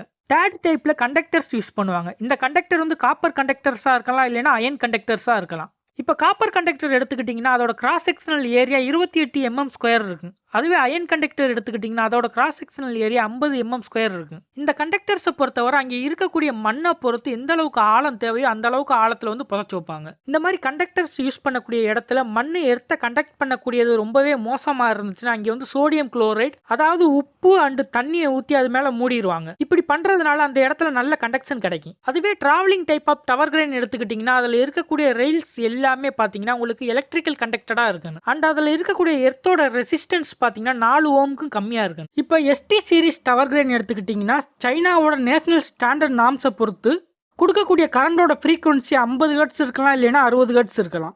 அதே நேரத்தில் அதுக்கு யூஸ் பண்ணக்கூடிய வோல்டேஜ் பார்த்தீங்கன்னா 380 வோல்ட் +or-5% வரை இருக்கலாம். இந்த 380 வோல்ட்டுங்கிறது பார்த்தீங்கன்னா பேனல் ஏக்கு கொடுக்கக்கூடிய டெர்மினல் வோல்டேஜ். பட் ஆக்சுவலாக யூஸ் பண்ணக்கூடிய வோல்டேஜ் பார்த்தீங்கன்னா இதோட கம்மியாக தான் இருக்கும். இப்போ டவர் கிரேனோட எலக்ட்ரிக்கல் சிமெட்டிக் டயக்ராமை எப்படி அண்டர்ஸ்டாண்ட் பண்ணிக்கிறதுங்கிறத தெரிஞ்சுக்கலாம். ஆக்சுவலாக இந்த சிமெட்டிக் டயக்ராம் ரொம்பவே காம்ப்ளிகேட்டடான ஒன்று. பிகாஸ் இந்த டயக்ராமில் பார்த்தீங்கன்னா நிறையா சிம்பிள்ஸ் யூஸ் பண்ணியிருப்பாங்க, இன்டர்லாக்ஸ் இருக்குது, ரிலேஸ் இருக்குது, அண்ட் சேஃப்டி சர்க்யூட்ஸ் எல்லாமே இருக்குது. பட் நீங்கள் டிராயிங்கை ரீட் பண்ணுறதுக்கான ஒரு கரெக்டான மெத்தடை ஐடென்டிஃபை பண்ணிட்டீங்கன்னா இதை ஈஸியாக அண்டர்ஸ்டாண்ட் பண்ணிக்கலாம். ஸோ இதை அண்டர்ஸ்டாண்ட் பண்ணிக்கிறதுக்கு என்ன பண்ணணும்? ஃபர்ஸ்ட் அந்த கிரேன் சர்க்யூட்டில் என்னெல்லாம் இருக்குங்கிறத தெரிஞ்சுக்கிறேன்னு. மேஜராக என்னெல்லாம் இருக்குன்னு பார்த்தீங்கன்னா பவர் சர்க்யூட்ஸ் இருக்குது, கண்ட்ரோல் சர்க்யூட்ஸ் இருக்குது, சேஃப்டி அண்ட் இன்டர்லாக் சர்க்யூட்ஸ் இருக்குது, அண்ட் மோட்டர் சர்க்யூட்ஸ் இருக்குது. நெக்ஸ்ட் ஸ்டெப்பு பவர் சர்க்யூட்டில் இருக்கக்கூடிய மெயின் சப்ளை ஃப்ளோவை நீங்கள் தெரிஞ்சுக்கிறேன்னு. இந்த ஃப்ளோ ஆக்சுவலாக எப்படி இருக்குன்னு பார்த்தீங்கன்னா இன்கமிங் சப்ளைலேருந்து பிரேக்கருக்கு போகும், பிரேக்கர்லேருந்து எம்சிபிக்கு போகும், எம்சிபிலேருந்து காண்டக்டர்ஸுக்கு போகும், காண்டக்டர்ஸ்லேருந்து மோட்டர்ஸ்க்கு போகும். இதில் உங்களுக்கு என்னெல்லாம் வரும்னு பார்த்தீங்கன்னா L1, L2, L3ங்கிற 3 ஃபேஸ் லைன் வரும், மெயின் பிரேக்கர்ஸ் வரும், காண்டக்டர் வரும், அண்ட் டிரான்ஸ்ஃபார்மர்ஸ் வரும். நெக்ஸ்ட் ஸ்டெப்பில் நீங்கள் கண்ட்ரோல் சர்க்யூட் வந்து அண்டர்ஸ்டாண்ட் பண்ணிக்கிறேன். இந்த கண்ட்ரோல் சர்க்யூட்டில் ஜென்ரலாக பார்த்தீங்கன்னா புஷ் பட்டன்ஸ் இருக்குது, லிமிட் சுவிச்சஸ் இருக்குது, ரிலேஸ் இருக்குது, ஆக்சிலரி காண்டக்ட்ஸ் இருக்குது, அண்ட் ஃபைனலாக ஜாய்ஸ்டிக் கண்ட்ரோல் இருக்குது. நெக்ஸ்ட் ஸ்டெப்பில் சேஃப்டி அண்ட் இன்டர்லாக் சர்க்யூட்டை அண்டர்ஸ்டாண்ட் பண்ணிக்கிறேன். இந்த சேஃப்டி சர்க்யூட் கூட எதெல்லாம் கனெக்ட் ஆகிருக்கும்னு பார்த்தீங்கன்னா wind speed sensor, overload limiter, ஸ்லீவிங் limit சுவிட்ச், trolley forward backward limit, ஹாஸ்டோட upper limit சுவிட்ச், லோவர் லிமிட் சுவிட்ச், emergency button, anti collision system. இந்த சேஃப்டி டிவைசஸ் எல்லாமே சீரியஸாக கனெக்ட் ஆகிருக்கு. நெக்ஸ்ட் ஸ்டெப்பு மோட்டர் சர்க்யூட்ஸை வந்து அண்டர்ஸ்டாண்ட் பண்ணிக்கிறேன். நெக்ஸ்ட் ஸ்டெப்பு ரொம்பவே முக்கியமான ஒரு ஸ்டெப்பு. பிகாஸ் எந்த ஒரு எலக்ட்ரிக்கல் டிராயிங்காக இருந்தாலும் அதுக்கு வந்து ஸ்பெசிஃபிக்காக சிம்பிள்ஸ் யூஸ் பண்ணியிருப்பாங்க, அதே மாதிரி ஐடென்டிஃபிகேஷன் லெட்டர்ஸ் யூஸ் பண்ணியிருப்பாங்க. இந்த சிம்பிள்ஸ் அண்ட் லெட்டர்ஸ் பார்த்தீங்கன்னா ஒவ்வொரு எலக்ட்ரிக்கல் டிராயிங்க்குமே ஸ்பெசிஃபிக்காக தனித்தனியாக யூஸ் பண்ணியிருப்பாங்க. இதை தெரிஞ்சுக்கிட்டால் மட்டும்தான் டிராயிங்கை உங்களால் ஈஸியாக வந்து ரீட் பண்ண முடியும். இப்போ எலக்ட்ரிக்கல் டயக்ராமில் யூஸ் பண்ணியிருக்கக்கூடிய சில சிம்பிள்ஸ் அண்ட் அதில் யூஸ் பண்ணியிருக்கக்கூடிய லெட்டர்ஸ்க்கு என்ன அப்ரிவேஷன், அது எதுக்காக யூஸ் பண்ணியிருக்காங்கிறத நம்ம இதில் டிஸ்கஸ் பண்ணலாம். இப்போ நீங்கள் ஸ்க்ரீனில் பார்த்தீங்கன்னா நம்ம எலக்ட்ரிக்கல் சிமெட்டிக் டயக்ராமில் யூஸ் பண்ணியிருக்கக்கூடிய சில ஃபிகர்ஸ் எல்லாமே கொடுத்துருக்கேன். இப்போ இதில் பார்த்தீங்கன்னா டெர்மினலில் மென்ஷன் பண்ணியிருக்கேன், H terminal, L terminal, F terminal, D டெர்மினல்னு. அதே மாதிரி இது பார்த்தீங்கன்னா எலக்ட்ரிக் ஹார்னை வந்து உங்களுக்கு மென்ஷன் பண்ணுது. இந்த சிம்பிள் பார்த்தீங்கன்னா உங்களுக்கு லைட்னிங் மென்ஷன் பண்ணுது. இது பார்த்தீங்கன்னா அனிமோஸ்கோப்பை மென்ஷன் பண்ணுது. இது பார்த்தீங்கன்னா உங்களுக்கு காண்டக்டர் ரிலே காயில் வந்து உங்களுக்கு மென்ஷன் பண்ணுது. இந்த மாதிரி டிராயிங்கில் இருக்கக்கூடிய ஒவ்வொரு ஃபிகருமே உங்களுக்கு ஒவ்வொரு விஷயத்தை மென்ஷன் பண்ணும். ஸோ நீங்கள் டிராயிங்கை ரீட் பண்ண ஸ்டார்ட் பண்ணுறதுக்கு முன்னாடி இந்த ஃபிகர்ஸ் எல்லாமே அண்டர்ஸ்டாண்ட் பண்ணிக்கிறது ரொம்பவே முக்கியம். இந்த ஃபிகர்ஸ் மட்டும் நான் தெரிஞ்சுக்கிட்டா டிராயிங்கை ரீட் பண்ண முடியுமா அப்படின்னு கேட்டிங்கன்னா கண்டிப்பாக முடியாது. நீங்கள் சில எலக்ட்ரிக்கல் சிம்பிள்ஸும் தெரிஞ்சுக்கிறேன். இப்போ ஸ்க்ரீனில் கொடுத்துருக்க இந்த சிம்பிள்ஸ்லாம் பாருங்களேன். LAங்கிறது பார்த்தீங்கன்னா ஹாஸ்டிங்கோட பவர் இண்டிகேட்டர், அதுவே LDAங்கிறது பார்த்தீங்கன்னா ஹாஸ்டிங்கோட ஏர் ஸ்விட்ச். அதே மாதிரி ரியாக்ட்னா ரியாக்டருங்கிறது உங்களுக்கு ஒரு மீனிங் வரும். XLDங்கிறது பார்த்தீங்கன்னா லோவரிங் ஃபஸ்ட்டு ஷிஃப்ட்டு, SBOங்கிறது ரீசெட் பட்டனு, ANங்கிறது அனிமோஸ்கோப். இந்த மாதிரி ஒவ்வொரு சிம்பிளுமே ஒவ்வொரு எலக்ட்ரிக்கல் காம்பனன்ட்ஸ் இல்லைன்னா ஏதாவது ஒரு ரிலேயை உங்களுக்கு மென்ஷன் பண்ணும். இந்த ஃபிகர்ஸ் அண்ட் சிம்பிள்ஸ் எல்லாமே நான் உங்களுக்கு ஸ்க்ரீனில் கொடுத்துட்றேன். இது எல்லாமே நீங்கள் அண்டர்ஸ்டாண்ட் பண்ணிக்கிட்டால் மட்டும்தான் இப்போ நம்ம பார்க்க போகிற டிராயிங்கை உங்களால் ஈஸியாக புரிஞ்சுக்க முடியும். ஸோ நீங்கள் இப்போ டிராயிங் இப்போ அண்டர்ஸ்டாண்ட் பண்ணிக்கிறதுக்கு முன்னாடி இந்த சிம்பிள்ஸ் அண்ட் ஃபிகர்ஸ் எல்லாமே நீங்கள் வந்து மெமரைஸ் பண்ணிக்கோங்க. முடிஞ்சளவு ஒன்ஸ் வந்து ரீட் பண்ணிக்கோங்க. சப்போஸ் நம்ம டிராயிங் பார்க்கும்போது உங்களுக்கு ஏதாவது டவுட் இருந்துச்சுன்னா ரீவைண்ட் பண்ணி உங்களுக்கு இந்த சிம்பிளை நீங்கள் பார்த்துக்கோங்க. நம்ம ஃபஸ்ட்டு அண்டர்ஸ்டாண்ட் பண்ணிக்க போகிற டிராயிங் பார்த்தீங்கன்னா ஸ்லீவிங் யூனிட் அண்ட் ட்ராலி யூனிட். இதோட சர்க்யூட் டிராயிங் தான் இப்போ உங்களுக்கு நான் ஸ்க்ரீனில் கொடுத்துருக்கேன். இப்போ இந்த டிராயிங்கை நம்ம டவர் கிரேனில் இருக்கக்கூடிய சர்க்யூட் பேனல் கூட கம்பேர் பண்ணி எப்படி அண்டர்ஸ்டாண்ட் பண்ணிக்கிறதுங்கிறத டிஸ்கஸ் பண்ணலாம். டிராயிங்கை அண்டர்ஸ்டாண்ட் பண்ணிக்கிறதுக்கு முன்னாடி ஸ்லீவிங் அண்ட் ட்ராலி கண்ட்ரோல் பேனலில் என்னெல்லாம் எலக்ட்ரிக்கல் காம்பனன்ட்ஸ் யூஸ் பண்ணியிருக்காங்கிறத பார்த்துடலாம். இந்த சர்க்யூட் பேனல் பார்த்தீங்கன்னா உங்களுக்கு டவர் கிரேனோட ஆப்ரேட்டர் கேபினுக்கு உள்ளே இருக்குது. இந்த பேனலில் என்னெல்லாம் இருக்குன்னு பார்த்தீங்கன்னா ஃபஸ்ட்டு ஒரு கண்ட்ரோல் டிரான்ஸ்ஃபார்மர் இருக்குது, இது வந்து TS1. நெக்ஸ்ட்டு ஒரு செகண்டரி டிரான்ஸ்ஃபார்மர் இருக்குது, இது TS2. கண்டினியூஸாக பார்த்தீங்கன்னா உங்களுக்கு RED கொடுத்துருக்காங்க, அதுக்கடுத்து RED2ன்னு கொடுத்துருக்காங்க. இது ரெண்டுமே பார்த்தீங்கன்னா டயோட்ஸ். இதோட ஃபங்க்ஷன்ஸ் பற்றி நம்ம அப்கமிங் கிளாஸில் டிஸ்கஸ் பண்ணலாம். அப்படியே நெக்ஸ்ட் லைனுக்கு வந்தீங்கன்னா நிறைய காண்டக்டர்ஸ் அண்ட் ரிலேஸ்லாம் இருக்குது. இது எல்லாமே பார்த்தீங்கன்னா ட்ராலி ஆப்ரேஷனை கண்ட்ரோல் பண்ணக்கூடிய காண்டக்டர்ஸ் அண்ட் ரிலேஸ். இதில் TAVங்கிறது பார்த்தீங்கன்னா ட்ராலியோட ஃபார்வர்ட் மூவ்மெண்ட்டை வந்து கண்ட்ரோல் பண்ணக்கூடிய காண்டக்டர். நெக்ஸ்ட் DAR, இது வந்து ட்ராலியோட பேக்வர்ட் மூவ்மெண்ட்டை கண்ட்ரோல் பண்ணக்கூடியது. ட்ராலியோட ஃபார்வர்ட் அண்ட் ரிவர்ஸ் பார்த்தா நெக்ஸ்ட் இருக்கக்கூடிய காண்டக்டர் DMV1. அதுக்கப்புறம் TPV. இந்த ரெண்டு காண்டக்டர்ஸுமே ட்ராலியோட லோ ஸ்பீடை கண்ட்ரோல் பண்ணக்கூடியது. இந்த லோ ஸ்பீடை கண்ட்ரோல் பண்ணக்கூடிய இந்த ஆக்சிலரி காண்டக்டரோட ரிலேயில் பார்த்தீங்கன்னா உங்களுக்கு ஒரு டைமர் கொடுத்துருக்காங்க. இந்த டைமரோட ஃபங்க்ஷன் என்னன்னு பார்த்தீங்கன்னா ஒரு ஸ்பீடில் இருந்து இன்னொரு ஸ்பீடுக்கு போகும்போது ஒரு டிலே கொடுக்கும். இதனால் அதில் யூஸ் பண்ணியிருக்கக்கூடிய பேரிங்ஸ் அண்ட் மோட்டார்ஸ் வந்து டேமேஜ் ஆகாமல் பார்த்துக்கலாம். இந்த டிலே டைமையும் நம்மளால் செட் பண்ணிக்க முடியும். இதில் பார்த்தீங்கன்னா 0.1 3 செகண்ட் வரை நம்ம செட் பண்ணிக்கலாம். நெக்ஸ்ட் பார்த்தீங்கன்னா DMV, அதுக்கப்புறம் TPV1. இந்த ரெண்டு காண்டக்டருமே ட்ராலியோட மிடில் ஸ்பீடை கண்ட்ரோல் பண்ணக்கூடியது. நெக்ஸ்ட் டிஜிவி, இந்த ரிலே பார்த்தீங்கன்னா ட்ராலியோட ஹை ஸ்பீடை கண்ட்ரோல் பண்ணக்கூடியது. நெக்ஸ்ட் ஆர்டிஎம், இந்த ஆர்டிஎம்ங்கிறது பார்த்தீங்கன்னா ஒரு லிமிட் சுவிட்ச் மாதிரி. இப்போ நம்ம ஆல்ரெடி சொல்லியிருக்கோம், ஒவ்வொரு கிரேனுக்குமே ஒரு குறிப்பிட்ட ரேடியஸ்க்கு மேலே குறிப்பிட்ட லோடை வந்து தூக்காதுங்கிறது. இந்த மாதிரி அதிகப்படியான லோடை ஒரு குறிப்பிட்ட ரேடியஸ்க்கு மேலே தூக்கிட்டு போகிறத இந்த ஆர்டிஎம்ங்கிறது தான் லிமிட் பண்ணி அந்த ட்ராலியோட மூவ்மெண்ட்டை கண்ட்ரோல் பண்ணி கட் பண்ணும். நெக்ஸ்ட் டிடிஐ, இந்த டிடிஐங்கிறது பார்த்தீங்கன்னா இந்த ட்ராலி கண்ட்ரோலோட மெயின் சர்க்கியூட் பிரேக்கர். இப்போ இந்த காண்டக்டரே எடுத்துக்கோங்களேன், இதில் பார்த்தீங்கன்னா டிஏவி, டிஏஆர் அண்டு டிபிவி, இந்த மூணுலேயுமே பார்த்தீங்கன்னா ஆக்சிலரி ரிலே யூஸ் பண்ணியிருக்காங்க. ஆக்சுவலாக 2 காண்டக்ட் சொல்லுவாங்க, main contact and auxiliary contact. இந்த 2 காண்டக்ட்டுக்கு என்ன டிஃப்ரென்ஸ் இருக்குது அப்படிங்கிறத நம்ம அப்கமிங் கிளாஸில் டிஸ்கஸ் பண்ணலாம். இப்போ நெக்ஸ்ட் லைனில் என்னென்ன காண்டக்டர் ரிலேஸ்லாம் இருக்குங்கிறத பார்க்கலாம். மேஜராக இந்த லைனில் பார்த்தீங்கன்னா உங்களுக்கு ஸ்லீவிங் அண்ட் ட்ராலியை கண்ட்ரோல் பண்ணக்கூடிய பிரேக் சிஸ்டம் தான் இருக்குது. அதாவது ஸ்லீவிங் பிரேக்கு, ட்ராலியோட பிரேக்கு அண்ட் அதை கண்ட்ரோல் பண்ணக்கூடிய டைமர்ஸ் எல்லாமே இந்த லைனில் தான் உங்களுக்கு இருக்குது. ஸோ இந்த லைனில் ஃபஸ்ட்டு இருக்கக்கூடியது பார்த்தீங்கன்னா XRGA1. இது பார்த்தீங்கன்னா உங்களுக்கு ஸ்லீவிங்கில் இருக்கக்கூடிய வெதர் வேனை கண்ட்ரோல் பண்ணக்கூடிய ஒரு காண்டக்டர். இதுலேயே பார்த்தீங்கன்னா உங்களுக்கு மேலே ஆக்சிலரி காண்டக்ட் வந்துடும். இந்த ஆக்சிலரி காண்டக்டில் உங்களுக்கு டைமரும் வந்துடுது. நெக்ஸ்ட்டு XRGA2, இது பார்த்தீங்கன்னா வெதர் வேனை கண்ட்ரோல் பண்ணக்கூடிய ஒரு ரிலே. நெக்ஸ்ட்டு XRA1, இது பார்த்தீங்கன்னா வெதர் வேனை கண்ட்ரோல் பண்ணக்கூடிய ஒரு ரிலே தான். இந்த ரிலேயில் உங்களுக்கு அடிஷ்னலாக பார்த்தீங்கன்னா ஒரு டைமர் வந்துடும். இந்த டைமரில் பார்த்தீங்கன்னா உங்களுக்கு அப் டு 30 செகண்ட் வரை நீங்கள் செட் பண்ணிக்கலாம். இப்போ இந்த ரிலேயில் இருக்கக்கூடிய டைமரில் நீங்கள் பார்த்தீங்கன்னா ஒரு ஸ்க்ரூ போட்டு அந்த டைமரை வந்து லாக் பண்ணியிருக்காங்க. இந்த மாதிரி மேனுஃபேக்சரே லாக் பண்ணி வச்சிருக்கிற ஒரு டைமரை நீங்கள் சேஞ்ச் பண்ணுறீங்கன்னா அப்போ நீங்கள் வந்து ஒரு ப்ராப்பர் அப்ரூவல் வாங்கியிருக்கணும். நெக்ஸ்ட்டு XRA2, இதுவும் பார்த்தீங்கன்னா வெதர் வேனை கண்ட்ரோல் பண்ணக்கூடிய ஒரு ரிலே தான். நெக்ஸ்ட் RFA, இதில் பார்த்தீங்கன்னா மெயின் அண்ட் ஆக்சிலரி காண்டக்ட் ரெண்டுமே இருக்குது. இது பார்த்தீங்கன்னா ஸ்லீவிங்கோட பிரேக்கை வந்து கண்ட்ரோல் பண்ணக்கூடியது. நீங்கள் சிம்பிளாக ஞாபகம் வச்சுக்கக்கூடிய விஷயம் என்னென்னு பார்த்தீங்கன்னா, இந்த மாதிரி ஆர்னு மென்ஷன் பண்ணியிருந்தாங்கன்னா அது மோஸ்ட்லி உங்களுக்கு ஸ்லீவிங்க்கு ரிலேட்டடாக இருக்கும். அதே மாதிரி டிங்கிற மென்ஷன் பண்ணியிருக்கிறது எல்லாமே ட்ராலிக்கு ரிலேட்டடாக இருக்கும். அண்ட் ஹாஸ்டிங் எல்லாமே மோஸ்ட்லி பார்த்தீங்கன்னா எல்லுங்கிற லெட்டரால் ஸ்டார்ட் பண்ணுவாங்க. அதே டிராவலிங் மூவ்மெண்ட் இருக்கு. மோஸ்டா டிராவலிங்க்கு பார்த்தீங்கன்னா டீங்கிற லெட்டர் வந்து யூஸ் பண்ணியிருப்பாங்க. நெக்ஸ்ட் ST, இது பார்த்தீங்கன்னா parallel connection relay. Next DFA, டீனா ட்ராலின்னு சொல்லியிருக்கேன். அப்போ DFAங்கிறது என்னன்னு பார்த்தீங்கன்னா ட்ராலியோட பிரேக்கை கண்ட்ரோல் பண்ணக்கூடிய டைமர். நெக்ஸ்ட் DRV, இது பார்த்தீங்கன்னா ட்ராலியில் யூஸ் பண்ணக்கூடிய ஒரு கண்ட்ரோல் ரிலே. நெக்ஸ்ட் STM, இந்த STM அண்ட் RDM ரெண்டுமே பார்த்தீங்கன்னா ஒரு டைப்பான லிமிட் சுவிட்ச். நெக்ஸ்ட் RDI, இந்த RDIங்கிறது பார்த்தீங்கன்னா ஸ்லீவிங் யூனிட்டோட main circuit breaker. Next RTC, இந்த RTCங்கிறது ஒன்றும் இல்லை, இந்த ஸ்லீவிங் யூனிட்டை தான் நம்ம வந்து RTCன்னு சொல்லுவோம். இந்த ஸ்லீவிங் கண்ட்ரோலர் பார்த்தீங்கன்னா one type of PLC circuit. இதுவே அட்வான்ஸ்டு டவர் கிரைன்லாம் பார்த்தீங்கன்னா அட்வான்ஸ்டு டைப் PLC சர்க்கியூட்லாம் யூஸ் பண்ணியிருப்பாங்க. அதாவது ப்ரோக்ராமபிள் லாஜிக்கல் சர்க்கியூட். இந்த சர்க்கியூட்டோட உதவியோட தான் ஸ்லீவிங் ஆப்ரேஷன் எல்லாமே ஃபுல்லாக நடக்கும். Next TSSUP, TSFU1 and GTDI, இது மூணுமே பார்த்தீங்கன்னா சர்க்கியூட் பிரேக்கர். அப்படியே கீழே வந்தீங்கன்னா உங்களுக்கு ஒரு T டெர்மினல் ஸ்ட்ரிப் வந்து கொடுத்துருப்பாங்க. நெக்ஸ்ட் MTC, இந்த MTC பார்த்தீங்கன்னா சிலிக்கான் மேட் ரெக்டிஃபையர்ஸ். இந்த ரெக்டிஃபையர் யூனிட் பார்த்தீங்கன்னா ஸ்லீவிங் ஆப்ரேஷனில் வோல்டேஜ் வந்து கண்ட்ரோல் பண்ணுறதுக்காக யூஸ் பண்ணுவோம். நம்ம ஸ்லீவிங்கை பொறுத்தவரை இந்த மாதிரி சிலிக்கான் பேஸ்டு ரெக்டிஃபையர் யூஸ் பண்ணியிருப்போம். பட் ஹாஸ்டிங்கை பொறுத்தவரை நம்ம இந்த மாதிரி யூஸ் பண்ணாமல் eddy current control system use பண்ணியிருப்போம். நெக்ஸ்ட் RD காண்டாக்டர், இந்த காண்டாக்டர் பார்த்தீங்கன்னா ஸ்லீவிங் ஆப்ரேஷனோட ரைட் சைடு ஆப்ரேஷனை கண்ட்ரோல் பண்ணக்கூடியது. இதுலேயே பார்த்தீங்கன்னா உங்களுக்கு ஆக்சிலரிங் காண்டாக்ட் வந்துடும். நெக்ஸ்ட் காண்டக்டர் RG, இது பார்த்தீங்கன்னா ஸ்லீவிங் ஆப்ரேஷனோட லெஃப்ட் சைடு மூவ்மெண்ட்டை கண்ட்ரோல் பண்ணக்கூடியது. இதுலேயே உங்களுக்கு ஆக்சிலரி காண்டக்ட்ஸ் வந்துடும். அப்படியே கீழே பார்த்தீங்கன்னா உங்களுக்கு TS3 இருக்கும், அதாவது ஆட்டோ டிரான்ஸ்ஃபார்மர். நெக்ஸ்ட் பார்த்தீங்கன்னா XRD அண்ட் XRG, இது ரெண்டுமே பார்த்தீங்கன்னா ஸ்லீவிங்கில் யூஸ் பண்ணக்கூடியது தான். இதில் XRD எடுத்துக்கிட்டிங்கன்னா ஸ்லீவிங்கில் ரைட் சைடு கண்ட்ரோல் பண்ணக்கூடியது. அதுவே XRG எடுத்துக்கிட்டிங்கன்னா ஸ்லீவிங்கில் லெஃப்ட் சைடு கண்ட்ரோல் பண்ணக்கூடியது. கண்டினியூஸாக பார்த்தீங்கன்னா RED FUP and RED FU1, இது ரெண்டுமே பார்த்தீங்கன்னா ரெக்டிஃபையரோட சர்க்கியூட் பிரேக்கர். அதுக்கப்புறம் FADI கொடுத்துருக்காங்க, இது பார்த்தீங்கன்னா கூலிங் ஃபேனோட பிரேக்கர். நெக்ஸ்ட் 36ல் பார்த்தீங்கன்னா F டெர்மினல் ஸ்ட்ரிப் கொடுத்துருக்காங்க. இதில் தான் பார்த்தீங்கன்னா மெயின் லைனோட கனெக்ஷன் வருது. அதாவது F50, 51 and 52 neutral and earth எல்லாமே இதில் தான் வரும். அண்ட் ஃபைனலாக கீழே பார்த்தீங்கன்னா சாக்கெட்ஸ்க்கு போகக்கூடிய லைன்ஸ் எல்லாமே கொடுத்துருக்காங்க. அதாவது HFD, HFR, HFL, HFMO, HFLK and HFDRK. இந்த சாக்கெட் மூலமாக தான் நம்ம கொடுக்கக்கூடிய என்டையர் சர்க்கியூட்டோட கனெக்ஷனுமே மோட்டர்ஸ் அண்ட் ஜாய்ஸ்டிக் எல்லாத்துக்குமே போகும்.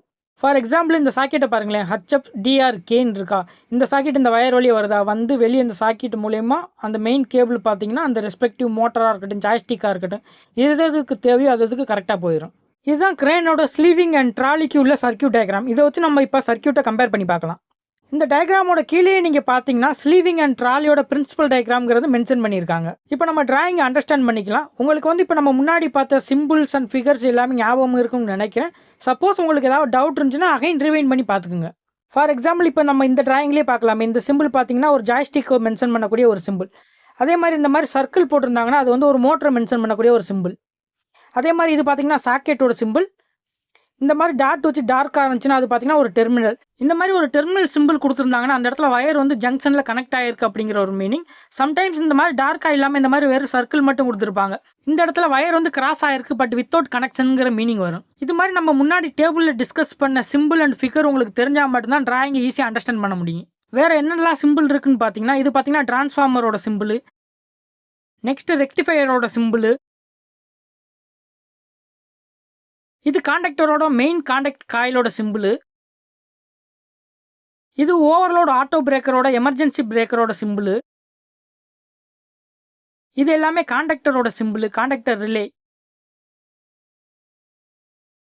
இது வந்து நார்மலி ஓப்பன், நார்மலி க்ளோஸ், இந்த சிம்பிளுமே இதில் இருக்கு. இந்த மாதிரி உங்களுக்கு சிம்பிள் தெரிஞ்சால் மட்டும்தான் டிராயிங் வந்து ஃபுல்லாக உங்களால் அண்டர்ஸ்டாண்ட் பண்ணிக்க முடியும். அண்ட் நீங்கள் வந்து ஒரு டிராயிங்கை யூஸ் பண்ண போகிறீங்கன்னா அந்த டிராயிங் வந்து லேட்டஸ்ட்டாக ரிவிஷன் பண்ண கரெக்டான ரிவிஷன் டிராயிங் நீங்கள் வச்சுருக்கீங்களான்னுங்கிறத செக் பண்ணிக்கிறேன்னு. அண்ட் அந்த டிராயிங்கோட ஸ்கேல் வந்து நீங்கள் செக் பண்ணிக்கணும். இது ரெண்டுமே பார்த்தீங்கன்னா அந்த டிராயிங்கோட டைட்டில் பிளாக்ல இருக்குது. அதே மாதிரி எலக்ட்ரிக்கல் டிராயிங்கை பொறுத்தவரை நீங்கள் ரீட் பண்ண ஸ்டார்ட் பண்ணுறீங்கன்னா லோடு எங்கே கொடுக்குறாங்க, அதாவது பவர் சப்ளை எங்கே கொடுக்குறாங்களோ அங்கேருந்து தான் நீங்கள் ஸ்டார்ட் பண்ணணும்.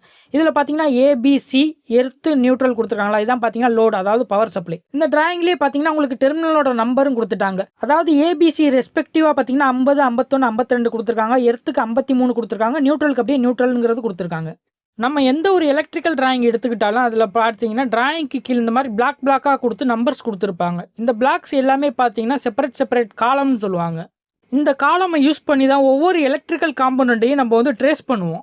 இப்போ இதை அண்டர்ஸ்டாண்ட் பண்ணிக்கிறதுக்கு ஒரு எக்ஸாம்பிள் பார்த்துடலாம். இப்போ இந்த காலம் நம்பர் 326 எடுத்துக்கலாம். அந்த 326க்கு நேராக பார்த்தீங்கன்னா DMV1ங்கிற ஒரு காண்டக்டரோட ரிலே இருக்குது. இப்போ இந்த DMV1ங்கிற காண்டக்டரோட கனெக்ஷன் வேறு எங்கெல்லாம் வருதுன்னு பார்த்தீங்கன்னா இதிலே நம்ம ட்ரேஸ் பண்ணிக்கலாம். இப்போ இந்த 326க்கு மேலேயே பார்த்தீங்கன்னா சம் நம்பர்ஸ்லாம் உங்களுக்கு கொடுத்துருப்பாங்க. ஃபார் எக்ஸாம்பிள் 336 கொடுத்துருக்காங்க, 332 கொடுத்துருக்காங்க. இப்போ இந்த ரெண்டு காலம்லேயும் நம்ம செக் பண்ணி பார்த்தோம்னா அந்த DMV1க்கு ரிலேட்டடாக இருக்கக்கூடிய கண்டினியூஸ் கனெக்ஷன் எல்லாமே உங்களுக்கு இருக்கும். இப்போ நம்ம 332 எடுத்துக்கலாமே, 332 காலமில் நம்ம போய் பார்த்தோம்னா அந்த DMV1க்கு ரிலேட்டடாக இருக்கக்கூடிய ஒரு கனெக்ஷன் கொடுத்துருக்காங்க. அதாவது DMV1ஓட 2122ங்கிற NCயோட கனெக்ஷன் கொடுத்துருக்காங்க. இதில் 21 பார்த்தீங்கன்னா DAVயோட 74ஓடையும் 22 வந்து TPVயோட A1 கூடயும் கனெக்ட் ஆகிருக்கு. அதே மாதிரி இன்னொரு காலம் நம்பர் பார்த்தீங்கன்னா 336 கொடுத்துருந்தாங்க. இதில் DMV1ஓட கனெக்ஷன் பார்த்தீங்கன்னா மெயின் காண்டக்டரோட கனெக்ஷன் கொடுத்துருக்காங்க. இந்த மாதிரி காலம் நம்பர்ஸை வச்சு எலக்ட்ரிக்கல் சர்க்கியூட்டோட கண்டினியூட்டியை நம்மளால் ட்ரேஸ் பண்ண முடியும். இப்போ எலக்ட்ரிக்கல் சர்க்கியூட்டில் இருக்கக்கூடிய ஒரு முக்கியமான அட்வான்டேஜ் என்னன்னு பார்த்தீங்கன்னா இப்போ மெயின் லைன் வந்து ABCங்கிற ஒரு 3 மெயின் லைன் வருது. இந்த மெயின் லைனோட கனெக்ஷன் பார்த்தீங்கன்னா இங்கே பார்த்தீங்கன்னா உங்களுக்கு டிரான்ஸ்ஃபார்மருக்கு போயிருக்கு. அதே மாதிரி உங்களுக்கு இப்போ ஒரே சர்க்கியூட்டில் 2 இல்லைன்னா அதுக்கு மேற்பட்ட மோட்டர்ஸ்லாம் யூஸ் பண்ணுறீங்கன்னு வைங்க. அந்த 3 மோட்டர்ஸ்க்குமே மெயின் லைன்லேருந்து உங்களுக்கு வந்து சப்ளை வேணும் அப்படின்னா நீங்கள் வந்து ஒவ்வொரு டைமும் மெயின் லைன்லேருந்து எடுக்க வேண்டிய அவசியம் கிடையாது. ஸோ பக்கத்தில் ஒரு எலக்ட்ரிக்கல் டிவைஸுக்கு வந்து அதே மாதிரி மெயின் லைன்லேருந்து கனெக்ஷன் வந்துருந்துச்சுன்னா அந்த எலக்ட்ரிக்கல் டிவைஸ்லேருந்து நம்ம கனெக்ஷன் எடுத்துக்கலாம். ஃபார் எக்ஸாம்பிள் இங்கே பார்த்தீங்கன்னா உங்களுக்கு மெயின் லைனோட கனெக்ஷன் வந்து டிரான்ஸ்ஃபார்மருக்கு போயிருக்கு. அதுவே இங்கே எடுத்துக்கிட்டிங்கன்னா அதே மெயின் லைன் கனெக்ஷன் பார்த்தீங்கன்னா உங்களுக்கு DDAங்கிற சர்க்கியூட் பிரேக்கருக்கு போயிருக்கு. ஸோ நம்ம சர்க்கியூட் பிரேக்கர்லேருந்து நம்ம வந்து கனெக்ஷன் எடுத்துக்கலாம். இது வந்து மெயின் லைனுக்கு மட்டும்தான் பண்ணணுமா அப்படின்னு கேட்டிங்கன்னா கண்டிப்பாக கிடையாது. நம்ம சர்க்கியூட்டில் யூஸ் பண்ணக்கூடிய எந்த ஒரு டிவைஸுக்குமே இந்த மாதிரி நம்ம கனெக்ஷன் எடுத்துக்கலாம். ஃபார் எக்ஸாம்பிள் இந்த ஒரு காண்டக்டருக்கு நம்ம வந்து NO or NC வந்து இன்னொரு காண்டக்டர்லேருந்து கனெக்ஷன் கொடுக்கணும்னா அந்த காண்டக்டர்லேருந்து டேரெக்டாக எடுத்து வர வேண்டிய அவசியம் கிடையாது. அதுக்கு நியர்பையாக ஏதாவது அந்த காண்டக்டர்லேருந்து கனெக்ஷன் இருந்துச்சுன்னா அந்த காண்டக்டர்லேருந்து நம்ம கனெக்ஷன் எடுத்துக்கலாம். நீங்கள் இப்போ எலக்ட்ரிக்கல் டிராயிங்கை ரீட் பண்ண ஸ்டார்ட் பண்ணிட்டீங்கன்னா கண்டிப்பாக ஃபெரோல் நம்பர் அண்ட் டெர்மினல் பாயிண்ட் பற்றி உங்களுக்கு தெரிஞ்சிருக்கணும்.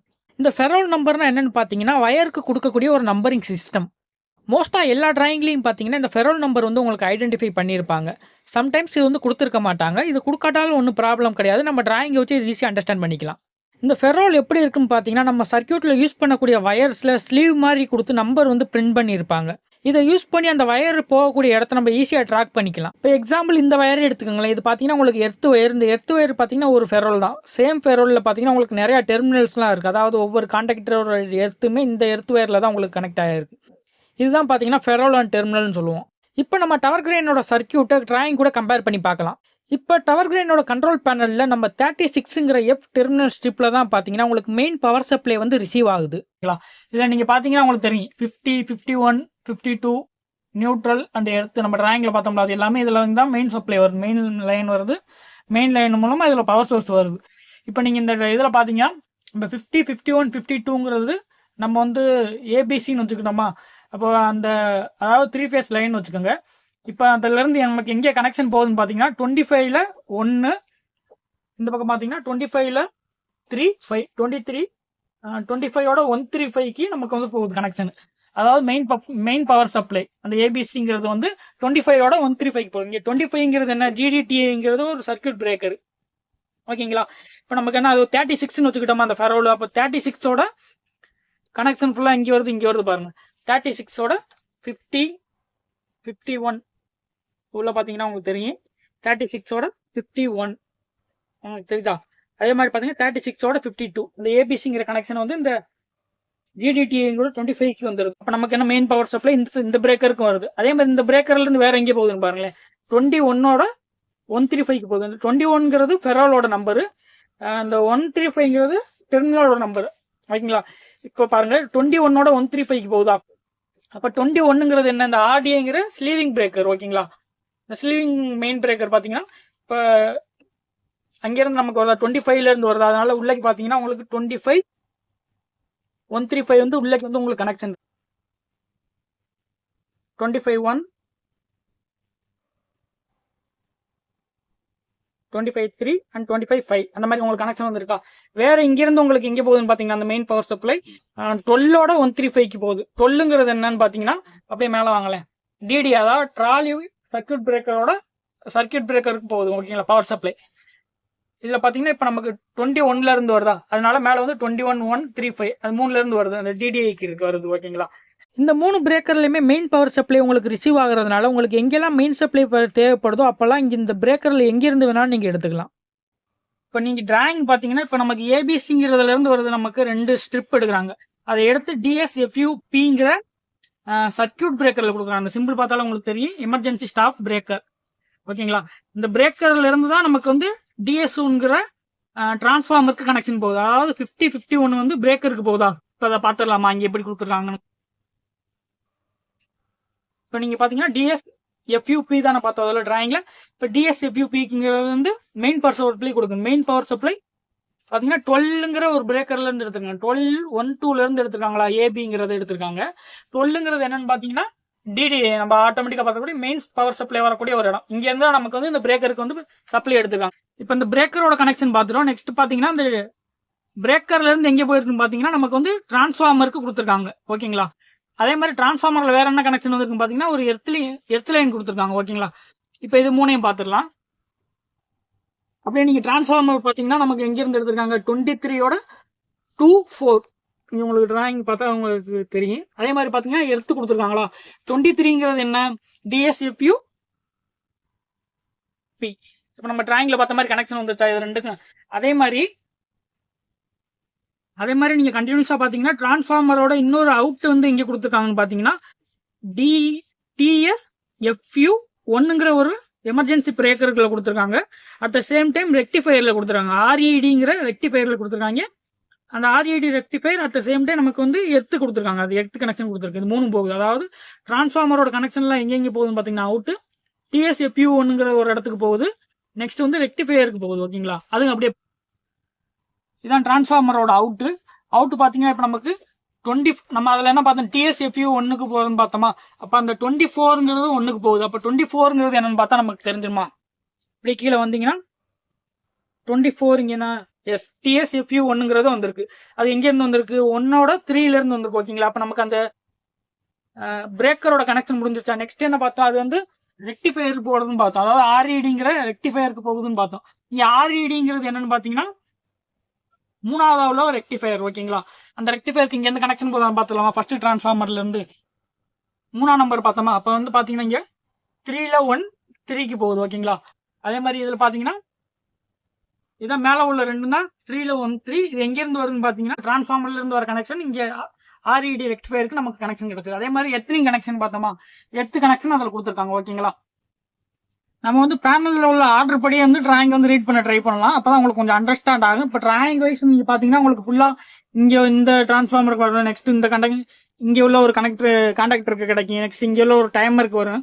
அந்த மாதிரி கனெக்ஷன் இருக்கல உங்களுக்கு கன்ஃபியூஸ் ஆகும். அதனால நம்ம ஆர்டர் பை ஆர்டரா 1 by 1 அப்படி கன்ஃபியூஸா பாத்துக்கலாம். அப்பதான் உங்களுக்கு கொஞ்சம் ஈஸியா இருக்கும் புரிஞ்சுக்கிறதுக்கு.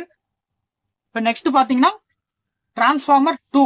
இப்போ டிரான்ஸ்ஃபார்மர் 1ஓட கனெக்ஷன் ஃபுல்லாகவே பார்த்துட்டோம். எங்கெங்கே போகுது, எந்தெந்த பிரேக்கருக்கு போகுது, எங்கெங்கெல்லாம் இன் எடுக்கிறாங்க, அவுட் எங்கெங்கே ரெக்டிஃபையருக்கு போகுது, அது எல்லாமே பார்த்துட்டோம். நெக்ஸ்ட் டிரான்ஸ்ஃபார்மர் 2ஓட கனெக்ஷன் பார்ப்போம். ஓகேங்களா, நீங்க டிராயிங்ல பாத்தீங்கன்னா வேற டிரான்ஸ்ஃபார்மர் எங்க இருக்குன்னு பாத்தீங்கன்னா இங்க ஒரு டிரான்ஸ்ஃபார்மர் பார்த்தோம், DS1ங்கிறது இங்க பார்த்தோம். நெக்ஸ்ட் பாத்தீங்கன்னா இங்க ஒரு டிரான்ஸ்ஃபார்மர் இருக்கு, இது வந்து TS3. அப்ப நம்ம வந்து டிரான்ஸ்ஃபார்மர் 2 தான் இப்ப தேடிக்கிட்டு இருக்கோம். அப்படியே கீழே நீங்க வந்தீங்கன்னா இங்க ஒரு டிரான்ஸ்ஃபார்மர் நமக்கு கிடைக்குது. ஓகேங்களா, டிரான்ஸ்ஃபார்மர் 2 கிடைச்சிருச்சா? TS1ங்கிறது மென்ஷன் பண்ணியிருக்காங்களா? இதை நமக்கு டிரான்ஸ்ஃபார்மர் 2. இந்த டிரான்ஸ்ஃபார்மர் 2க்கு கனெக்ஷன் வந்து டைரக்டா போகுதா? கண்டிப்பா கிடையாது. இந்த TSFUPங்கிற அந்த பிரேக்கர் மூலமா தான் நமக்கு வந்து டிரான்ஸ்ஃபார்மருக்கு கனெக்ஷன் கொடுக்குறாங்க. அப்ப இந்த TSFUPக்கு வந்து நம்ம ஆல்ரெடி மேல பார்த்த அதே இதுதான் TSFUP, சேம் கனெக்ஷன் தான். 5051ங்கிறது ஏபிங்கிற கனெக்ஷன் நம்ம மெயின் கனெக்ஷன்.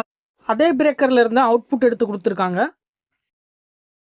இருந்து TSFUPயோட 1.3ல இருந்து அதோட இன்னல இருந்து நமக்கு டிரான்ஸ்ஃபார்மருக்கு அவுட் எடுத்து இன்னும் கொடுத்துருக்காங்க. 2.4ல வந்து இன்னும் கொடுத்துருக்காங்க. ஓகேங்களா, அதை அப்படியே சர்க்யூட்ல பாத்துடலாம். இப்போ பாத்தீங்கன்னா இந்த இதான் ரெண்டாவது இது. நமக்கு அதுல என்ன சொல்லியிருந்தோம்னா TSFUPயோட 1.3ல இருந்து எடுத்து நமக்கு இதுல இன் கொடுத்துருக்கணும். அப்படிதானே பார்த்தோம். அப்படி பார்த்தா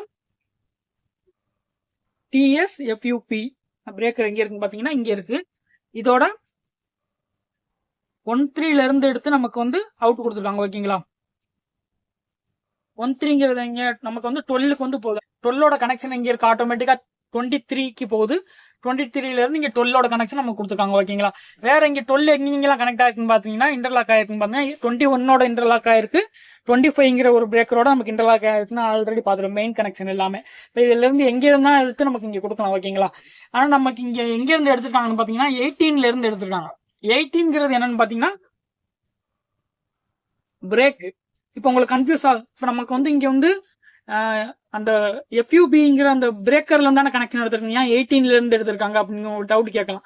நான் ஆல்ரெடி சொல்லிட்டேன், எந்த ஒரு கனெக்ஷனா இருந்தாலும் நியர்ல எங்கெங்க இருக்கோ அந்த கனெக்ஷன்ல இருந்து சேம் கனெக்ஷன் எடுத்தா நமக்கு வந்து இந்த பிரச்சனை வராது. ஓகேங்களா, அப்ப நம்ம பார்க்கலாம். இப்ப 18.2.3ல இருந்து நமக்கு வந்து இங்க கனெக்ஷன் எடுத்திருக்காங்க.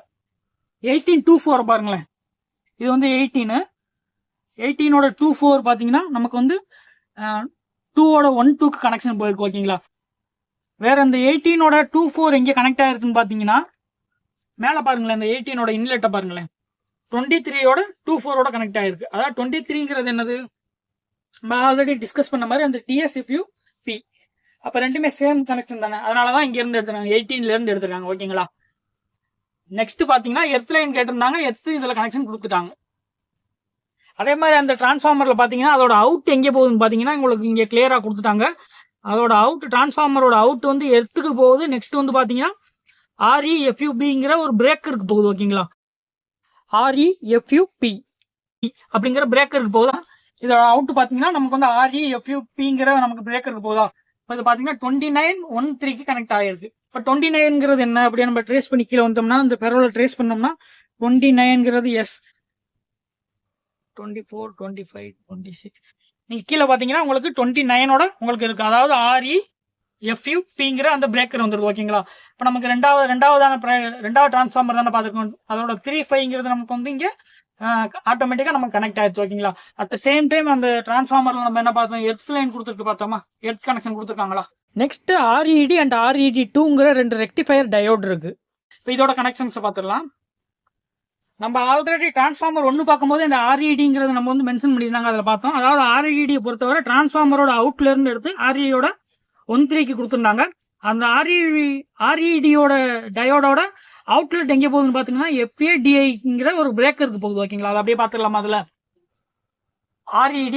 REDயோட இன்னில என்ன பார்த்தோம், நமக்கு வந்து டிரான்ஸ்ஃபார்மர் மொதல் டிரான்ஸ்ஃபார்மர்ல இருந்து ஒரு DS1ல இருந்து வருதுன்னு பார்த்தோமா, அந்த கனெக்ஷன் ஆல்ரெடி பார்த்துட்டோம். நெக்ஸ்ட் வந்து கண்டினியூஸா அதோட அவுட் எங்க போகுதுன்னு பாத்தீங்கன்னா FADIங்கிற ஒரு பிரேக்கருக்கு போகுதுன்னு பார்த்தோம். கீழே வந்தீங்கன்னா FADIங்கிறது இந்த லாஸ்ட்ங்கிறது தான் FADI ஸ்டிக்கர் இதுல மாத்தி தப்பா ஊத்திருக்காங்க. இப்ப இதுல பாத்தீங்கன்னா 3ஓட 2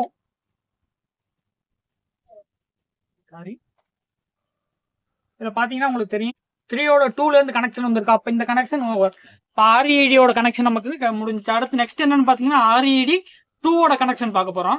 RED2 ரெக்டிஃபயர் பாத்தீங்கன்னா நமக்கு டிரான்ஸ்ஃபார்மர் 2ஓட கண்டினியூஸாக கனெக்ட் ஆகிருக்கு. இப்போ பார்த்தீங்கன்னா இங்கே உங்களுக்கு பார்த்தீங்கன்னா RED 2ங்கிறது இருக்குது. அந்த RED 2 எங்கேருந்து கனெக்ட் ஆகிருக்குன்னு பார்த்தீங்கன்னா அதோட இன்னு பார்த்தீங்கன்னா REFUPங்கிற ஒரு பிரேக்கரோட நமக்கு கனெக்ட் ஆகிருக்கு. அந்த அதோட அவுட் பார்த்தீங்கன்னா REDFU1ங்கிற ஒரு பிரேக்கரோட கனெக்ட் ஆகிருக்கு. ஓகேங்களா? இப்போ இதை வந்து நம்ம சர்க்கியூட்டோட கம்பேர் பண்ணி பார்க்கலாம். இப்போ RED 2ங்கிறது என்ன பார்த்தோம், மேலே உள்ளது வந்து REFUங்கிற ஒரு பிரேக்கரோட கனெக்ட் ஆகிருக்குன்னு பார்த்தோமா. அந்த பிரேக்கர் நம்ம ஆல்ரெடி டிஸ்கஸ் பண்ண அந்த 29th பிரேக்கர் தான் REDFUP. At the same time நம்ம இன்னொரு பிரேக்கர் பார்த்தோம். ஓகேங்களா? அந்த பிரேக்கர்ல கனெக்ட் ஆயிருக்குன்னு பார்த்தோம் REDFU1ங்கிற ஒரு பிரேக்கர்ல கனெக்ட் ஆயிருக்குன்னு பார்த்தோம். இப்போ நீங்க இதுல பாத்தீங்கன்னா உங்களுக்கு தெரியும் 30 கொடுத்துருக்காங்களா, 31க்கு போயிருக்கு. ஓகேங்களா? இதோட அவுட் வந்து அது மாதிரி 31ங்கிறது என்ன, நம்ம டிராயிங்ல பார்த்தா அது REDFU1ங்கிற ஒரு கனெக்ஷன். ஓகேங்களா?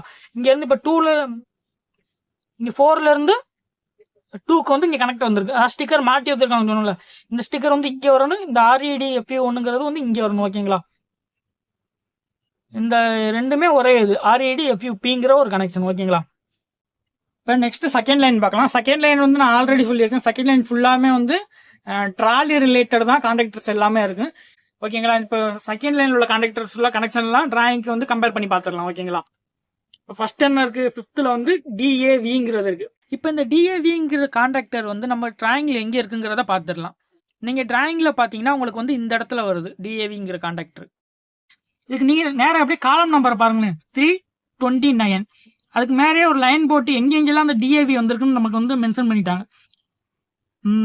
334, 335, 326, 28, 29, 30, 332 இது எல்லாத்துலயுமே பாத்தீங்கன்னா இந்த DAVங்கிற கனெக்ஷன் வந்து கண்டினியூட்டி இருக்கு. ஓகேங்களா? இப்ப மெயின் கான்டாக்டர்ல பாத்துக்கலாம். மெயின் கான்டாக்டர்ல என்னென்ன கனெக்ஷன்லாம் இருக்குன்னு பாத்துக்கலாம். வேற எங்கெங்க இருக்குன்னு பார்த்தோம்னா DAVல பாத்தீங்கன்னா 332 இருக்கு, 35 கொடுத்துருக்காங்களா, 35 பார்க்கலாமா, லாஸ்ட்ல இருந்து வரலாமா. அப்படியே நீங்க வந்தீங்கன்னா 35ல பாத்தீங்கன்னா இந்த DAVங்கிற நமக்கு கான்டாக்டர் கிடைச்சிருக்கு, மெயின் கான்டாக்டரோட கான்டாக்டர் கிடைச்சிருச்சு. ஓகேங்களா? இதுல நமக்கு எங்கெங்க இருந்தெல்லாம் கனெக்ஷன் எடுத்துக்கலாம் பார்க்கலாம். ஃபர்ஸ்ட் இதோட DAVங்கிற அந்த கான்டாக்டர்ல 135 வந்து எங்க இருந்து கனெக்ஷன் எடுத்துருக்காங்களா, அதோட இன்னும் எங்க இருந்து எடுத்துருக்காங்கன்னா DDங்கிற பிரேக்கரோட அவுட்ல இருந்து எடுத்துருக்காங்க. ஓகேங்களா? அது கரெக்டா இருக்கான்னு பாத்துடலாமா. நம்ம என்ன பார்த்தோம், DDங்கிற பிரேக்கர்ல இருந்தா 5வது நம்ம DAVக்கு வந்து இன்னும் எடுத்திருக்காங்கன்னு பார்த்தோம். இப்போ இதுதான் DDங்கிற பிரேக்கர். இந்த பிரேக்கரோட அவுட்டுங்கிறது அந்த கீழே உள்ளது. அந்த அவுட்ல இருந்து எங்க போயிருக்குன்னு பார்த்தீங்கன்னா 5ஓட 1க்கு போயிருக்கு, 5ஓட 3க்கு போயிருக்கு, 5க்கு போயிருக்கு. இப்போ 5ங்கிறது நமக்கு என்ன, DAV. இப்படி பாத்தீங்கன்னா உள்ளே பாத்தீங்கன்னா உங்களுக்கு தெரியும், நம்ம இந்த DDங்கிற நம்பர் வந்து 12 ஞாபகம் வச்சுக்கோங்க. இது DAVங்கிறது 5. மேல உள்ளதான் இன்னும் இருக்கு. நீங்க இதுல பாத்தீங்கன்னா தெரியுதா, 12ஓட 6 அதாவது அவுட் எடுத்திருக்காங்க. 246 டபுள் டிஜிட் எல்லாமே அவுட்டு. 12ஓட 2, அடுத்து பார்த்தா 12ஓட 4, 12ஓட 6, அதாவது DDல இருந்து அவுட் எடுத்து நமக்கு DAV கொடுத்துருக்காங்க. டிராயிங்ல பார்த்த மாதிரியே இருக்கா. நெக்ஸ்ட் அந்த DAVங்கிறது வேற எங்கே கனெக்ட் ஆயிருக்குன்னு பாத்திருக்கீங்கன்னா DARங்கிற ஒரு கான்டாக்டர், அந்த கான்டாக்டரோட 135க்கு இதோட 135ல இருந்து நமக்கு கனெக்ஷன் எடுத்து கொடுத்துருக்காங்க. அதாவது அந்த கிராஸ் சிம்பிள் கொடுத்துருக்காங்க பாத்தீங்களா. இந்த மாதிரி டெர்மினல் கொடுத்தா அது வந்து கிராஸ், ரெண்டுமே கனெக்ட் ஆயிருக்குன்னு அர்த்தம், இன்டர்லாக் ஆயிருக்குன்னு அர்த்தம். DAVயோட 135ல இருந்து DARோட 135க்கு வந்து கனெக்ஷன் போயிருக்கு. அது பாத்துடலாமா. இப்போ DAVங்கிறது 5, DARங்கிறது 6. நம்ம அதுல டிராயிங்ல பார்த்த மாதிரி இதோட 135ல இருந்து இதோட 135க்கு வந்து நமக்கு கனெக்ஷன் போயிருக்கு. ஓகேங்களா? அப்ப 5 இங்க மேல பாத்தீங்கன்னா உங்களுக்கு தெரியுதா, அதோட இன்ல இருந்து 1, 6ஓட 1, 3, 5, 6ஓட 135க்கு கனெக்ஷன் போயிருக்கு. ஓகேங்களா? இப்ப 6ங்கிறது இது, இதோட 135ல பாத்தீங்கன்னா நமக்கு 5ல இருந்து கனெக்ஷன் வந்திருக்கணும். ஓகேங்களா? அப்படி இருந்தா கனெக்ட் டிராயிங் உள்ள பாத்தீங்கன்னா இந்த கான்டாக்டரோட உள்ள நீங்க பாத்தீங்கன்னா 5ஓட 135 அதுல இருந்து கனெக்ஷன் வந்திருக்காங்க. ஓகே, இப்ப நம்ம இது ரெண்டோட இன்னும் வந்து பாத்துட்டோம். ஓகேங்களா? அதாவது எங்க இருந்து கனெக்ஷன் வந்திருக்கு, எப்படி எடுத்திருக்காங்கன்னு பாத்துருக்கோம். நெக்ஸ்ட் அதோட அவுட் வந்து எங்கெங்கெல்லாம் போகுது அதை பத்தியும் பாத்துடலாம். இப்ப நீங்க இந்த டிராயிங்லயே பாருங்களேன், DAV தானே பாத்துட்டு இருக்கோம். DAVயோட இன்னும் வந்து எங்கெங்க போயிருக்குன்னு பார்த்தோம். அதாவது DDIல பிரேக்கர்ல இருந்து எடுத்திருக்காங்க, அட் சேம் டைம் DARக்கு அதே இன்னும் தான் கொடுத்துருக்காங்க. ஓகேங்களா? அதுல இருந்து இன்னும் எடுத்து இதுல கொடுத்துருக்காங்க. இதோட அவுட்னு பாத்தீங்கன்னா அவுட்டுங்கிறது 246. இதோட அவுட் எங்கெங்கெல்லாம் போயிருக்குன்னு பாத்தீங்கன்னா டிபிவியோட 135க்கு போயிருக்கு ஓகேங்களா. அட் த சேம் டைம் டிஏஆரோட 246க்கு போயிருக்கு ஓகேங்களா. இந்த மாதிரி கிராஸ் ஜங்ஷன் கொடுத்துருந்தாங்கன்னா அது எல்லா இடத்துலையும் கனெக்ட் ஆயிருக்குன்னு அர்த்தம், அதை ஞாபகம் வச்சுக்கோங்க. அப்போ டிஏவியோட அவுட் எடுத்து கரெக்டாக டிஏஆருக்கும் கொடுத்துருக்காங்க. அதாவது 5ல இருந்து எடுத்து 6க்கு வந்து அவுட் கொடுத்துருக்காங்க. அட் த சேம் டைம் டிபிவிக்கு கொடுத்துருக்காங்க. அதை எப்படி பார்த்துடலாமா? டிராயிங்ல பார்த்த மாதிரி டிஏவியோட அவுட் எடுத்து டிஏஆருக்கு கொடுத்துருக்காங்க. நெக்ஸ்ட் பார்த்தீங்கன்னா டிபிவிக்கு கொடுத்துருக்காங்கன்னு பார்த்தோம் ஓகேங்களா. இப்போ டிஏவிங்கிற அவுட்டுங்கிறது என்ன? 246 சொல்லுவோமா, அதோட மெயின் கான்டாக்டர் அவுட்டு. நீங்க கான்டாக்டர்ல பாத்தீங்கன்னா உங்களுக்கு வந்து மென்ஷன் பண்ணிருப்பாங்க இந்த 246ங்கிறது அவுட். அதே மேல பாத்தீங்கன்னா 135 அந்த L1 L2 L3 லைன் கொடுத்துருக்காங்களா, அது எல்லாமே இன்னும் ஓகேங்களா. இப்போ இதோட அவுட் எடுத்து இப்போ இதுக்கு கொடுத்துருக்காங்களான்னு பார்க்க போறோம். இதோட அவுட்டுங்கிறது என்ன? 245. அப்ப 245ல இருந்து நமக்கு வந்து 6வது கான்டாக்டருக்கு வந்து கனெக்ஷன் போயிருக்கான்னு பார்க்கணும் ஓகேங்களா. இங்க பாத்தீங்கன்னா உங்களுக்கு தெரியும் 6ஓட 6க்கு போயிருக்கு, 6ஓட 2க்கு போயிருக்கு, 6ஓட 4க்கு போயிருக்கு ஓகேங்களா. அப்ப இங்க இருந்து போனதான் இங்க வந்திருக்கான்னு பாக்கணும்ல.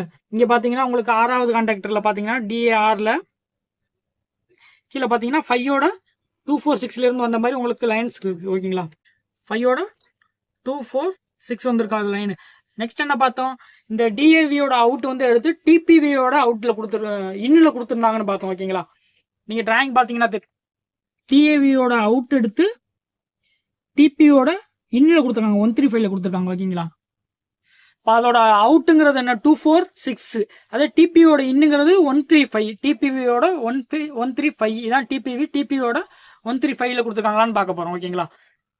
டிபிவிங்கிறது என்னது? இதுல நம்பர் என்ன கொடுத்துருக்காங்க? 8ன்னு கொடுத்துருக்காங்களா. அப்ப 5ல இருந்து 8க்கு வந்து இன்னும் கொடுக்குறாங்க. அப்ப 5ங்கிறது இங்க இருக்கு, கீழே பார்த்துடலாம். கீழே பாத்தீங்கன்னா உங்களுக்கு ஆல்ரெடி 6க்கு ஒரு கனெக்ஷன் போயிருக்கு. அட் த சேம் டைம் 8ஓட 135 கனெக்ஷன் போயிருக்கு தெரியுதா. 8ஓட 3, இதுக்கு பின்னாடி பாத்தீங்கன்னா 8ஓட 1, லாஸ்டா பாத்தீங்கன்னா 8ஓட 5 ஓகேங்களா. இப்போ அந்த 8க்கு வந்து ரிசீவ் ஆயிருக்கான்னு பாத்துடலாமா? 5ல இருந்து வராது. 8ங்கிறது என்ன? டிபிவியா. டிபிவியோட இன்னும் பாத்தீங்கன்னா உங்களுக்கு தெரியும் 135 இன்னும் சொன்னா. அப்போ 5ஓட 246ல இருந்து நமக்கு வர அவுட் வந்து இங்க டிபிவியோட இன்னில வந்து நமக்கு இன்லெட் ஆயிருச்சு ஓகேங்களா. நெக்ஸ்ட் அந்த டிஏவிங்கிற கான்டாக்டர்ல வேற என்னெல்லாம் கனெக்ஷன் இருக்கு? இப்போ மெயின் கான்டாக்டரோட கனெக்ஷன் பார்த்துட்டோம். நெக்ஸ்ட் வந்து அந்த NO NC எல்லாம் இருக்கு, ஆக்சிலரி கான்டாக்ட் கனெக்ஷன்லாம் இருக்கு. அதெல்லாம் என்னென்ன இருக்குன்னு பார்த்துடலாம். இப்போ நம்ம இதுல பார்த்துடலாம். டிஏவி இதுல இருந்தா நம்ம ட்ரேஸ் பண்ணி எடுத்தோம். டிஏவியோட A1 A2, அது A1 A2 வந்து எங்கெங்கெல்லாம் கனெக்ட் ஆயிருக்கு அதை பார்த்துடலாம். அதாவது A1 பாத்தீங்கன்னா டிஏஆரோட 22ங்கிற NCல கனெக்ட் ஆயிருக்கு. A2 பாத்தீங்கன்னா டிஏஆரோட A2ல கனெக்ட் ஆயிருக்கு. இப்போ அதை அப்படியே பார்த்துடலாமா சர்க்கியூட்ல.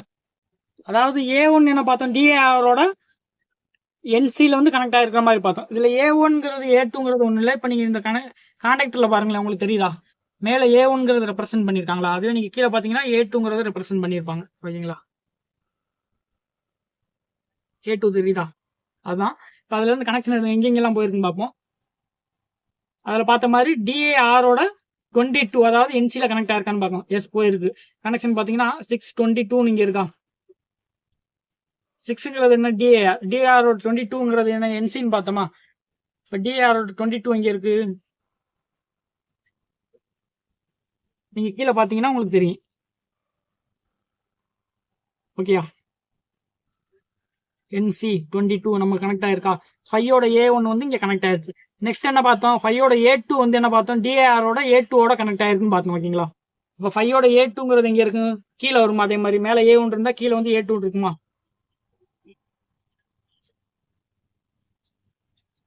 உள்ள பாத்தீங்கன்னா 6A2 இருக்கா. அதாவது A2 வந்து 6ஓட A2ல கனெக்ட் ஆயிருக்குன்னு பார்த்தோம். 6ங்கிறது டிஏஆர். இப்போ 6ஓட A2ங்கிறது என்ன?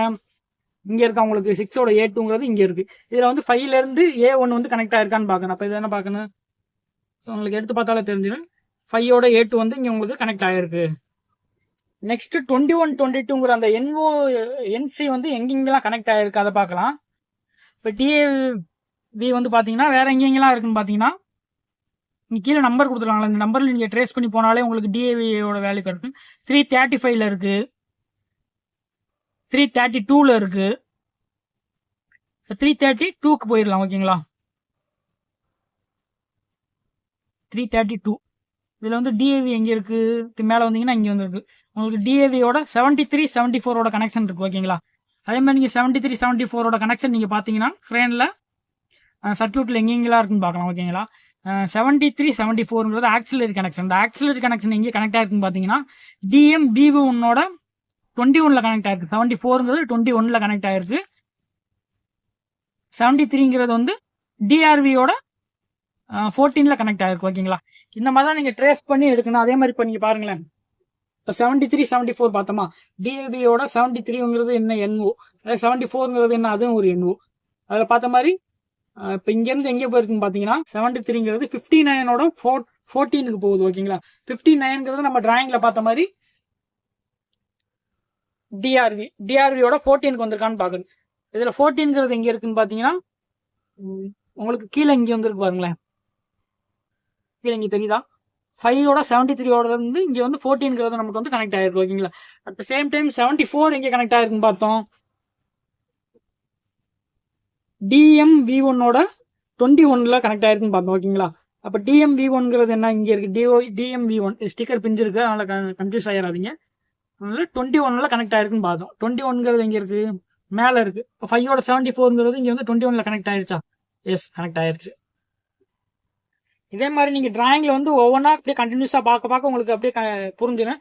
அதாவது ஒவ்வொரு கனெக்ஷனும் இந்த மாதிரி நீங்கள் ட்ரேஸ் பண்ணி போயிருக்கலாம் ஓகேங்களா. இப்போ வேற இந்த கான்டாக்டரில் வேற என்ன இருக்குன்னு பார்த்தீங்கன்னா 332 பார்த்துடலாமா. 332ல என்ன இருக்குதுல, டிஏவியோட 73 74 பார்த்துட்டோம், ஆல்ரெடி பார்த்துட்டோம்.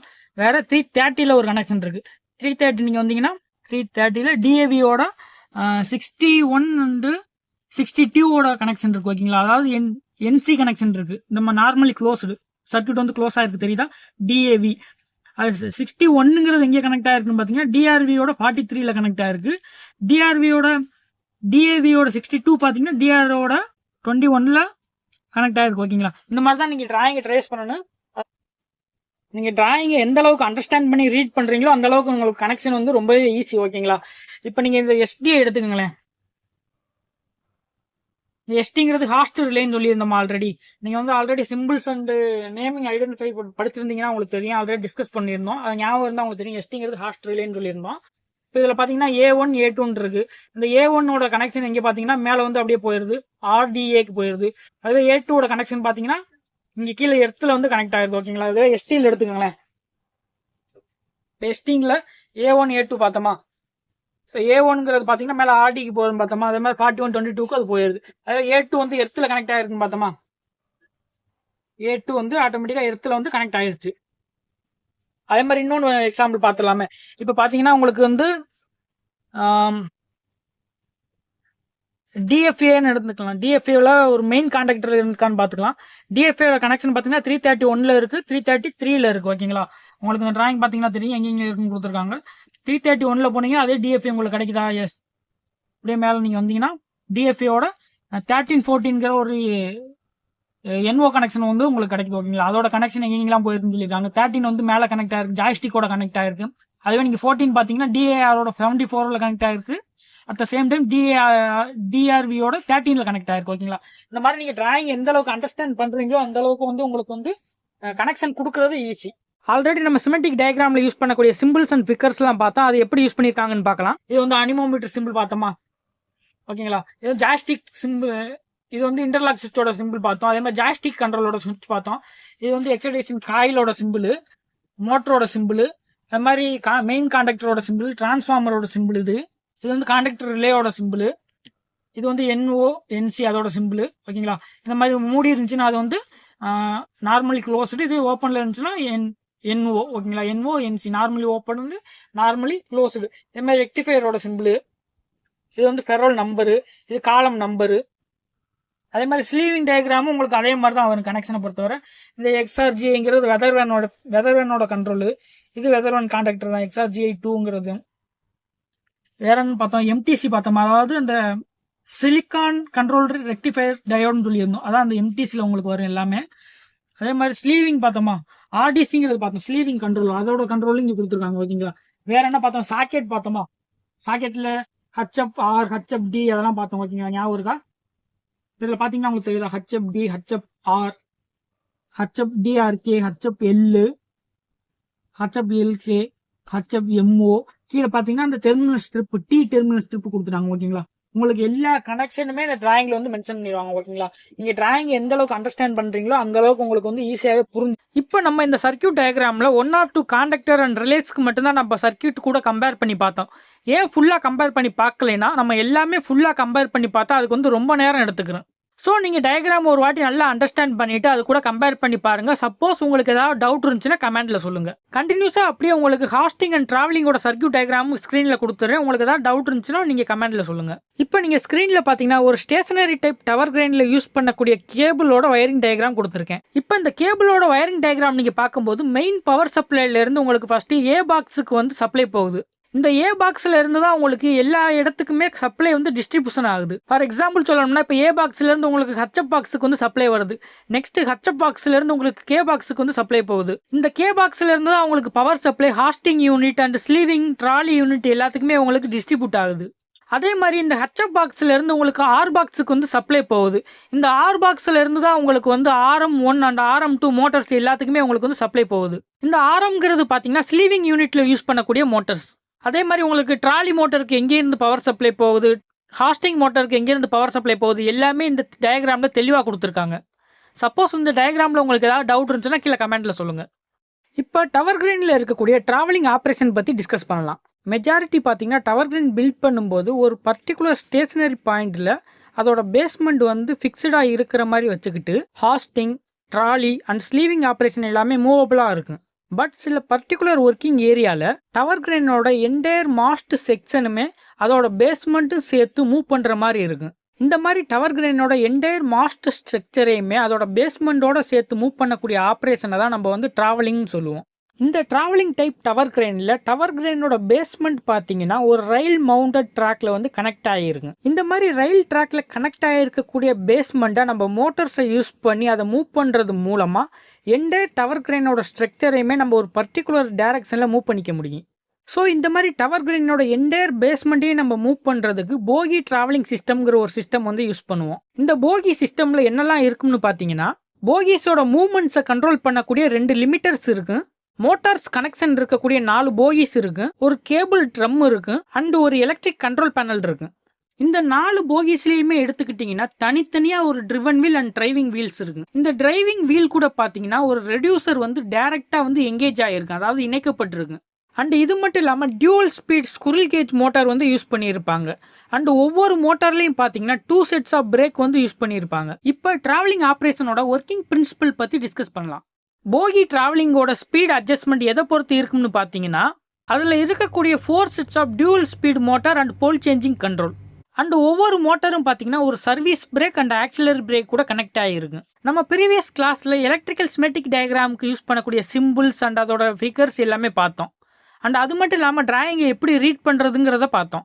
அண்ட் அதில் பார்த்தீங்கன்னா primary conductor, auxiliary conductor, brake, motors இது எல்லாத்துக்குமே என்னென்ன சிம்பிள் வரும், என்னென்ன ஃபிகர் வரும் எல்லாமே நம்ம தெளிவாக பார்த்தோம். இப்போ அந்த சிம்பிளை வச்சு தான் நம்ம வந்து இதை அண்டர்ஸ்டாண்ட் பண்ணிக்க போகிறோம். ஸோ நீங்கள் சர்க்யூட்டை பார்க்கும்போது டிஏவிங்கிற ஒரு காண்டக்டர் இருக்குது. இந்த காண்டக்டர் தான் பார்த்தீங்கன்னா ட்ராவலிங்கோட ஃபார்வர்ட் மூவ்மெண்ட் வந்து உங்களுக்கு கண்ட்ரோல் பண்ணும். அதே மாதிரி டிஏஆருங்கிற ஒரு காண்டக்டர் யூஸ் பண்ணியிருப்பாங்க. இந்த காண்டக்டர் பார்த்தீங்கன்னா ட்ராவலிங்கோட பேக்வர்டு மூவ்மெண்ட் வந்து உங்களுக்கு கண்ட்ரோல் பண்ணும். இப்போ ட்ராவலிங் எடுத்துக்கிட்டிங்கன்னா அதில் வந்து ஃபர்ஸ்ட் ஸ்பீட் இருக்குது, செகண்ட் ஸ்பீட் இருக்குது. இந்த மாதிரி ஸ்பீடை கண்ட்ரோல் பண்ணுறதுக்கு சில காண்டக்டர்ஸ் வந்து யூஸ் பண்ணியிருப்பாங்க. ஸோ டிபிவிங்கிற காண்டக்டர் பார்த்தீங்கன்னா ட்ராவலிங்கோட ஃபர்ஸ்ட் ஷிஃப்ட், அதாவது ஃபர்ஸ்ட் ஸ்பீடை வந்து கண்ட்ரோல் பண்ணக்கூடியது. அதே மாதிரி டிஜிவிங்கிற காண்டக்டர் பார்த்தீங்கன்னா ட்ராவலிங்கோட செகண்ட் ஷிஃப்ட், அதாவது செகண்ட் ஸ்பீடை கண்ட்ரோல் பண்ணக்கூடியது. ஆர்இ எடுத்துக்கிட்டிங்கன்னா ட்ராவலிங்கோட சர்வீஸ் பிரேக்கை வந்து கண்ட்ரோல் பண்ணும். அண்ட் இ எடுத்துக்கிட்டிங்கன்னா ஆக்சிலரி பிரேக்கை கண்ட்ரோல் பண்ணுறது மட்டும் இல்லாமல் ட்ரம்மில் கேபிளோட மூவ்மெண்ட்டையும் கண்ட்ரோல் பண்ணும். இப்போ ட்ராவலிங்கில் இருக்கக்கூடிய போகியோட பிரேக் சிஸ்டம் பற்றி தெரிஞ்சுக்கலாம். நம்ம முன்னாடியே டிஸ்கஸ் பண்ண மாதிரி போகியில் பார்த்தீங்கன்னா 2 sets ஆஃப் பிரேக் இருக்குது. ஒன்று பார்த்தீங்கன்னா சாஃப்ட் பிரேக், இன்னொன்று பார்த்தீங்கன்னா ஹார்ட் பிரேக். இந்த 2 பிரேக்குமே பார்த்தீங்கன்னா 1 by 1 தான் ஆக்ட் ஆகும். இதில் ஆர்இ பார்த்தீங்கன்னா சர்வீஸ் பிரேக்கையும், இ பார்த்தீங்கன்னா ஆக்சிலரி பிரேக்கையும் கண்ட்ரோல் பண்ணும். ட்ராவலிங்கை கண்ட்ரோல் பண்ணக்கூடிய கண்ட்ரோல் லிவரை நம்ம ரிலீஸ் பண்ணிட்டு போகி நகர்றதை நம்ம ஸ்டாப் பண்ணிட்டா முதல்ல சாஃப்ட் பிரேக் வந்து அப்ளை ஆகும். இந்த நேரத்தில் இந்த சாஃப்ட் பிரேக் பார்த்தீங்கன்னா ஒரு மெதுவான ஃப்ரிக்ஷனை வந்து போகி மேலே கொடுக்கும். இதனால பார்த்தீங்கன்னா போகியோட ஸ்பீடு வந்து ஸ்மூத்தாக வந்து குறையும். இந்த மாதிரி போகியோட ஸ்பீடு குறைஞ்சதுக்கு அப்புறம் பேண்ட் பிரேக், அதாவது ஹார்ட் பிரேக் வந்து அப்ளை ஆகி போகியோட மூவ்மெண்ட் வந்து ஃபுல்லாக ஸ்டாப் பண்ணிடும். இப்போ டிராவலிங்கில் யூஸ் பண்ணக்கூடிய கேபிள் ட்ரம் பற்றி தெரிஞ்சுக்கலாம். இந்த கேபிள் ட்ரம் எடுத்துக்கிட்டிங்கன்னா சேசிஸோட பிரேசிங்க்கு ஹரிசாண்டலாக இன்ஸ்டால் பண்ணியிருப்பாங்க. அண்ட் இந்த ட்ரம் பார்த்தீங்கன்னா ரயிலுக்கு அப்படியே பேரலாக இருக்கும். இந்த கேபிள் ட்ரம்ல என்னெல்லாம் இருக்குன்னு பார்த்தீங்கன்னா moment motor, reducer, slip ring, bracket, drum and roller box. இப்போ டவர் கிரேன் எடுத்துக்கிட்டிங்கன்னா பவர் சப்ளை கொடுக்கக்கூடிய டைரக்ஷனை நோக்கி மூவ் ஆகும்போது மூமெண்ட் மோட்ரு வந்து ஸ்டார்ட் ஆகும். இந்த நேரத்தில் மூமெண்ட் மோட்ரு பார்த்தீங்கன்னா ரோட்டார் டிஸ்க் அண்ட் ஃபிளாஞ்ச் மூலமாக மூமெண்ட்டை வந்து ட்ரம்முக்கு வந்து டிரான்ஸ்ஃபர் பண்ணி கொடுக்கும். மூமெண்ட் டிரான்ஸ்ஃபர் ஆகக்கூடிய இந்த டைமில் ட்ரம் வந்து ஸ்லோவாக ரொட்டேட் ஆகி கேபிள் பார்த்தீங்கன்னா டிஸ்கில் இன்வால்வ் ஆகும். அதுவே டவர் கிரேன் வந்து பவர் சப்ளைக்கு ஆப்போசிட் டைரக்ஷனில் மூவ் ஆகும்போது கேபிள் பார்த்தீங்கன்னா ரெடியூசரில் இருக்கக்கூடிய அந்த ஃப்ரிக்ஷன் மூமெண்ட் வந்து எடுத்துக்கிறோம். இந்த டைமில் டிஸ்க் ரொட்டேட் ஆகிறதுனால கேபிள் வந்து ஆட்டோமேட்டிக்காக வெளியேறிடும். இப்போ டிராவலிங் சிஸ்டமில் சர்வீஸ் அண்ட் மெயின்டெனன்ஸ் டைமில் என்னெல்லாம் பண்ணணுங்கிறத டிஸ்கஸ் பண்ணலாம். 1 மந்த்துக்கு அப்புறமா ஃபர்ஸ்ட் டைம் நம்ம ரெடியூசரை சர்வீஸ் பண்ணும்போது அதில் இருக்கக்கூடிய க்ரீஸை வந்து சேஞ்ச் பண்ணிடணும். 2 மாதத்துக்கு ஒரு வாட்டி ரெடியூசரில் இருக்கக்கூடிய ஆயிலோட லெவலை வந்து செக் பண்ணிக்கிறணும். ஒருவேளை ஆயிலோட லெவல் இன்ஸ்பெக்ஷன் பண்ணக்கூடிய அந்த ஹோலோட சென்டருக்கு கீழே குறைஞ்சிருச்சுன்னா ஆயில் அதில் ஆட் பண்ணிடணும். 2 மாதத்துக்கு ஒரு வாட்டி ஸ்லிப்ரிங்கோட எலக்ட்ரிக்கல் பார்ட்ஸ் எல்லாமே டைட்டாக இருக்கா அப்படிங்கிறத செக் பண்ணிக்கிறணும். சர்வீஸ் பண்ணக்கூடிய நேரத்தில் கேபிள் ட்ரம்மோட வைண்டிங் அண்ட் அன்வைண்டிங் கண்டிஷனை வந்து செக் பண்ணிக்கிறேன்னு. வருஷத்துக்கு ஒரு முறை கண்டிப்பாக ரெடியூசரில் இருக்கக்கூடிய க்ரீஸை சேஞ்ச் பண்ணியே ஆகணும். இந்த மாதிரி நம்ம க்ரீஸை சேஞ்ச் பண்ணக்கூடிய நேரத்தில் லாக்கிங் பார்ட்ஸில் இருக்கக்கூடிய ஸ்க்ரூ எல்லாமே ரிமூவ் பண்ணிவிட்டு அங்கே இருக்கக்கூடிய ஆயில் க்ரீஸ் எல்லாமே நம்ம வந்து க்ளீன் பண்ணிடணும். அண்ட் எப்போவுமே ஸ்லிப்ரிங், மோட்டார் அண்ட் ரெடியூசர் க்ளீனாக வச்சுக்கிறேன்னு. இப்போ டவர் கிரேனில் இருக்கக்கூடிய ஹாஸ்டிங் விஞ்சை பற்றி டிஸ்கஸ் பண்ணலாம். இந்த ஹாஸ்டிங் விஞ்சை பொறுத்தவரை ஒவ்வொரு மேனுஃபேக்சரரை பொறுத்து அண்ட் கிரேனோட மாடலை பொறுத்து நிறையா டைப்ஸில் இருக்குது.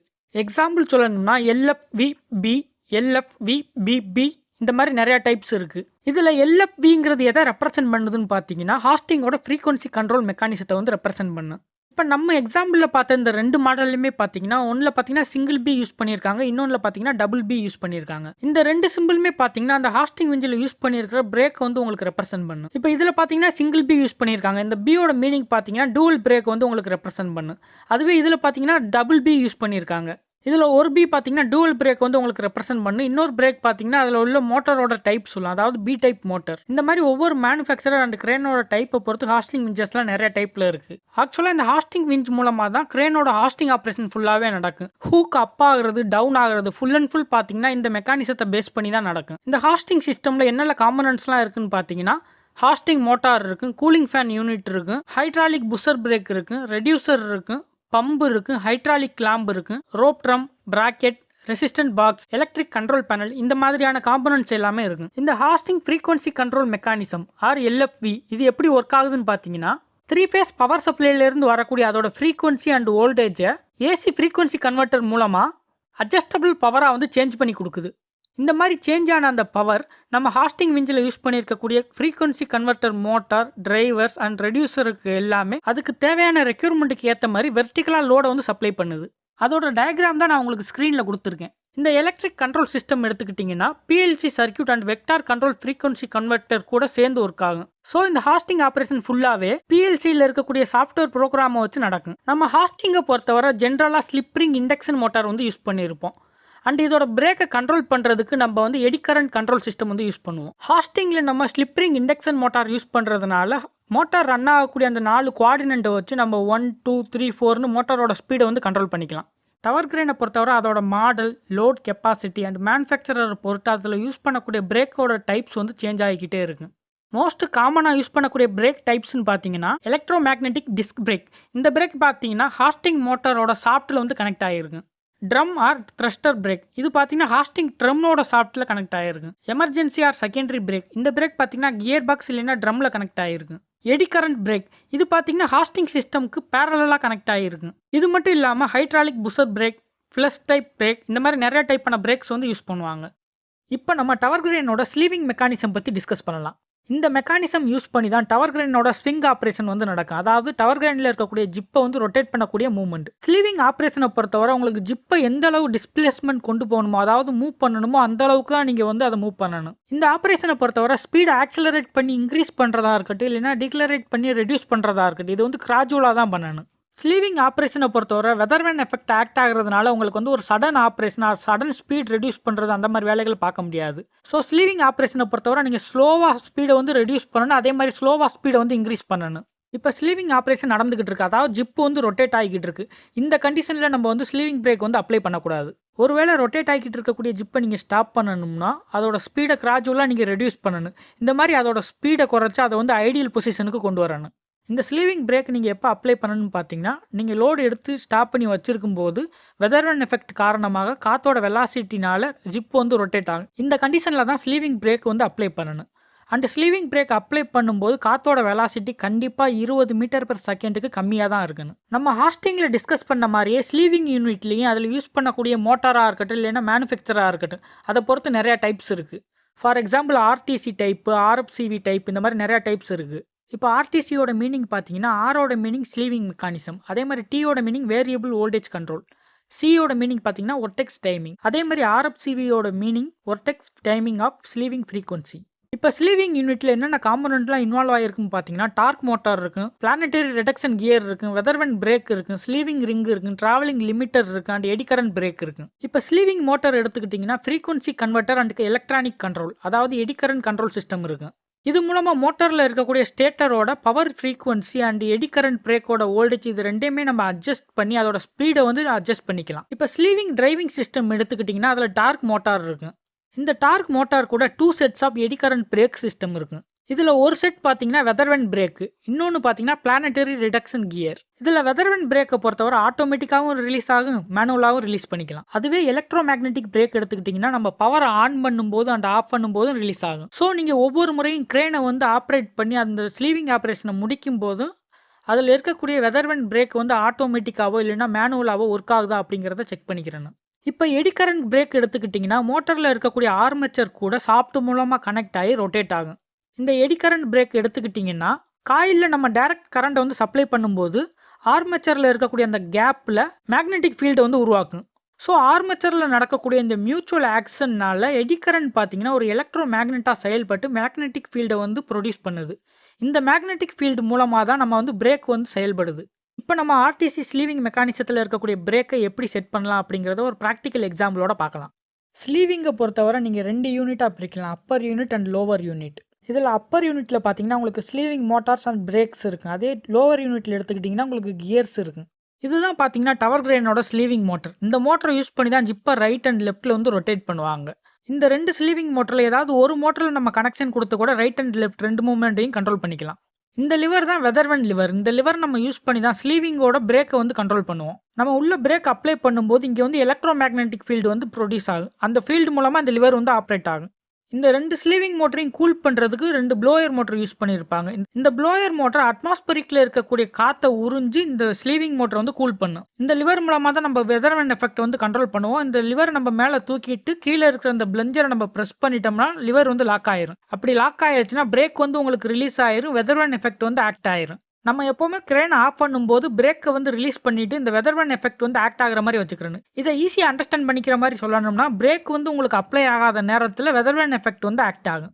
இப்போ இந்த லிவர் லூஸாக இருக்குல்ல, இந்த மாதிரி இருந்துச்சுன்னா பிரேக் வந்து அதில் அப்ளை ஆகிருக்கு அப்படிங்கிற ஒரு மீனிங்கில் இருக்குது. அதுவே நம்ம லிவரை மேலே தூக்கிட்டு கீழே உள்ள பிளஞ்சரை வச்சு அந்த லிவரை லாக் பண்ணிட்டோம்னா பிரேக் வந்து ரிலீஸ் ஆயிருச்சுன்னு மீனிங். இந்த லிவரை நம்ம கேபின் உள்ளே இருக்கக்கூடிய ஜிப் லாக்கிங் சுவிட்ச் இல்லைன்னா ஸ்லீவிங் பிரேக் மூலமாக கண்ட்ரோல் பண்ணிக்கலாம். அப்படியே லோவர் யூனிட் பார்க்கலாம், அதாவது செகண்ட் யூனிட். இந்த யூனிட்டில் பார்த்தீங்கன்னா உங்களுக்கு கியர் அண்ட் கியர் பாக்ஸஸ்லாம் இருக்கும். அப்படியே கீழே பார்த்தீங்கன்னா உங்களுக்கு கியரோட டீத் எல்லாமே தெரியும். நமக்கு ஸ்லீவிங் மோட்டரோட எண்டு சாப்பிட்டு பார்த்தீங்கன்னா கியர் பாக்ஸ் கூட அட்டாச் ஆகிருக்கு. ஸோ இந்த கியர் பாக்ஸ் கூட இந்த டீத் எல்லாமே இன்டர்லாக் ஆகிருக்கு. ஸோ மோட்டர் ரொட்டேட் ஆகும்போது அது கூட சேர்ந்து இந்த கியர் பாக்ஸில் இருக்கக்கூடிய இந்த ஸ்லீவிங் யூனிட்டும் ரொட்டேட் ஆகும். இதனால தான் உங்களுக்கு ஜிப் வந்து ரைட் அண்ட் லெஃப்ட்டில் வந்து மூவ் ஆகுது. இப்போ ஸ்லீவிங் பிரேக் வந்து எப்படி செட் பண்ணலாங்கிறத தெரிஞ்சுக்கலாம். இது வந்து இப்போ மேலே உள்ள அந்த பாக்ஸில் டெர்மினல் கவரை ரிலீஸ் பண்ணியாச்சு. உள்ளே பார்த்தீங்கன்னா உங்களுக்கு ஒரு லாக் நட் இருக்கும். அந்த லாக் நட்டை வந்து நம்ம அட்ஜஸ்ட் பண்ணி தான் நம்ம வந்து பிரேக் செட் பண்ண போகிறோம். நீங்கள் காமனாக டவர் கிரேனை பொறுத்தவரை நம்ம பிரேக் ஸ்லீவிங் பிரேக்கை பொறுத்தவரை 1, 2, 3ன்னு நமக்கு எந்த அளவுக்கு காம்பேக்டாக வேணுமோ அந்த அளவுக்கு நம்ம செட் பண்ணிக்கலாம். இந்த ஸ்க்ரூ தெரியுது, அந்த ஸ்க்ரூவை வந்து அட்ஜஸ்ட் பண்ணி தான் நம்ம அந்த அளவுக்கு அந்த வெயிட் மினிட் இப்போ உங்களுக்கு ஸ்க்ரூ நல்லா தெரியும்னு நினைக்கிறேன். அந்த ஸ்க்ரூவை நம்ம அட்ஜஸ்ட் பண்ணி தான் நம்ம வந்து பிரேக் செட் பண்ண போகிறோம். அது எப்படி நம்ம கண்டினியூஸாக பார்க்கலாம். இப்போ ஃபஸ்ட்டு நம்ம அந்த ஸ்க்ரூவை வந்து வெளியே கலட்டி எடுத்துடலாம்.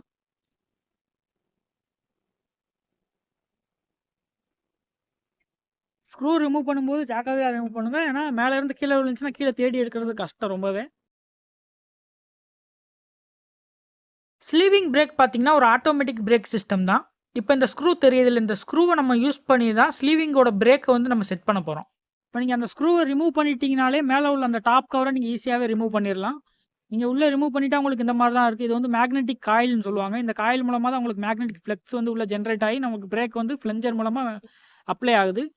இதில் வந்து அந்த சென்டராக இருக்கிறது வந்து பிளஞ்சர். அந்த பிளஞ்சர் வந்து மேலே தூக்குறதுனால நமக்கு வந்து பிரேக் ரிலீஸ் ஆயிடும். At the same time magnet நமக்கு ஆஃப் ஆனால் பிளஞ்சர் வந்து கீழே போயிடும். அந்த நேரத்தில் வந்து நமக்கு வந்து பிரேக் வந்து அப்ளை ஆகும்.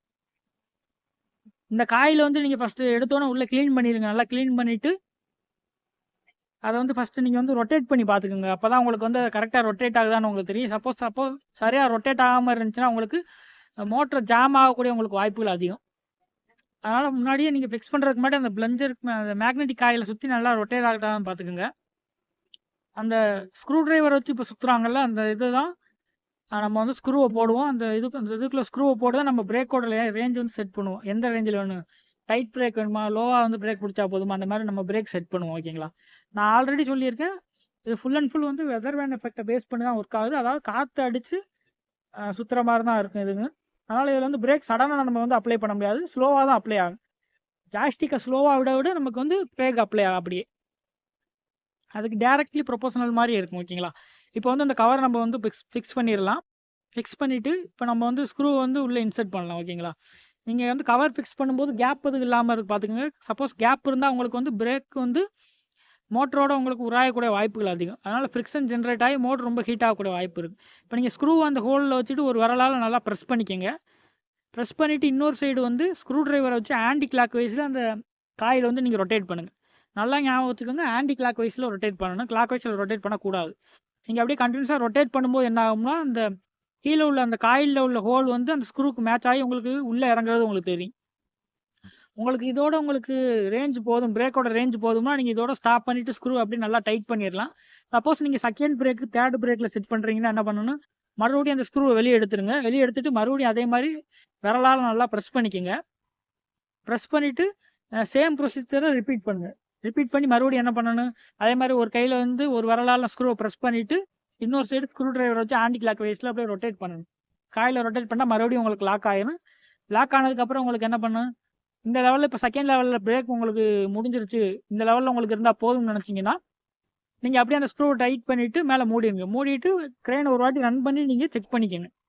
இப்போ டவர் கிரெயினில் இருக்கக்கூடிய ட்ராலி விஞ்ச் பற்றி தெரிஞ்சுக்கலாம். டவர் கிரெயினை பொறுத்தவரை எடுக்கக்கூடிய லோடை டவருக்கு பக்கத்தில் கம்மியான ரேடியஸில் கொண்டு வரவும், டவர்லேருந்து தூரமான ரேடியஸ்க்கு கொண்டு போய் அந்த லோடை மூவ் பண்ணவும் ட்ராலி ஆப்ரேஷன் ரொம்பவே ஹெல்ப்ஃபுல்லாக இருக்கும். ரிமைனிங் மெக்கானிசம் மாதிரியே இந்த ட்ராலி மெக்கானிசத்துலேயும் அதில் யூஸ் பண்ணக்கூடிய மோட்டார்ஸ் அண்ட் அதில் யூஸ் பண்ணக்கூடிய பிரேக் அண்ட் மேனுஃபேக்சரர்ஸை பொறுத்து நிறையா டைப்ஸில் இருக்குது. ஃபார் எக்ஸாம்பிள் இப்போ டிடிசிங்கிற ஒரு டைப் எடுத்துக்கிட்டிங்கன்னா இதில் டியோட மீனிங் பார்த்தீங்கன்னா ட்ராலி விஞ்ச், டியோட meaning variable voltage speed control, அதுவே சியோட மீனிங் பார்த்தீங்கன்னா எடி கரண்ட் ஸ்பீட் கண்ட்ரோல். இந்த டைப் ரோட்டார் வந்து லாக்டு ரோட்டார் டார்க்கை யூஸ் பண்ணி ரன் ஆகும். இன்னொரு எக்ஸாம்பிள் சொல்லணும்னா டிஎஃப்பி. இந்த டைப் பார்த்தீங்கன்னா ட்ராலி வந்து ஃப்ரீக்வன்சி கண்ட்ரோல் மெக்கானிசம் மூலமாக ஒர்க் ஆகும். மோஸ்ட்டாக ட்ராலி விஞ்ச் சிஸ்டமில் என்னென்ன காம்பனன்ட்ஸ்லாம் யூஸ் பண்ணியிருப்பாங்கன்னு பார்த்தீங்கன்னா outer support, reducer, drum, motor, limiter and brake. இப்போ டிடிசி டைப் ட்ராலி விஞ்ச் எடுத்துக்கிட்டிங்கன்னா உங்களுக்கு மூமெண்ட் மோட்டர் இருக்கும், ட்ரம் இருக்கும், பிளானட்டரி ரெடியூசர் இருக்கும். அண்ட் இதோட மோட்டர்லேருந்து வரக்கூடிய எக்ஸ்டென்ஷன் சாப்பிட்டு பார்த்தீங்கன்னா உங்களுக்கு எடி கரண்ட் பிரேக் கூட கனெக்ட் ஆகிருக்கும். அதே மாதிரி மோட்டரோட ரியர் எண்ட் சாப்பிட்டு பார்த்தீங்கன்னா ஒரு எலக்ட்ரோ மேக்னெட்டிக் பிரேக் கூட உங்களுக்கு அட்டாச் ஆகிருக்கும். இந்த moment motor and eddy current brake மூலமாக நம்ம அந்த மோட்டரை கண்ட்ரோல் பண்ணி 3 ஸ்பீடு வரை நம்ம செப்பரேட் பண்ணி யூஸ் பண்ணிக்கலாம். நம்ம மூமெண்ட் மோட்டருக்கு கொடுக்கக்கூடிய வோல்டேஜ் 230லேருந்து 260 வோல்டேஜ் இருக்கும்போது அதில் eddy current brake system act ஆச்சுன்னா நமக்கு வந்து ஃபர்ஸ்ட் ஸ்பீடு வந்து ஒர்க் ஆகும். அதே மாதிரி 380 வோல்டேஜ் ரேஞ்சில் மூமெண்ட் மோட்டருக்கு நம்ம பவர் சப்ளை கொடுக்கும்போது அதில் eddy current brake system work ஆச்சுன்னா செகண்ட் ஸ்பீடு வந்து ஒர்க் ஆகும். அதே மாதிரி 380 வோல்டேஜ் நம்ம கொடுக்கும்போது eddy current brake system work ஆகாட்டா நமக்கு வந்து தேர்ட் ஸ்பீடு வந்து ஒர்க் ஆகும். ஸோ நமக்கு எந்த ஸ்பீடில் எவ்வளோ வோல்டேஜ் போகணும், எடி கரண்ட் பிரேக் வந்து எப்போ ஒர்க் ஆகணும், எலக்ட்ரோ மேக்னெட்டிக் பிரேக் வந்து எப்போ ஒர்க் ஆகணும், இது எல்லாத்தையுமே நம்ம ட்ராலியோட எலக்ட்ரிக்கல் சர்க்யூட்ஸ் மூலமாக நம்ம கண்ட்ரோல் பண்ணிக்கலாம். இதுவே நம்ம டிஎஃப்பி டைப் ட்ராலி விஞ்ச் எடுத்துக்கிட்டோம்னா நம்ம பிஎல்சி சர்க்யூட் மூலமாக ஃப்ரீக்வன்சி கண்ட்ரோல் மெக்கானிசம் வந்து யூஸ் பண்ணுவோம். இந்த மெத்தடில் பிஎல்சி சர்க்யூட்டில் இருக்கக்கூடிய நிறையா டைப்ஸான கீஸ் மூலமாக நம்ம ட்ராலியோட ஸ்பீடை வந்து கண்ட்ரோல் பண்ணுவோம். இப்போ டவர் கிரெயினில் யூஸ் பண்ணக்கூடிய ஹைட்ராலிக் சிஸ்டம் பற்றி டிஸ்கஸ் பண்ணலாம். ஆக்சுவலாக இந்த ஹைட்ராலிக் சிஸ்டம் யூஸ் பண்ணி தான் டவர் கிரெயினோட ஹைட்டை இன்க்ரீஸ் பண்ணும்போதோ இல்லைன்னா ஹைட்டை ரெடியூஸ் பண்ணும்போதோ அதில் இருக்கக்கூடிய மாஸ்ட் செக்ஷனை இன்செர்ட் பண்ணுறதுக்கு ரிமூவ் பண்ணுறதுக்கு யூஸ் பண்ணுறோம்.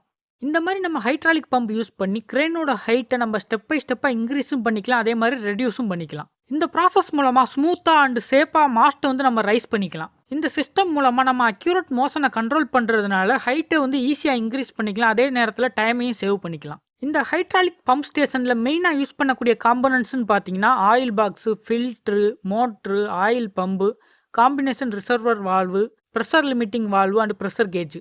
இது மட்டும் இல்லாமல் இன்னும் சில காம்பனன்ட்ஸும் ஆக்ட் ஆகும். அது என்னன்னு பார்த்தீங்கன்னா electromagnetic starter, name plate, temperature gauge for liquid level, oil outlet, lifting point, hydraulic air cleaner, high pressure fluid connection, low pressure fluid connection, pressure relief valve. இந்த ஹைட்ராலிக் பம்போட டைப் அண்ட் அது produce பண்ணக்கூடிய மேனுஃபேக்சரரை பொறுத்து நிறைய டைப்ஸில் இருக்குது. இந்த ஒவ்வொரு டைப்பாக யூஸ் பண்ணக்கூடிய ரெக்யூர்மெண்ட்டை பொறுத்து ஒவ்வொன்றுக்கும் தனித்தனியாக டெக்னிக்கல் ஸ்பெசிஃபிகேஷன் இருக்குது. இந்த ஹைட்ராலிக் சிஸ்டம் எப்படி ஒர்க் ஆகுதுன்னு பார்த்தீங்கன்னா எலக்ட்ரிக் மோட்டார் இல்லைன்னா ஹைட்ராலிக் பம்பை நம்ம ஆப்ரேட் பண்ணும்போது ஆயில் ரிசர்வாயரில் இருந்து ஹைட்ராலிக் ஆயிலை சக் பண்ணும். இந்த மாதிரி சக் பண்ண ஆயிலை ஹை ப்ரெஷரோட சிலிண்டருக்கு வந்து பம்ப் பண்ணி கொடுக்கும். இதனால பம்பில் ஹைட்ராலிக் ப்ரெஷர் வந்து ஜென்ரேட் ஆகும். இந்த ப்ரெஷர் ஃபோர்ஸ் தான் பார்த்தீங்கன்னா ஸ்லீவிங் யூனிட் அண்ட் கிளிம்பிங் ஃப்ரேமை வந்து மேலே புஷ் பண்ணி தூக்கும். இந்த கண்டிஷனில் இந்த கிளிம்பிங் ஃப்ரேம் பார்த்தீங்கன்னா மாஸ்டில் வந்து கிரிப் பண்ணிக்கிறோம்.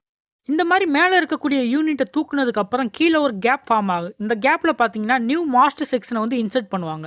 இந்த ப்ராசஸை கண்டினியூஸாக பண்ணி தேவைப்படுற அளவுக்கு கிரேனோட ஹைட் வந்து இன்க்ரீஸ் பண்ணிக்கிடுவாங்க. இந்த ப்ராசஸில் உங்களுக்கு பாஸ்கலில் ஆக்ட் ஆகுறதுனால ப்ரெஷர் வந்து ஈக்குவலாக உங்களுக்கு டிரான்ஸ்மிட் ஆகும். இப்போ டவர் கிரேனில் யூஸ் பண்ணக்கூடிய சேஃப்டி டிவைசஸ் பற்றி டிஸ்கஸ் பண்ணலாம். இந்த சேஃப்டி டிவைசஸ் எல்லாம் கரெக்டாக ஒர்க் பண்ணால் மட்டும்தான் எந்த ஒரு ஆக்சிடென்ட்ஸும் ஏற்படாமல் எந்த ஒரு எக்யூப்மெண்ட் ஃபெயிலியரும் ஏற்படாமல் நம்மளால் தடுக்க முடியும். ஒரு டவர் கிரேனை ஒரு இடத்துல இன்ஸ்டால் பண்ணுறாங்கன்னா அங்கே ஃபாலோ பண்ண வேண்டிய 2 முக்கியமான விஷயம் என்னன்னு பார்த்தீங்கன்னா எப்பெல்லாம் டவர் கிரேனோட ஹைட் 30 மீட்டருக்கு அதிகமாக இருக்கோ அந்த மாதிரியான கண்டிஷனில் டவர் கிரேனில் அப்ஸ்டாக்கல் லைட் வந்து யூஸ் பண்ணியிருக்கணும். இந்த மாதிரி ஃபிக்ஸ் பண்ணக்கூடிய இந்த வார்னிங் லைட்ஸ் பார்த்தீங்கன்னா கிரேன் ஆஃபாக இருக்கக்கூடிய கண்டிஷன்லையும் ஒர்க் ஆகணும். ரெண்டாவதாக ஃபாலோ பண்ணக்கூடிய ரூல் என்னன்னு பார்த்தீங்கன்னா எப்பெல்லாம் டவர் கிரேனோட ஹைட் 50 மீட்டர் இல்லைன்னா அதுக்கு அதிகமான ஹைட் இருக்கோ அந்த மாதிரியான கண்டிஷனில் நம்ம டவர் கிரேனில் அனிமோஸ்கோப் வந்து ஃபிட் பண்ணியிருக்கணும். இந்த அனிமோஸ்கோப் மூலமாக தான் நம்ம காற்றோட வெலாசிட்டியை வந்து மெஷர் பண்ணுவோம். இந்த மாதிரி நம்ம காற்றோட வெலாசிட்டியை மெஷர் பண்ணும்போது எப்பெல்லாம் 20 மீட்டர் பர் செகண்டுக்கு அதிகமாக வெலாசிட்டி இருக்கோ அப்போல்லாம் கிரேனை வந்து ஆப்ரேட் பண்ணாமல் ஸ்டாப் பண்ணிட்டு வெதர்வின் ரிலேயை எங்கேஜ் பண்ணிடணும். ஃபர்ஸ்ட் டிஸ்கஸ் பண்ண போகிற சேஃப்டி டிவைஸ் ஹாஸ்டிங் லிமிட் சுவிட்ச். இந்த லிமிட் சுவிட்சோட பர்பஸ் என்னன்னு பார்த்தீங்கன்னா ஹாஸ்டிங்கில் நடக்கிற தவறான ஆப்ரேஷனை வந்து தடுக்கிறது. ஃபார் எக்ஸாம்பிள் சொல்லணும்னா இப்போ நம்ம ஹூக்கை வந்து அப் பண்ணும்போது ஹூக் ஹூக்குக்கும் இடையில ரோப்பு வந்து 1 or 2 மீட்டர் கேப் இருக்கணும். இந்த கேப்பை ஆட்டோமேட்டிக்காக செட் பண்ணுறதுக்காக இந்த லிமிட் சுவிட்ச் வந்து நமக்கு யூஸ்ஃபுல்லாக இருக்குது. அண்ட் இது மட்டும் இல்லாமல் வயர் ரோப் வந்து ட்ரம்மில் இருந்து ஃபுல்லாக வந்து அன்வைண்ட் பண்ணி ரிமூவ் ஆகிறத தடுக்கிறதுக்கு இந்த லிமிட் சுவிட்ச் வந்து யூஸ்ஃபுல்லாக இருக்குது. இப்போ இது எப்படி ஒர்க் ஆகுதுன்னு தெரிஞ்சுக்கலாம். இந்த லிமிட் சுவிட்ச் எடுத்துக்கிட்டிங்கன்னா சேசிஸோட ட்ரம்மில் இருக்கும். அண்ட் இந்த லிமிட் சுவிட்ச் கூட ரிடக்ஷன் கியர் வந்து கனெக்ட் ஆகியிருக்கு. இந்த லிமிட் சுவிட்சை பொறுத்தவரை ட்ரம்மில் இருக்கக்கூடிய சாஃப்ட் மூலமாக ஆப்ரேட் ஆகும். அப்படி இல்லாட்டா இந்த லிமிட் சுவிட்சில் இருக்கக்கூடிய கியரோட பினியன் பார்த்தீங்கன்னா கியர் ரிங் கூட கனெக்ட் ஆகிருக்கு. இந்த லிமிட் சுவிட்சில் பார்த்தீங்கன்னா நிறைய கேம்ஸ் இருக்குது. இந்த கேம்ஸ் எல்லாமே ரொட்டேட் ஆகக்கூடியது. இந்த கேம்ஸ் ரொட்டேட் ஆகிறத பொறுத்து நம்மளால் சர்க்யூட் பிரேக்கரை வந்து கண்ட்ரோல் பண்ணிக்க முடியும். இந்த மாதிரி கேம்ஸை ரொட்டேட் பண்ணி நம்ம அட்ஜஸ்ட் பண்ணி கண்ட்ரோல் பண்ணுறது மூலமாக அதோட மோஷனை நம்மளால் கண்ட்ரோல் பண்ணிக்க முடியும். ஸோ இதில் முக்கியமாக கவனிக்க வேண்டிய விஷயம் என்னென்னு பார்த்தீங்கன்னா ஒவ்வொரு முறையும் டவர் கிரேனை ஒரு புது இடத்துல இன்ஸ்டால் பண்ணும்போது இல்லைன்னா டவர் கிரேனோட சர்வீஸ் முடிஞ்சதுக்கு அப்புறம் லிமிட் சுவிட்சோட லோவஸ்ட் பார்ட்டில் இருக்கக்கூடிய பிளக்கை வந்து அன்ஸ்க்ரூ பண்ணிவிட்டு அதில் கண்டென்சிங் வாட்டரை வந்து ட்ரெயின் பண்ணிடணும். நெக்ஸ்ட் அதோட லிமிட்டை கரெக்டாக செட் பண்ணிக்கிறணும். இப்போ இந்த லிமிட் சுவிட்ச் மூலமாக லிமிட்டை எப்படி அட்ஜஸ்ட்மெண்ட் பண்ணணுங்கிறத தெரிஞ்சுக்கலாம். டவர் கிரேனோட ஹைட்டு தேவையான அளவு இன்க்ரீஸ் பண்ணதுக்கு அப்புறமா நோ லோட் கண்டிஷனில் தான் இந்த அட்ஜஸ்ட்மெண்ட் வந்து பண்ணணும். இப்போ நீங்கள் இந்த லிமிட் சுவிட்சோட டயக்ராமை பார்க்கும்போது உங்களுக்கு 4 ஸ்லாட் தெரியும், ABCDன்னு. அதே மாதிரி அதுக்கு ரெஸ்பெக்டிவாக பார்த்தீங்கன்னா 4 கேம் இருக்கும், 1 2 3 4ன்னு. இந்த கேமை நீங்கள் ரொட்டேட் பண்ணும்போது இந்த ஸ்லாட்டில் உங்களுக்கு டச் ஆகி லாக் ஆகிக்கிறோம். ஸோ உங்களுக்கு எந்த கண்டிஷனில் ஹூக் அப் பண்ணுறது இல்லைன்னா டவுன் பண்ணுறதை கண்ட்ரோல் பண்ணணுமோ அந்த இடத்துல நீங்கள் ஹூக்கை வந்து ஸ்லோவாக அப் பண்ணிக்கிட்டோ இல்லைன்னா ஸ்லோவாக டவுன் பண்ணிக்கிட்டோ இந்த கேமை நீங்கள் ரொட்டேட் பண்ணி இந்த பிளேட்டில் டச் பண்ணி நீங்கள் ப்ரெஸ் பண்ணிட்டீங்கன்னா உங்களுக்கு அந்த இடத்துல கண்ட்ரோல் ஆகிரும். இப்போ நீங்கள் ஹூக்கோட லோவரிங்கை கண்ட்ரோல் பண்ணுறீங்க, அதாவது டவுன் மூவ்மெண்ட்டை. இப்போ ஹூக்கு வந்து கிரவுண்டில் இருந்து மேலே 6 மீட்டர் ஹைட்டில் இருக்குன்னு வச்சுக்கலாம். இந்த 6 மீட்டர் ஹைட்டுக்கு கம்மியான ஹைட்டில் ஹூக்கு கீழே போகும்போது அது வந்து ஃபுல் ஸ்பீடில் வந்து ஆப்ரேட் ஆகக்கூடாது, லோ ஸ்பீடில் தான் ஆப்ரேட் ஆகணும்னு வச்சுக்கலாம். இந்த மூவ்மெண்ட்டை நம்ம கண்ட்ரோல் பண்ணுறதுக்கு கேம் 1 வந்து யூஸ் பண்ணணும், அதாவது SLD. ஸோ ஹூக்கை நம்ம மெதுவாக கீழே டவுன் பண்ணி கொண்டு போய்கிட்டு இருக்கும்போது 6 மீட்டர் இல்லைன்னா கிரவுண்ட்லேருந்து நமக்கு தேவையான ஹைட்டில் ஹூக்கு இருக்கும்போது நம்ம SLD அதாவது 1வது கேமை யூஸ் பண்ணி ரொட்டேட் பண்ணி அந்த ஸ்லாட்டில் நம்ம ப்ரெஸ் பண்ணி லாக் பண்ணிட்டோம்னா நமக்கு ஹூக்கோட ஸ்பீடு அந்த இடத்துல லோ ஸ்பீடில் ஆப்ரேட் ஆகிற மாதிரி கண்ட்ரோல் பண்ணிக்கலாம். அதுவே ஹூக் வந்து ஃபுல்லாக கீழே டவுன் ஆகாமல் இருக்கிறத நம்ம கண்ட்ரோல் பண்ணுறதுக்கு இந்த 2வது கேம் அதாவது RLDங்கிற கேம் வந்து நம்ம யூஸ் பண்ணுவோம். நமக்கு எப்போவுமே ரோப்பு ட்ரம்மில் வந்து 2 இல்லைன்னா 3 வைண்டிங் வந்து ஹூக் வந்து ஃபுல்லாக டவுன் பண்ணதுக்கப்புறம் இருக்கணும்.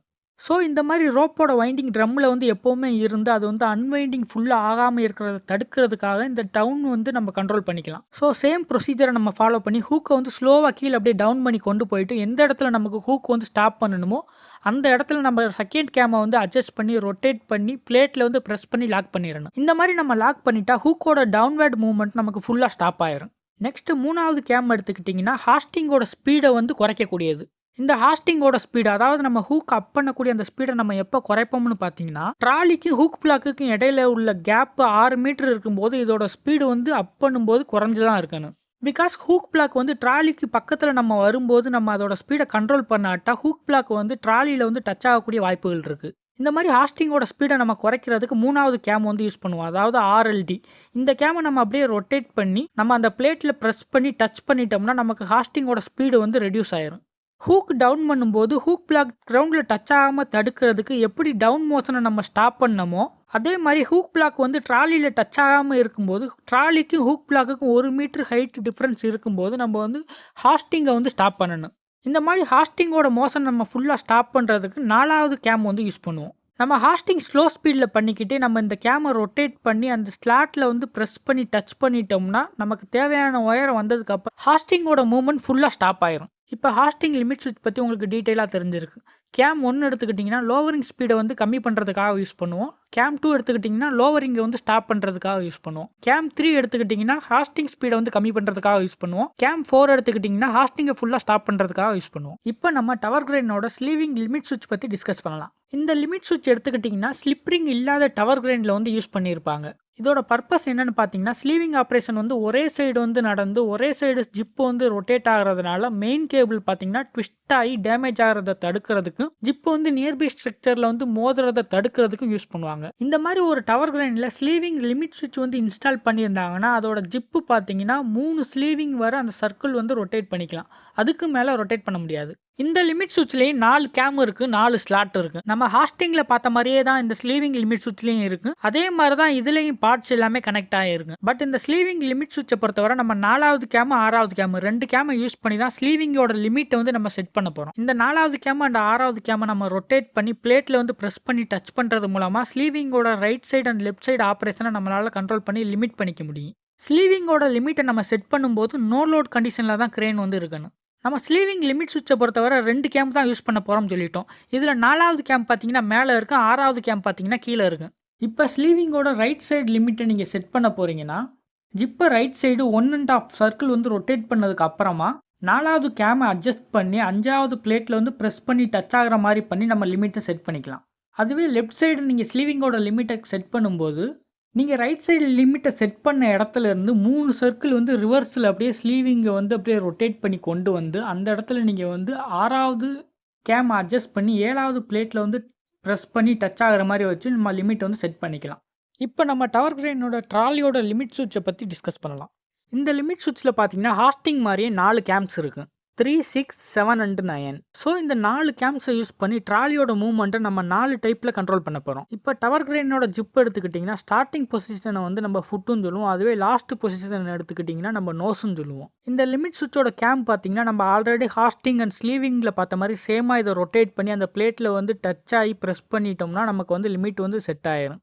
இப்போ இந்த 3வது கேம் எடுத்துக்கிட்டிங்கன்னா ட்ராலி வந்து ஜிப்போட எண்ட், அதாவது நோஸ்லேருந்து 1.5 மீட்டர் டிஸ்டன்ஸில் இருக்கும்போது ட்ராலியோட ஸ்பீடை வந்து ரெடியூஸ் பண்ணி கொடுக்கறதுக்காக யூஸ் பண்ணுவோம். அதுவே 6வது கேம் எடுத்துக்கிட்டிங்கன்னா ட்ராலி வந்து ஜிப்போட நோஸ்லேருந்து 20 சென்டிமீட்டர் டிஸ்டன்ஸில் இருக்கும்போது ட்ராலியோட மூவ்மெண்ட்டை ஃபுல்லாக ஸ்டாப் பண்ணிடும். 7வது கேம் எடுத்துக்கிட்டிங்கன்னா ட்ராலி வந்து இன்னாகும்போது அதோட ஸ்பீடை வந்து நமக்கு தேவைப்படுற இடத்துல ரெடியூஸ் பண்ணுறதுக்காக யூஸ் பண்ணுவோம்.